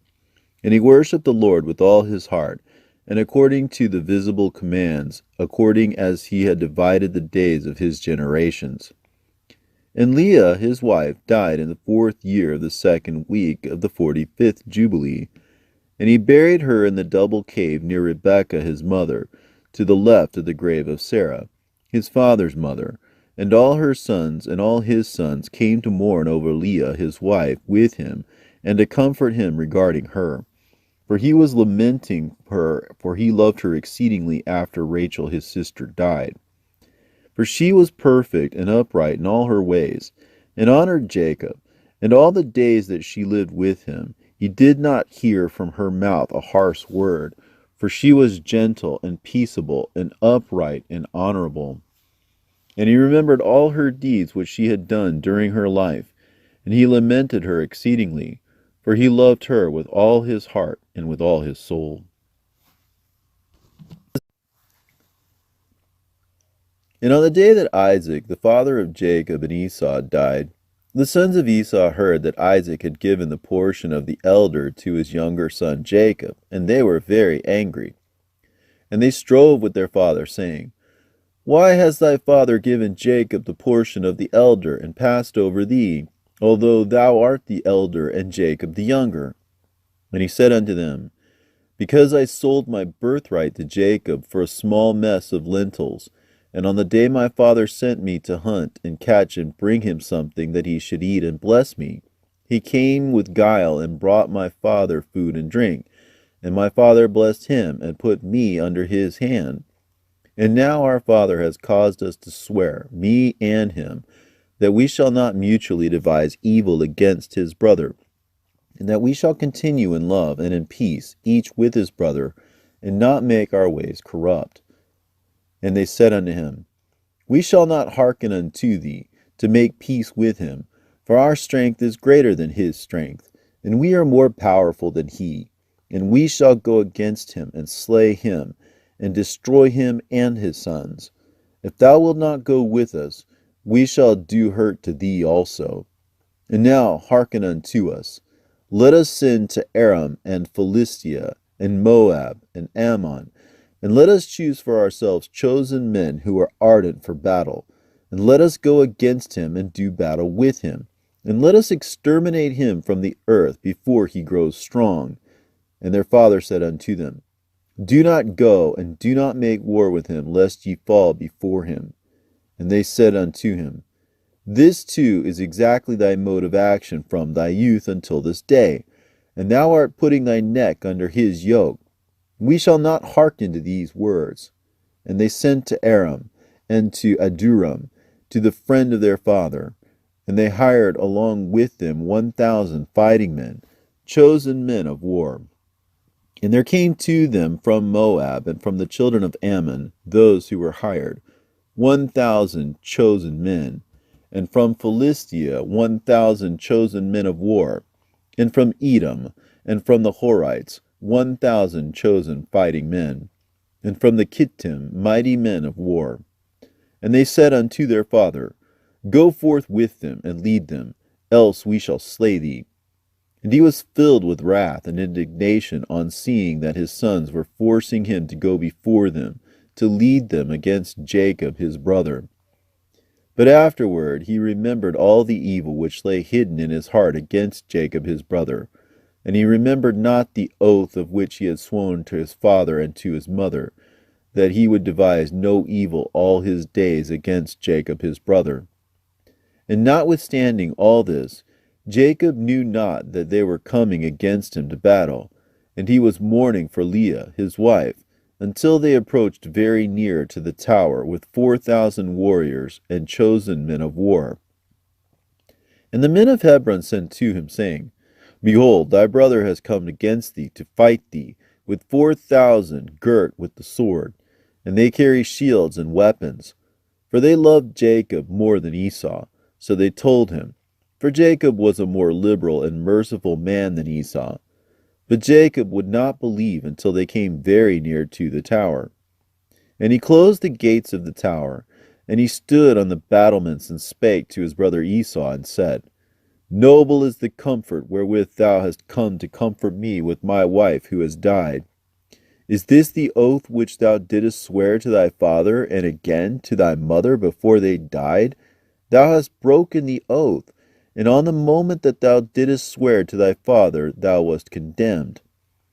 And then Esau answered and said unto him, Neither the children of men nor the beasts of the earth have any oath of righteousness which is in swearing they have sworn, an oath valid forever. But every day they devise evil against one another, and how each may slay his adversary and foe. And thou dost hate me and my children forever. And there is no observing the tie of brotherhood with thee. Hear these words which I declare unto thee. If a boar can change its skin, and make its bristles soft as wool, or if it can cause horns to sprout forth on its heads like the horns of a stag or of a sheep, then will I observe the tie of brotherhood with thee. And if the breasts separated themselves from their mother, for thou hast not been a brother to me.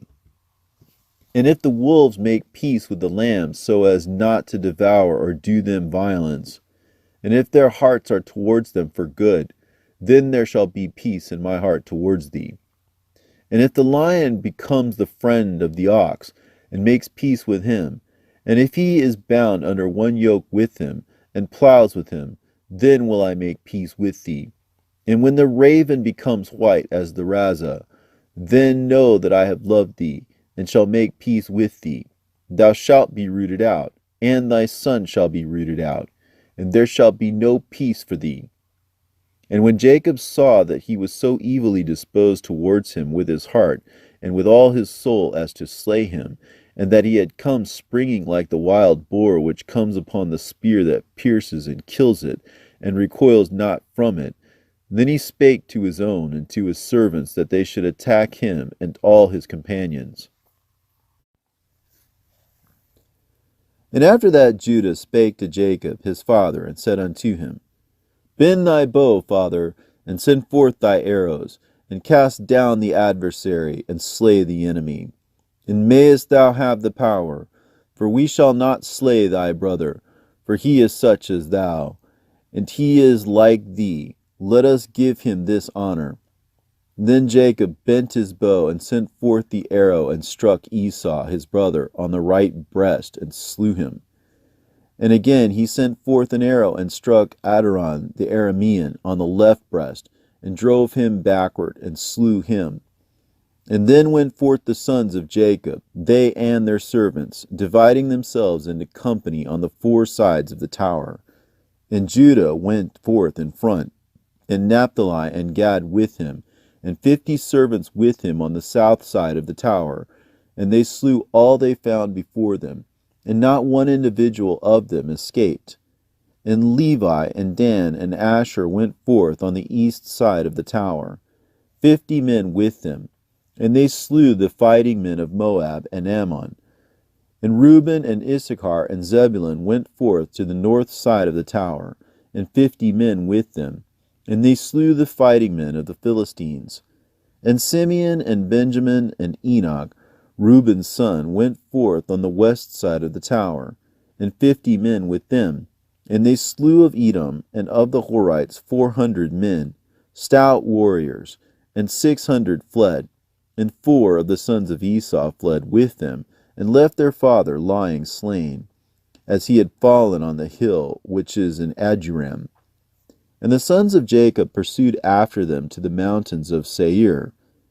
And Jacob buried his brother on the hill which is in Aduram, and he returned to his house. And the sons of Jacob pressed hard upon the sons of Esau in the mountains of Seir, and bowed their necks so that they became servants of the sons of Jacob. And they sent to their father to inquire whether they should make peace with them or slay them. And Jacob sent word to his sons that they should make peace. And they made peace with them, and placed the yoke of servitude upon them, so that they paid tribute to Jacob and to his sons always. And they continued to pay tribute to Jacob until the day that he went down into Egypt. And the sons of Edom have not got quit of the yoke of the servitude which the 12 sons of Jacob had imposed on them until this day. And these are the kings that reigned in Edom before there reigned any king over the children of Israel until this day in the land of Edom. And Balak, the son of Beor, reigned in Edom, and the name of his city was Dinhabah. And Balak died, and Jobab, the son of Zerah of Boser, reigned in his stead. And Jobab died, and Asam, the son of Taman, reigned in his stead. And Asam died, and Adath, the son of Barad, who slew Midian in the field of Moab, reigned in his stead. And the name of his city was Avith. And Adath died, and Salmon from Amasekah reigned in his stead. And Salmon died, and Saul of Rehoboth by the river reigned in his stead. And Saul died, and Baalunan the son of Achbor reigned in his stead. And Baalunan the son of Achbor died, and Adath reigned in his stead. And the name of his wife was Metabith, the daughter of Matarad, the daughter of Metabedzaab. These are the kings who reigned in the land of Edom. And Jacob dwelt in the land of his father's sojournings, in the land of Canaan. These are the generations of Jacob. And Joseph was 17 years old when they took him down into the land of Egypt. And Potiphar, an eunuch of Pharaoh, the chief cook, bought him. And he set Joseph over all his house, and the blessing of the Lord came upon the house of the Egyptian on account of Joseph. And the Lord prospered him in all that he did. And the Egyptian committed everything into the hands of Joseph, for he saw that the Lord was with him, and that the Lord prospered him in all that he did. And Joseph's appearance was comely, and very beautiful was his appearance. And his master's wife lifted up her eyes and saw Joseph, and she loved him, and besought him to lie with her. But he did not surrender his soul. And he remembered the Lord and the words which Jacob his father used to read from amongst the words of Abraham, that no man should commit fornication with a woman who has a husband, that for him the punishment of death has been ordained in the heavens before the Most High God, and the sin will be recorded against him in the eternal books continually before the Lord. And Joseph remembered these words, and refused to lie with her. And she besought him for a year, but he refused and would not listen. But she embraced him and held him fast in the house in order to force him to lie with her, and closed the doors of the house and held him fast. But he left his garment in her hands, and broke through the door and fled without from her presence. And the woman saw that he would not lie with her, and she calumniated him in the presence of his lord, saying, Thy Hebrew servant, whom thou lovest, sought to force me so that he may lie with me. And it came to pass, when I lifted up my voice, that he fled, and left his garment in my hands when I held him, and he brake through the door. And the Egyptian saw the garment of Joseph, and the broken door, and he heard the words of his wife, and cast Joseph into prison, into the place where the prisoners were kept, whom the king imprisoned.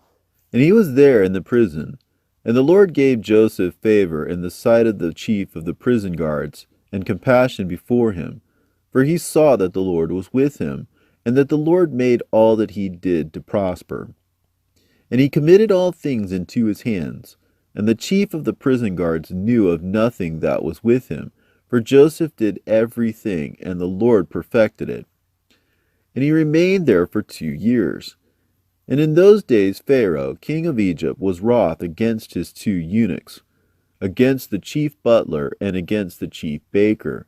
And he put them in ward in the house of the chief cook, and in the prison where Joseph was kept. And the chief of the prison guards appointed Joseph to serve them, and he served before them.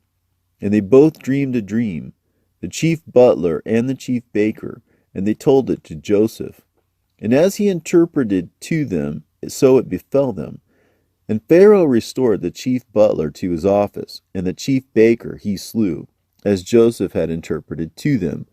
But the chief butler forgot Joseph in the prison, although he had informed him what would befall him, and did not remember to inform Pharaoh how Joseph had told him, for he forgot. And in those days Pharaoh dreamed 2 dreams in one night, concerning a famine which was to be in all the land. And he awoke from his sleep, and called all the interpreters of dreams that were in Egypt, and magicians, and told them his 2 dreams. And they were not able to declare them. And then the chief butler remembered Joseph, and spake of him to the king. And he brought him forth from the prison. And he told his 2 dreams before him. And he said before Pharaoh that his 2 dreams were one. And he said unto him, 7 years shall come, in which there shall be plenty over all the land of Egypt, and after that 7 years of famine, such a famine as has not been in all the land.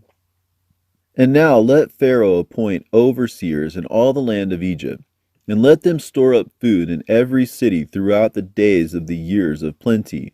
And there will be food for the 7 years of famine, and the land will not perish through famine, for it will be very severe. And the Lord gave Joseph favor and mercy in the eyes of Pharaoh. And Pharaoh said unto his servants, We shall not find such a wise and discreet man as this man, for the Spirit of the Lord is with him.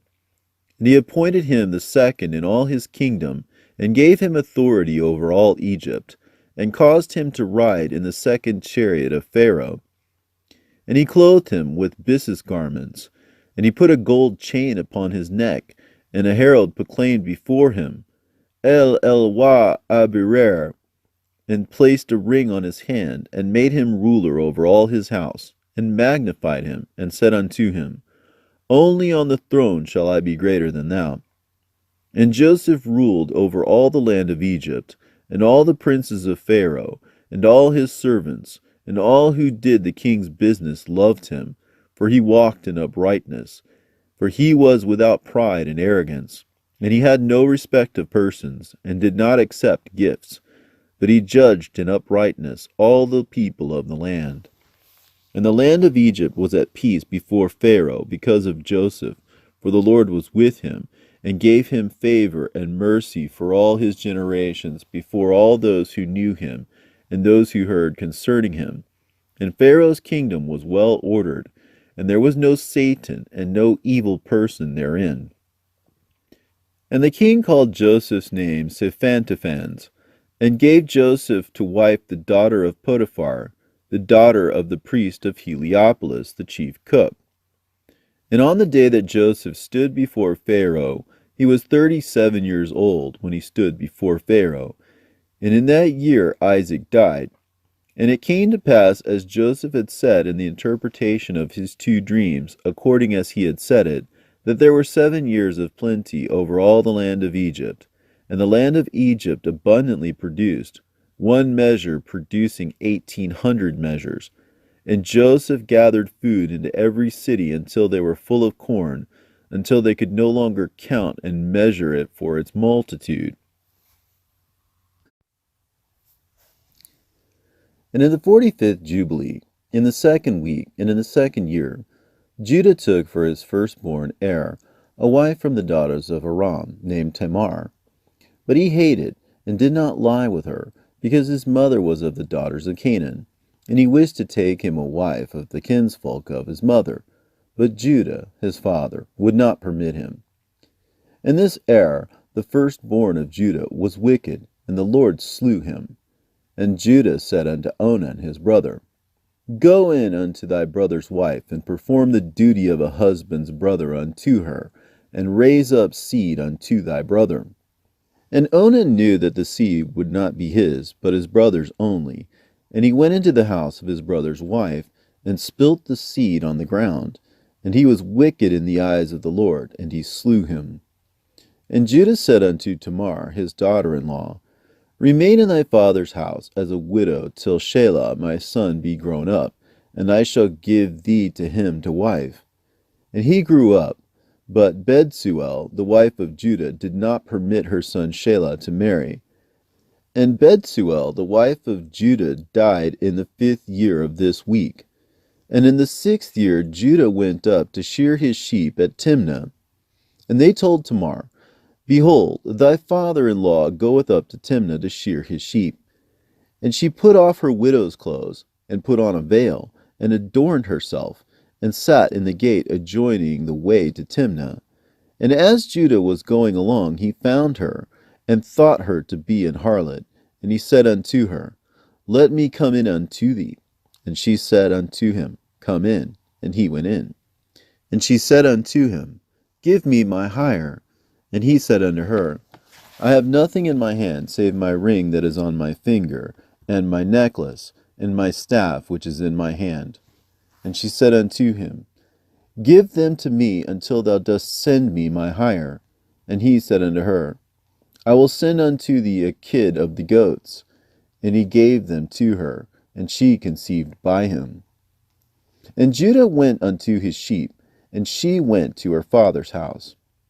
And Judah sent a kid of the goats by the hand of his shepherd, an Adullamite, and he found her not.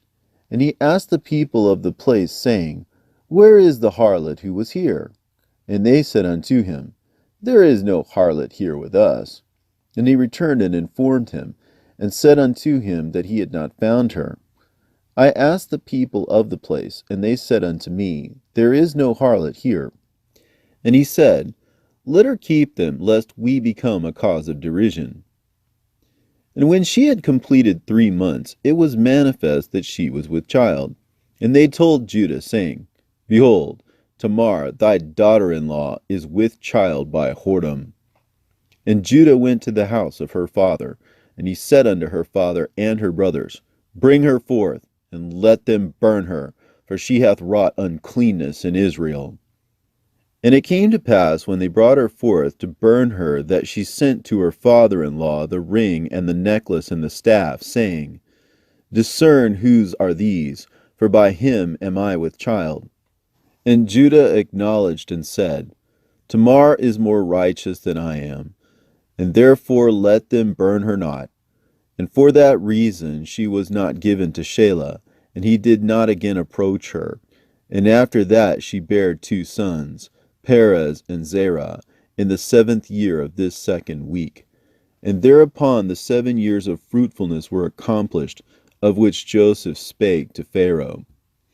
And Judah acknowledged that the deed which he had done was evil, for he had lain with his daughter-in-law, and he esteemed it hateful in his eyes, and he acknowledged that he had transgressed and gone astray, for he had uncovered the skirt of his son, and he began to lament and to supplicate before the Lord because of his transgression. And we told him in a dream that it was forgiven him, because he supplicated earnestly and lamented, and did not again commit it. And he received forgiveness because he turned from his sin and from his ignorance. For he transgressed greatly before our God. And every one that acts thus, every one who lies with his mother-in-law, let them burn him with fire, that he may burn therein. For there is uncleanness and pollution upon them. And with fire let them burn them. And do thou command the children of Israel that there be no uncleanness against them. For everyone who lies with his daughter-in-law or with his mother-in-law hath wrought uncleanness. With fire let them burn the man who has lain with her, and likewise the woman, and he will turn away wrath and punishment from Israel. And unto Judah we said that his 2 sons had not lain with her, and for this reason his seed was established for a 2nd generation, and would not be rooted out. For in singleness of eye he had gone and sought for punishment, namely according to the judgment of Abraham, which he had commanded his sons. Judah had sought to burn her with fire. And in the 1st year of the 3rd week of the 45th Jubilee, the famine began to come into the land, and the rain refused to be given to the earth, for none whatever fell. And the earth grew barren, but in the land of Egypt there was food, for Joseph had gathered the seed of the land in the 7 years of plenty, and had preserved it. And the Egyptians came to Joseph, that he might give them food.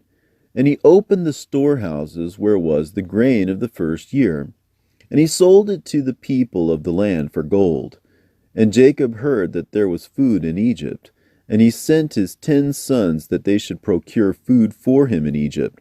But Benjamin he did not send, and arrived among those that went there. And Joseph recognized them, but they did not recognize him. And he spake unto them, and questioned them, and said unto them, Are ye not spies, and have ye not come to explore the approaches of the land? And he put them in ward. And after that he set them free again, and detained Simeon alone, and sent off his 9 brothers. And he filled their sacks with corn, and he put their gold in their sacks, and they did not know. And he commanded them to bring their younger brother, for they had told him their father was living, and their younger brother. And they went up from the land of Egypt, and they came to the land of Canaan. And they told their father all that had befallen them, and how the Lord of the country had spoken roughly to them, and had seized Simeon till they should bring Benjamin. And Jacob said, Me have ye bereaved of my children. Joseph is not, and Simeon also is not, and ye will take Benjamin away? On me has your wickedness come. And he said, My son will not go down with you, lest perchance he fall sick. For their mother gave birth to 2 sons, and one has perished, and this one also ye will take from me. If perchance he took a fever on the road, ye would bring down my old age with sorrow unto death. For he saw that their money had been returned to every man in his sack, and for this reason he feared to send him. And the famine increased, and became sore in the land of Canaan, and in all lands save in the land of Egypt. For many of the children of the Egyptians had stored up their seed for food from the time when they saw Joseph gathering seed together, and putting it in storehouses, and preserving it for the years of famine. And the people of Egypt fed themselves thereon during the 1st year of their famine. But when Israel saw that the famine was very sore in the land, and that there was no deliverance, he said unto his sons, Go again and procure food for us, that we die not. And they said, We shall not go unless our youngest brother go with us. We shall not go. And Israel saw that if he did not send him with them, they should all perish by reason of the famine. And Reuben said, Give him into my hand, and if I do not bring him back to thee, slay my 2 sons instead of his soul. And he said unto him, He shall not go with thee. And Judah came near and said, Send him with me, and if I do not bring him back to thee, let me bear the blame before thee all the days of my life. And he sent him with them in the 2nd year of this week, on the 1st day of the month. And they came to the land of Egypt with all those who went, and they had presents in their hands, stacte and almonds, and terebinth nuts, and pure honey. And they went and stood before Joseph, and he saw Benjamin his brother, and he knew him, and he said unto them, Is this your youngest brother? And they said unto him, It is he. And he said, The Lord be gracious to thee, my son.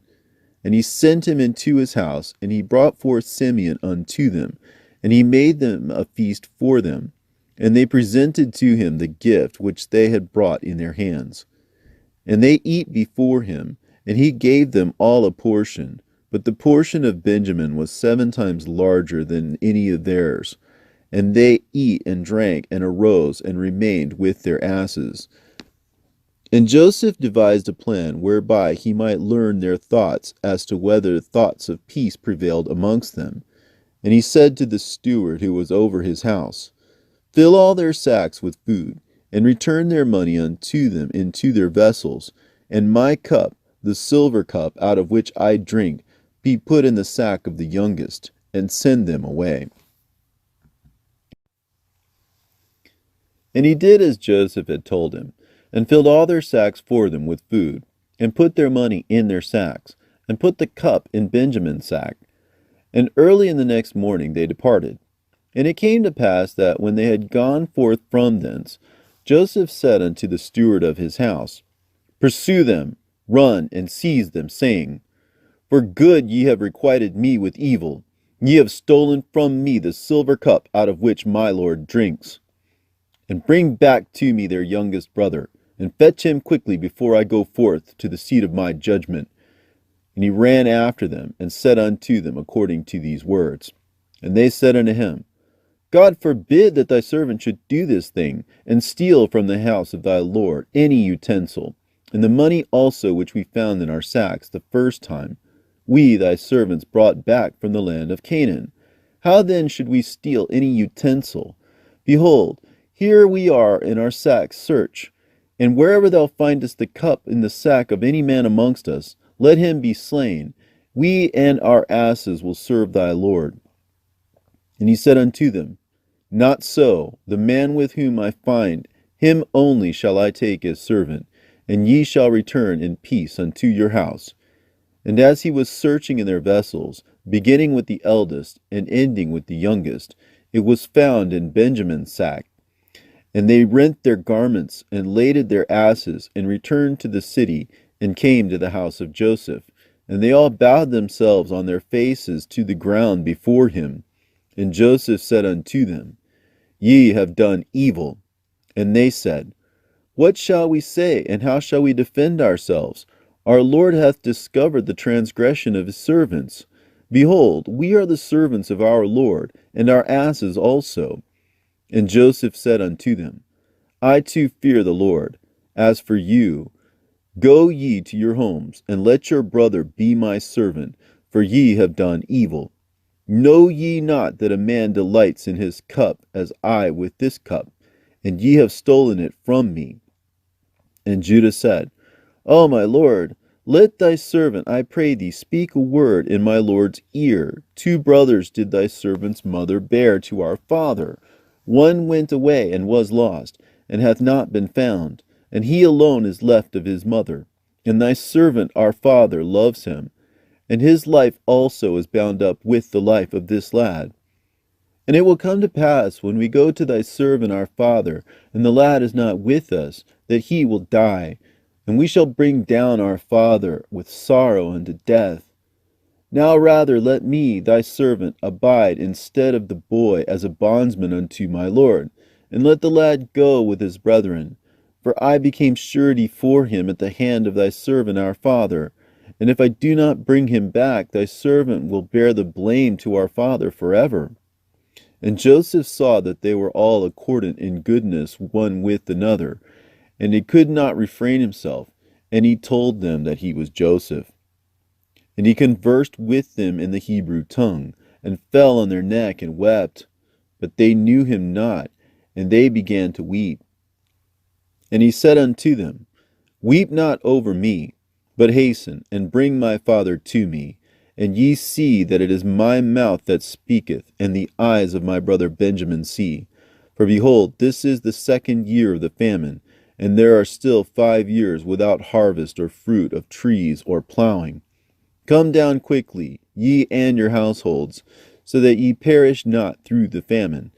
And do not be grieved for your possessions, and tell my father that I am still alive. And ye, behold, ye see that the Lord has made me as a father to Pharaoh, and ruler over his house, and over all the land of Egypt. And tell my father of all my glory, and all the riches and glory that the Lord hath given me. And by the command of the mouth of Pharaoh he gave them chariots and provisions for the way, and he gave them all many-colored raiment and silver. And to their father he sent raiment and silver, and 10 asses which carried corn, and he sent them away. And they went up and told their father that Joseph was alive, and was measuring out corn to all the nations of the earth, and that he was ruler over all the land of Egypt. And their father did not believe it, for he was beside himself in his mind. But when he saw the wagons which Joseph had sent, the life of his spirit revived, and he said, "It is enough for me if Joseph lives. I will go down and see him before I die." And Israel took his journey from Haran, from his house, on the new moon of the 3rd month. And he went on the way of the well of the oath. And he offered a sacrifice to the God of his father Isaac on the 7th of this month. And Jacob remembered the dream that he had seen at Bethel, and he feared to go down into Egypt. And while he was thinking of sending word to Joseph to come to him, and that he would not go down, he remained there 7 days, if perchance he could see a vision as to whether he should remain or go down. And he celebrated the harvest festival on the first fruits with old grain. For in all the land of Canaan there was not a handful of seed in the land, for the famine was over all the beasts and cattle and birds, and also over man. And on the 16th the Lord appeared unto him, and said unto him, "Jacob, Jacob." And he said, "Here am I." And he said unto him, "I am the God of thy fathers, the God of Abraham and Isaac. Fear not to go down into Egypt, for I will there make of thee a great nation. I will go down with thee, and I will bring thee up again, and in this land shalt thou be buried, and Joseph shall put his hands upon thy eyes. Fear not, go down into Egypt." And his sons rose up, and his sons' sons, and they placed their father and their possessions upon wagons. And Israel rose up from the well of the oath on the 16th of this 3rd month, and he went to the land of Egypt. And Israel sent Judah before him to his son Joseph to examine the land of Goshen, for Joseph had told his brothers that they should come and dwell there, that they might be near him. And this was the goodliest land in the land of Egypt, and near to him, for all of them, and also for the cattle. And these are the names of the sons of Jacob, who went into Egypt with Jacob, their father Reuben, the firstborn of Israel. And these are the names of his sons, Enoch, and Palu, and Hezron, and Carmi, 5, Simeon and his sons. And these are the names of his sons, Jemuel, and Jamin, and Ohad, and Jachin, and Zohar, and Shaul, the sons of the Zephonite woman, 7. Levi and his sons, and these are the names of his sons, Gershon, and Kohath, and Merari, 4. Judah and his sons, and these are the names of his sons, Shelah, and Perez, and Zerah, 4. Issachar and his sons, and these are the names of his sons, Tola, and Phua, and Jasub, and Shimron, 5. Zebulun and his sons, and these are the names of his sons, Serad, and Elon, and Jaleel, 4. And these are the sons of Jacob, and their sons whom Leah bore to Jacob in Mesopotamia, 6, and their one sister, Dinah, and all the souls of the sons of Leah, and their sons, who went with Jacob their father into Egypt, were 29, and Jacob their father being with them, they were 30. And the sons of Zilpah, Leah's handmaid, the wife of Jacob, who bore unto Jacob Gad and Asher. And these are the names of their sons who went with him into Egypt, the sons of Gad, Ziphion, and Haggai, and Shunai, and Esbon, and Eri, and Arela, and Arodai, 8. And the sons of Asher, Imnah, and Ishva, and Ishvi, and Beriah, and Serah, and their one sister, 6. All the souls were 14, and all those of Leah were 44. And the sons of Rachel, the wife of Jacob, Joseph and Benjamin. And there were born to Joseph in Egypt, before his father came into Egypt, those whom Asenath, the daughter of Potiphar, priest of Heliopolis, bare unto him, Manasseh and Ephraim. 3. And the sons of Benjamin, Bela and Becher, and Ashbel, Gera, and Naaman, and Ehi, and Rosh, and Mupim, and Hupim, and Ard. 11. And all the souls of Rachel were 14. And the sons of Bilhah, the handmaid of Rachel, the wife of Jacob, whom she bare to Jacob, were Dan and Naphtali. And these are the names of their sons who went with them into Egypt. And the sons of Dan were Hushim, and Salmon, and Asudi, and Ijaka, and Salomon. 6.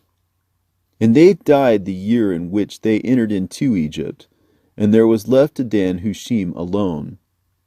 And these are the names of the sons of Naphtali: Jazael, and Gunai, and Jazer, and Shallum, and Iv. And Iv, who was born after the years of famine, died in Egypt. And all the souls of Rachel were 26. And all the souls of Jacob, which went into Egypt, were 70 souls. These are his children and his children's children, in all 70, but 5 died in Egypt before Joseph, and had no children. And in the land of Canaan 2 sons of Judah died, Er and Onan, and they had no children. And the children of Israel buried those who perished, and they were reckoned among the 70 Gentile nations. And Israel went into the country of Egypt, into the land of Goshen, on the new moon of the 4th month, in the 2nd year of the 3rd week of the 45th Jubilee. And Joseph went to meet his father Jacob, to the land of Goshen, and he fell on his father's neck and wept. And Israel said unto Joseph, Now let me die, since I have seen thee. And now may the Lord God of Israel be blessed, the God of Abraham and the God of Isaac, who hath not withheld his mercy and his grace from his servant Jacob. It is enough for me that I have seen thy face whilst I am yet alive. Yea, true is the vision which I saw at Bethel.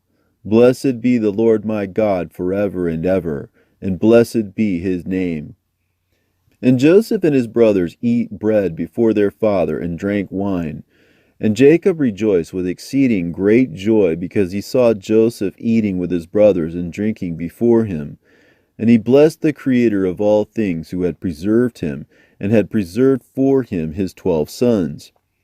And Joseph had given to his father and to his brothers as the gift of the right of dwelling in the land of Goshen, and in Ramses, and in all the region round about, which he ruled over before Pharaoh. And Israel and his sons dwelt in the land of Goshen, the best part of the land of Egypt. And Israel was 130 years old when he came into Egypt. And Joseph nourished his father and his brethren, and also their possessions, with bread, as much as sufficed them for the 7 years of the famine. And the land of Egypt suffered by reason of the famine. And Joseph acquired all the land of Egypt for Pharaoh in return for food. And he got possession of the people and their cattle and everything for Pharaoh. And the years of the famine were accomplished. And Joseph gave to the people in the land seed and food, that they might sow the land in the 8th year, for the river had overflowed all the land of Egypt. For in the 7 years of famine it had not overflowed, and had irrigated only a few places on the banks of the river. But now it overflowed, and the Egyptians sowed the land, and it bore much corn that year. And this was the 1st year of the 4th week of the 45th Jubilee. And Joseph took of the corn of the harvest the 5th part for the king, and left 4 parts for them for food and for seed. And Joseph made it an ordinance for the land of Egypt until this day. And Israel lived in the land of Egypt 17 years, and all the days which he lived were 3 jubilees, 147 years. and he died in the 4th year of the 5th week of the 45th Jubilee.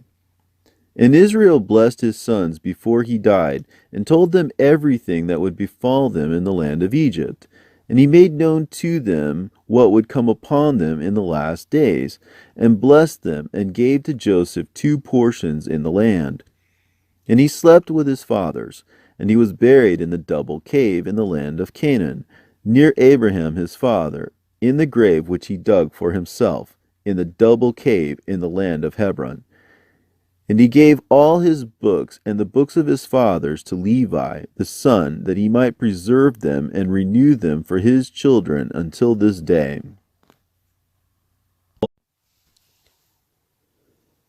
And it came to pass that after Jacob died, the children of Israel multiplied in the land of Egypt, and they became a great nation. And they were of one accord in heart, so that brother loved brother, and every man helped his brother. And they increased abundantly, and multiplied exceedingly 10 weeks of years, and all the days of the life of Joseph. And there was no Satan nor any evil all the days of the life of Joseph, which he lived after his father Jacob. For all the Egyptians honored the children of Israel all the days of the life of Joseph.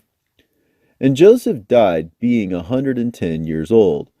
17 years he lived in the land of Canaan, and 10 years he was a servant, and 3 years in prison.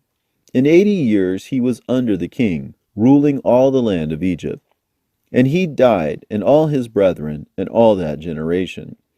And he commanded the children of Israel before he died, that they should carry his bones with them when they went forth from the land of Egypt. And he made them swear regarding his bones, for he knew that the Egyptians would not again bring forth and bury him in the land of Canaan.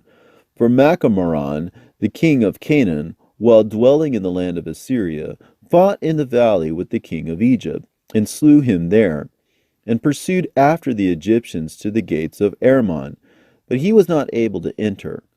For another, a new king, had become king of Egypt, and he was stronger than he. And he returned to the land of Canaan, and the gates of Egypt were closed, and none went out, and none came into Egypt. And Joseph died in the 46th Jubilee, in the 6th week, in the 2nd year. And they buried him in the land of Egypt, and all his brethren died after him. And the king of Egypt went forth to war with the king of Canaan in the 47th Jubilee, in the 2nd week, in the 2nd year. And the children of Israel brought forth all the bones of the children of Jacob, save the bones of Joseph, and they buried them in the field of the double cave in the mountain. And most of them returned to Egypt, but a few of them remained in the mountains of Hebron, and Amram thy father remained with them. And the king of Canaan was victorious over the king of Egypt, and he closed the gates of Egypt. And he devised an evil device against the children of Israel, of afflicting them, and he said unto the people of Egypt, Behold, the people of the children of Israel have increased and multiplied more than we. Come, and let us deal wisely with them before they become too many. And let us afflict them with slavery before war come upon us, and before they too fight against us. Else they will join themselves unto our enemies, and get them up out of our land, for their hearts and faces are towards the land of Canaan.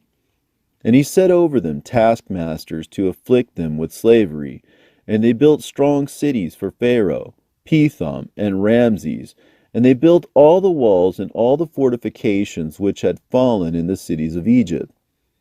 And they made them serve with rigor. And the more they dealt evilly with them, the more they increased and multiplied. And the people of Egypt abominated the children of Israel.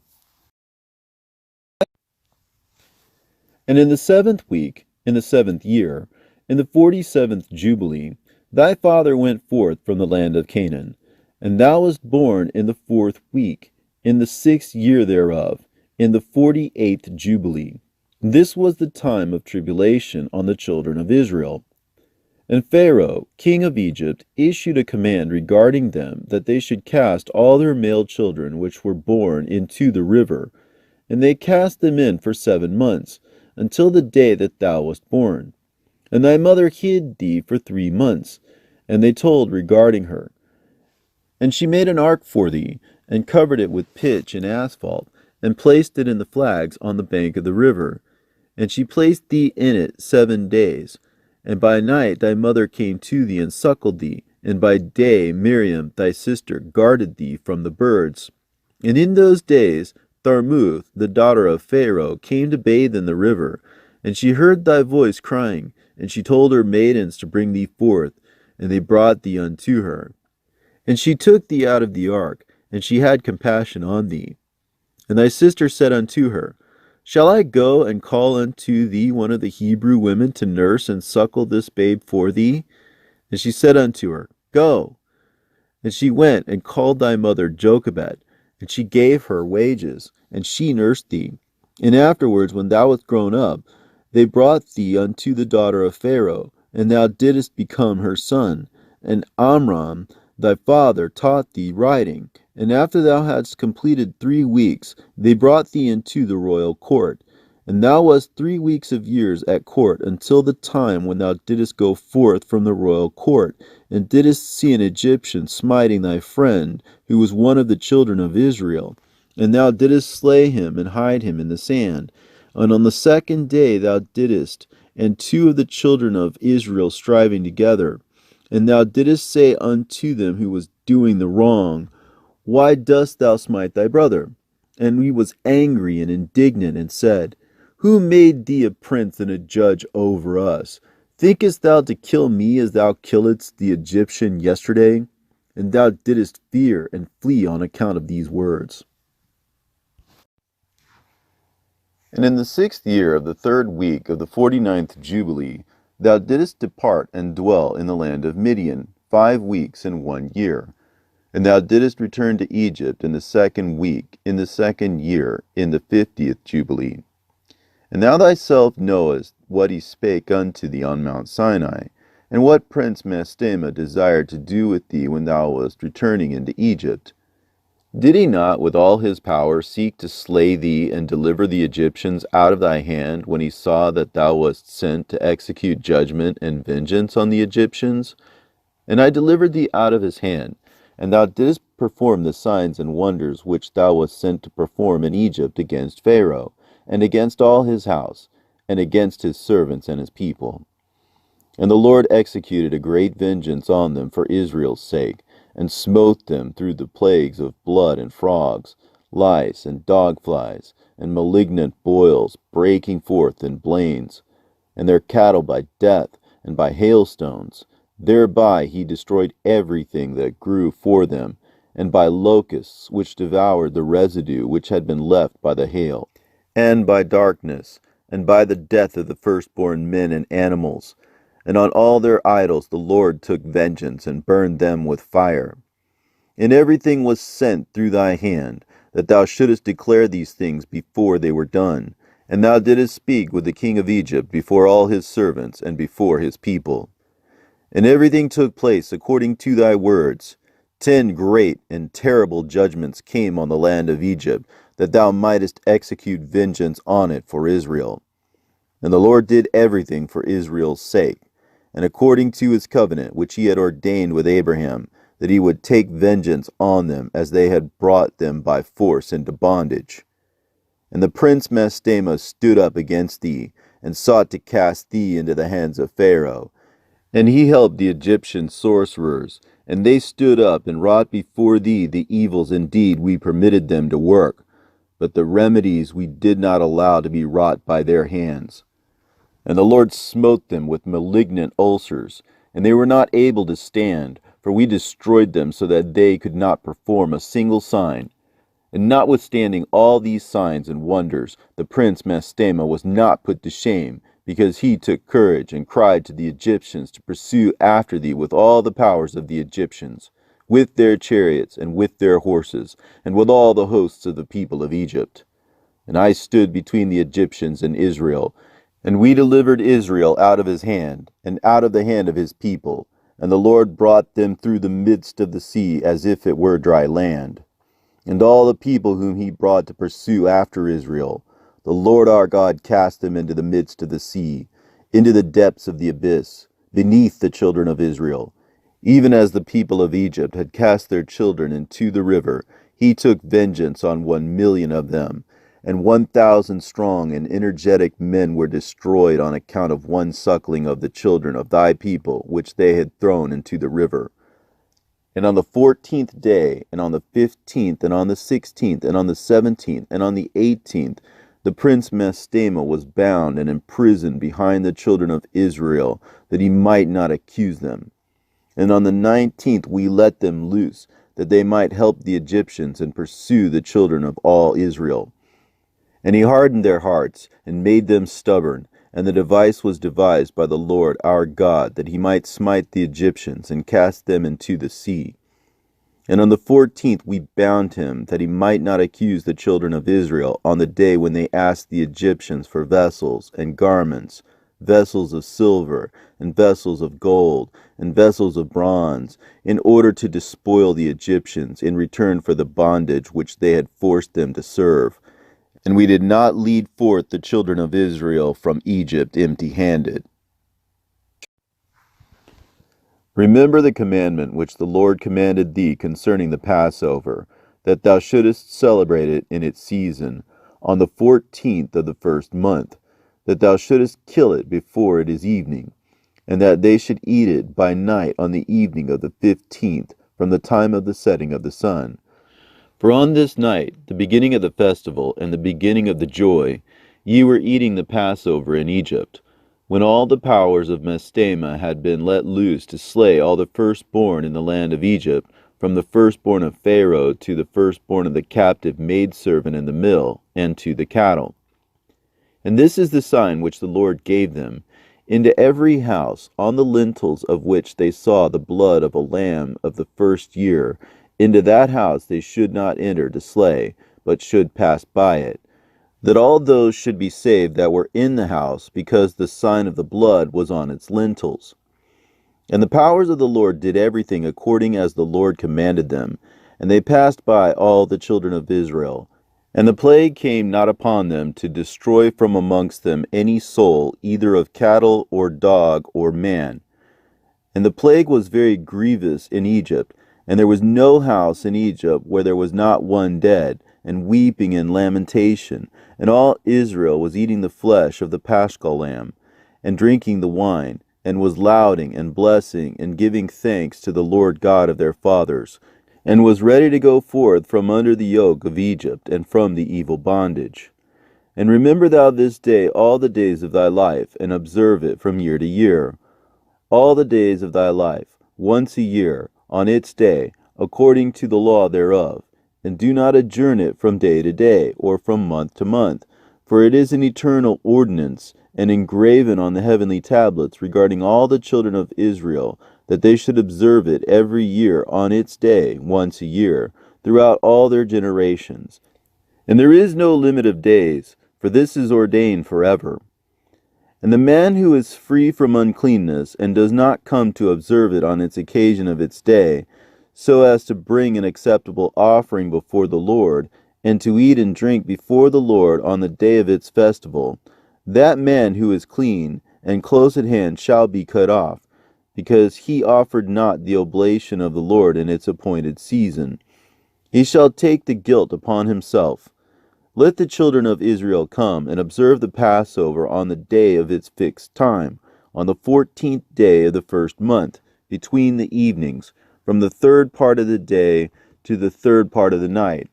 For 2 portions of the day are given to the light, and a third part to the evening.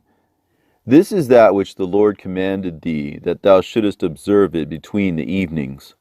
And it is not permissible to slay it during any period of the light, but during the period bordering on the evening. And let them eat it at the time of the evening, until the third part of the night. And whatever is left over of all its flesh from the third part of the night and onwards, let them burn it with fire. And they shall not cook it with water, nor shall they eat it raw, but roast on a fire. They shall eat it with diligence, its head with the inwards thereof, and its feet they shall roast with fire, and not break any bone thereof. For of the children of Israel no bone shall be crushed. For this reason the Lord commanded the children of Israel to observe the Passover on the day of its fixed time.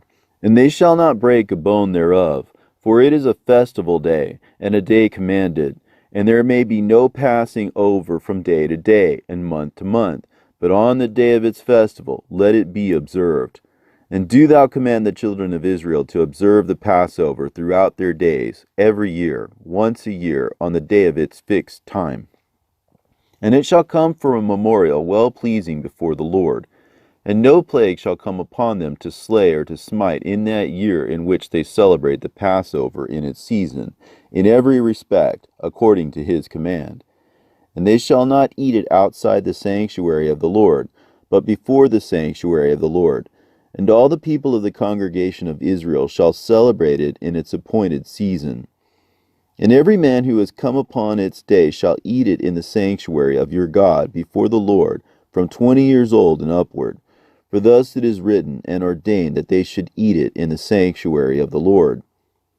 And when the children of Israel come into the land which they are to possess, into the land of Canaan, and set up the tabernacle of the Lord in the midst of the land in one of their tribes until the sanctuary of the Lord has been built in the land, let them come and celebrate the Passover in the midst of the tabernacle of the Lord, and let them slay it before the Lord from year to year. And in the days when the house has been built in the name of the Lord, and in the land of their inheritance, they shall go there and slay the Passover in the evening, at sunset, at the third part of the day. And they shall offer its blood on the threshold of the altar, and shall place its fat on the fire which is upon the altar. And they shall eat its flesh, roasted with fire, in the court of the house, which has been sanctified in the name of the Lord. And they may not celebrate the Passover in their cities, nor in any place save before the tabernacle of the Lord, or before his house where his name hath dwelt. And they shall not go astray from the Lord. And do thou, Moses, command the children of Israel to observe the ordinances of the Passover. And it was commanded unto thee, declare thou unto them every year and the day of its days, and the festival of unleavened bread, that they should eat unleavened bread 7 days, and that they should observe its festival, and that they should bring an oblation every day during those 7 days of joy before the Lord on the altar of your God. For ye celebrated this festival with haste, when ye went forth from Egypt, till ye entered into the wilderness of Shur, for on the shore of the sea ye completed it. And after this law I made known to thee the days of the Sabbaths in the desert of Sinai, which is between Elim and Sinai. And I told thee of the Sabbaths of the land on Mount Sinai, and I told thee of the Jubilee years and the Sabbaths of years. But the year thereof have I not told thee till ye enter into the land which ye are to possess. And the land also shall keep its Sabbaths while they dwell upon it, and they shall know the Jubilee year. Wherefore I have ordained for thee the year weeks, and the years, and the Jubilees. There are 49 Jubilees from the days of Adam until this day, and 1 week and 2 years. There are yet 40 years to come, for learning the commandments of the Lord, until they pass over into the land of Canaan, crossing the Jordan to the west. And the Jubilees shall pass by until Israel is cleansed from all guilt of fornication, uncleanness, and pollution, and sin, and error, and dwells with confidence in all the land. And there shall be no more Satan or any evil one, and the land shall be clean from that time forevermore. And behold the commandment regarding the Sabbaths. I have written them down for thee, and all the judgments of its laws. 6 days shalt thou labor, but on the 7th day is the Sabbath of the Lord your God. In it ye shall do no manner of work, ye and your sons, and your menservants, and your maidservants, and all your cattle, and the sojourner also who is with you. And the man that does any work on it shall die. Whoever desecrates that day, whoever lies with his wife, or whoever says he will do something on it, that he will set out on a journey thereon in regard to any buying or selling, and whosoever draws water thereon which he had not prepared for himself on the 6th day, and whoever takes up any burden to carry it out of his tent or out of his house shall die. Ye shall do no work whatever on the Sabbath day, save what you have prepared for yourselves on the 6th day, so as to eat and drink and rest. and keep Sabbath from all work on that day, and to bless the Lord your God, who has given you a day of festival, and a holy day, and a day of the holy kingdom. For all Israel is this day among their days forever. For great is the honor which the Lord has given to Israel, that they should eat and drink, and be satisfied on this festal day, and rest thereon from all labor which belongs to the labor of the children of men, save burning frankincense, and bringing oblations and sacrifices before the Lord for days and for Sabbaths. This work alone shall be done on the Sabbath days, in the sanctuary of the Lord your God, that they may atone for Israel with sacrifice continually from day to day for a memorial well-pleasing before the Lord, and that he may receive them always from day to day, according as thou hast been commanded. And every man who does any work thereon, or goes on a journey, or tills his farm, whether in his house or any other place, and whoever lights a fire, or rides on any beast, or travels by ship on the sea, and whoever strikes or kills anything, or slaughters a beast or a bird, or whoever catches an animal, or a bird, or a fish, or whoever fasts or makes war on the Sabbaths, the man who does any of these things on the Sabbath shall die, so that the children of Israel shall observe the Sabbaths according to the commandments regarding the Sabbaths of the land, as it is written in the tablets which he gave into my hands, that I should write out for thee the laws of the seasons, and the seasons according to the divisions of their days. Herewith is completed the account of the division of the days.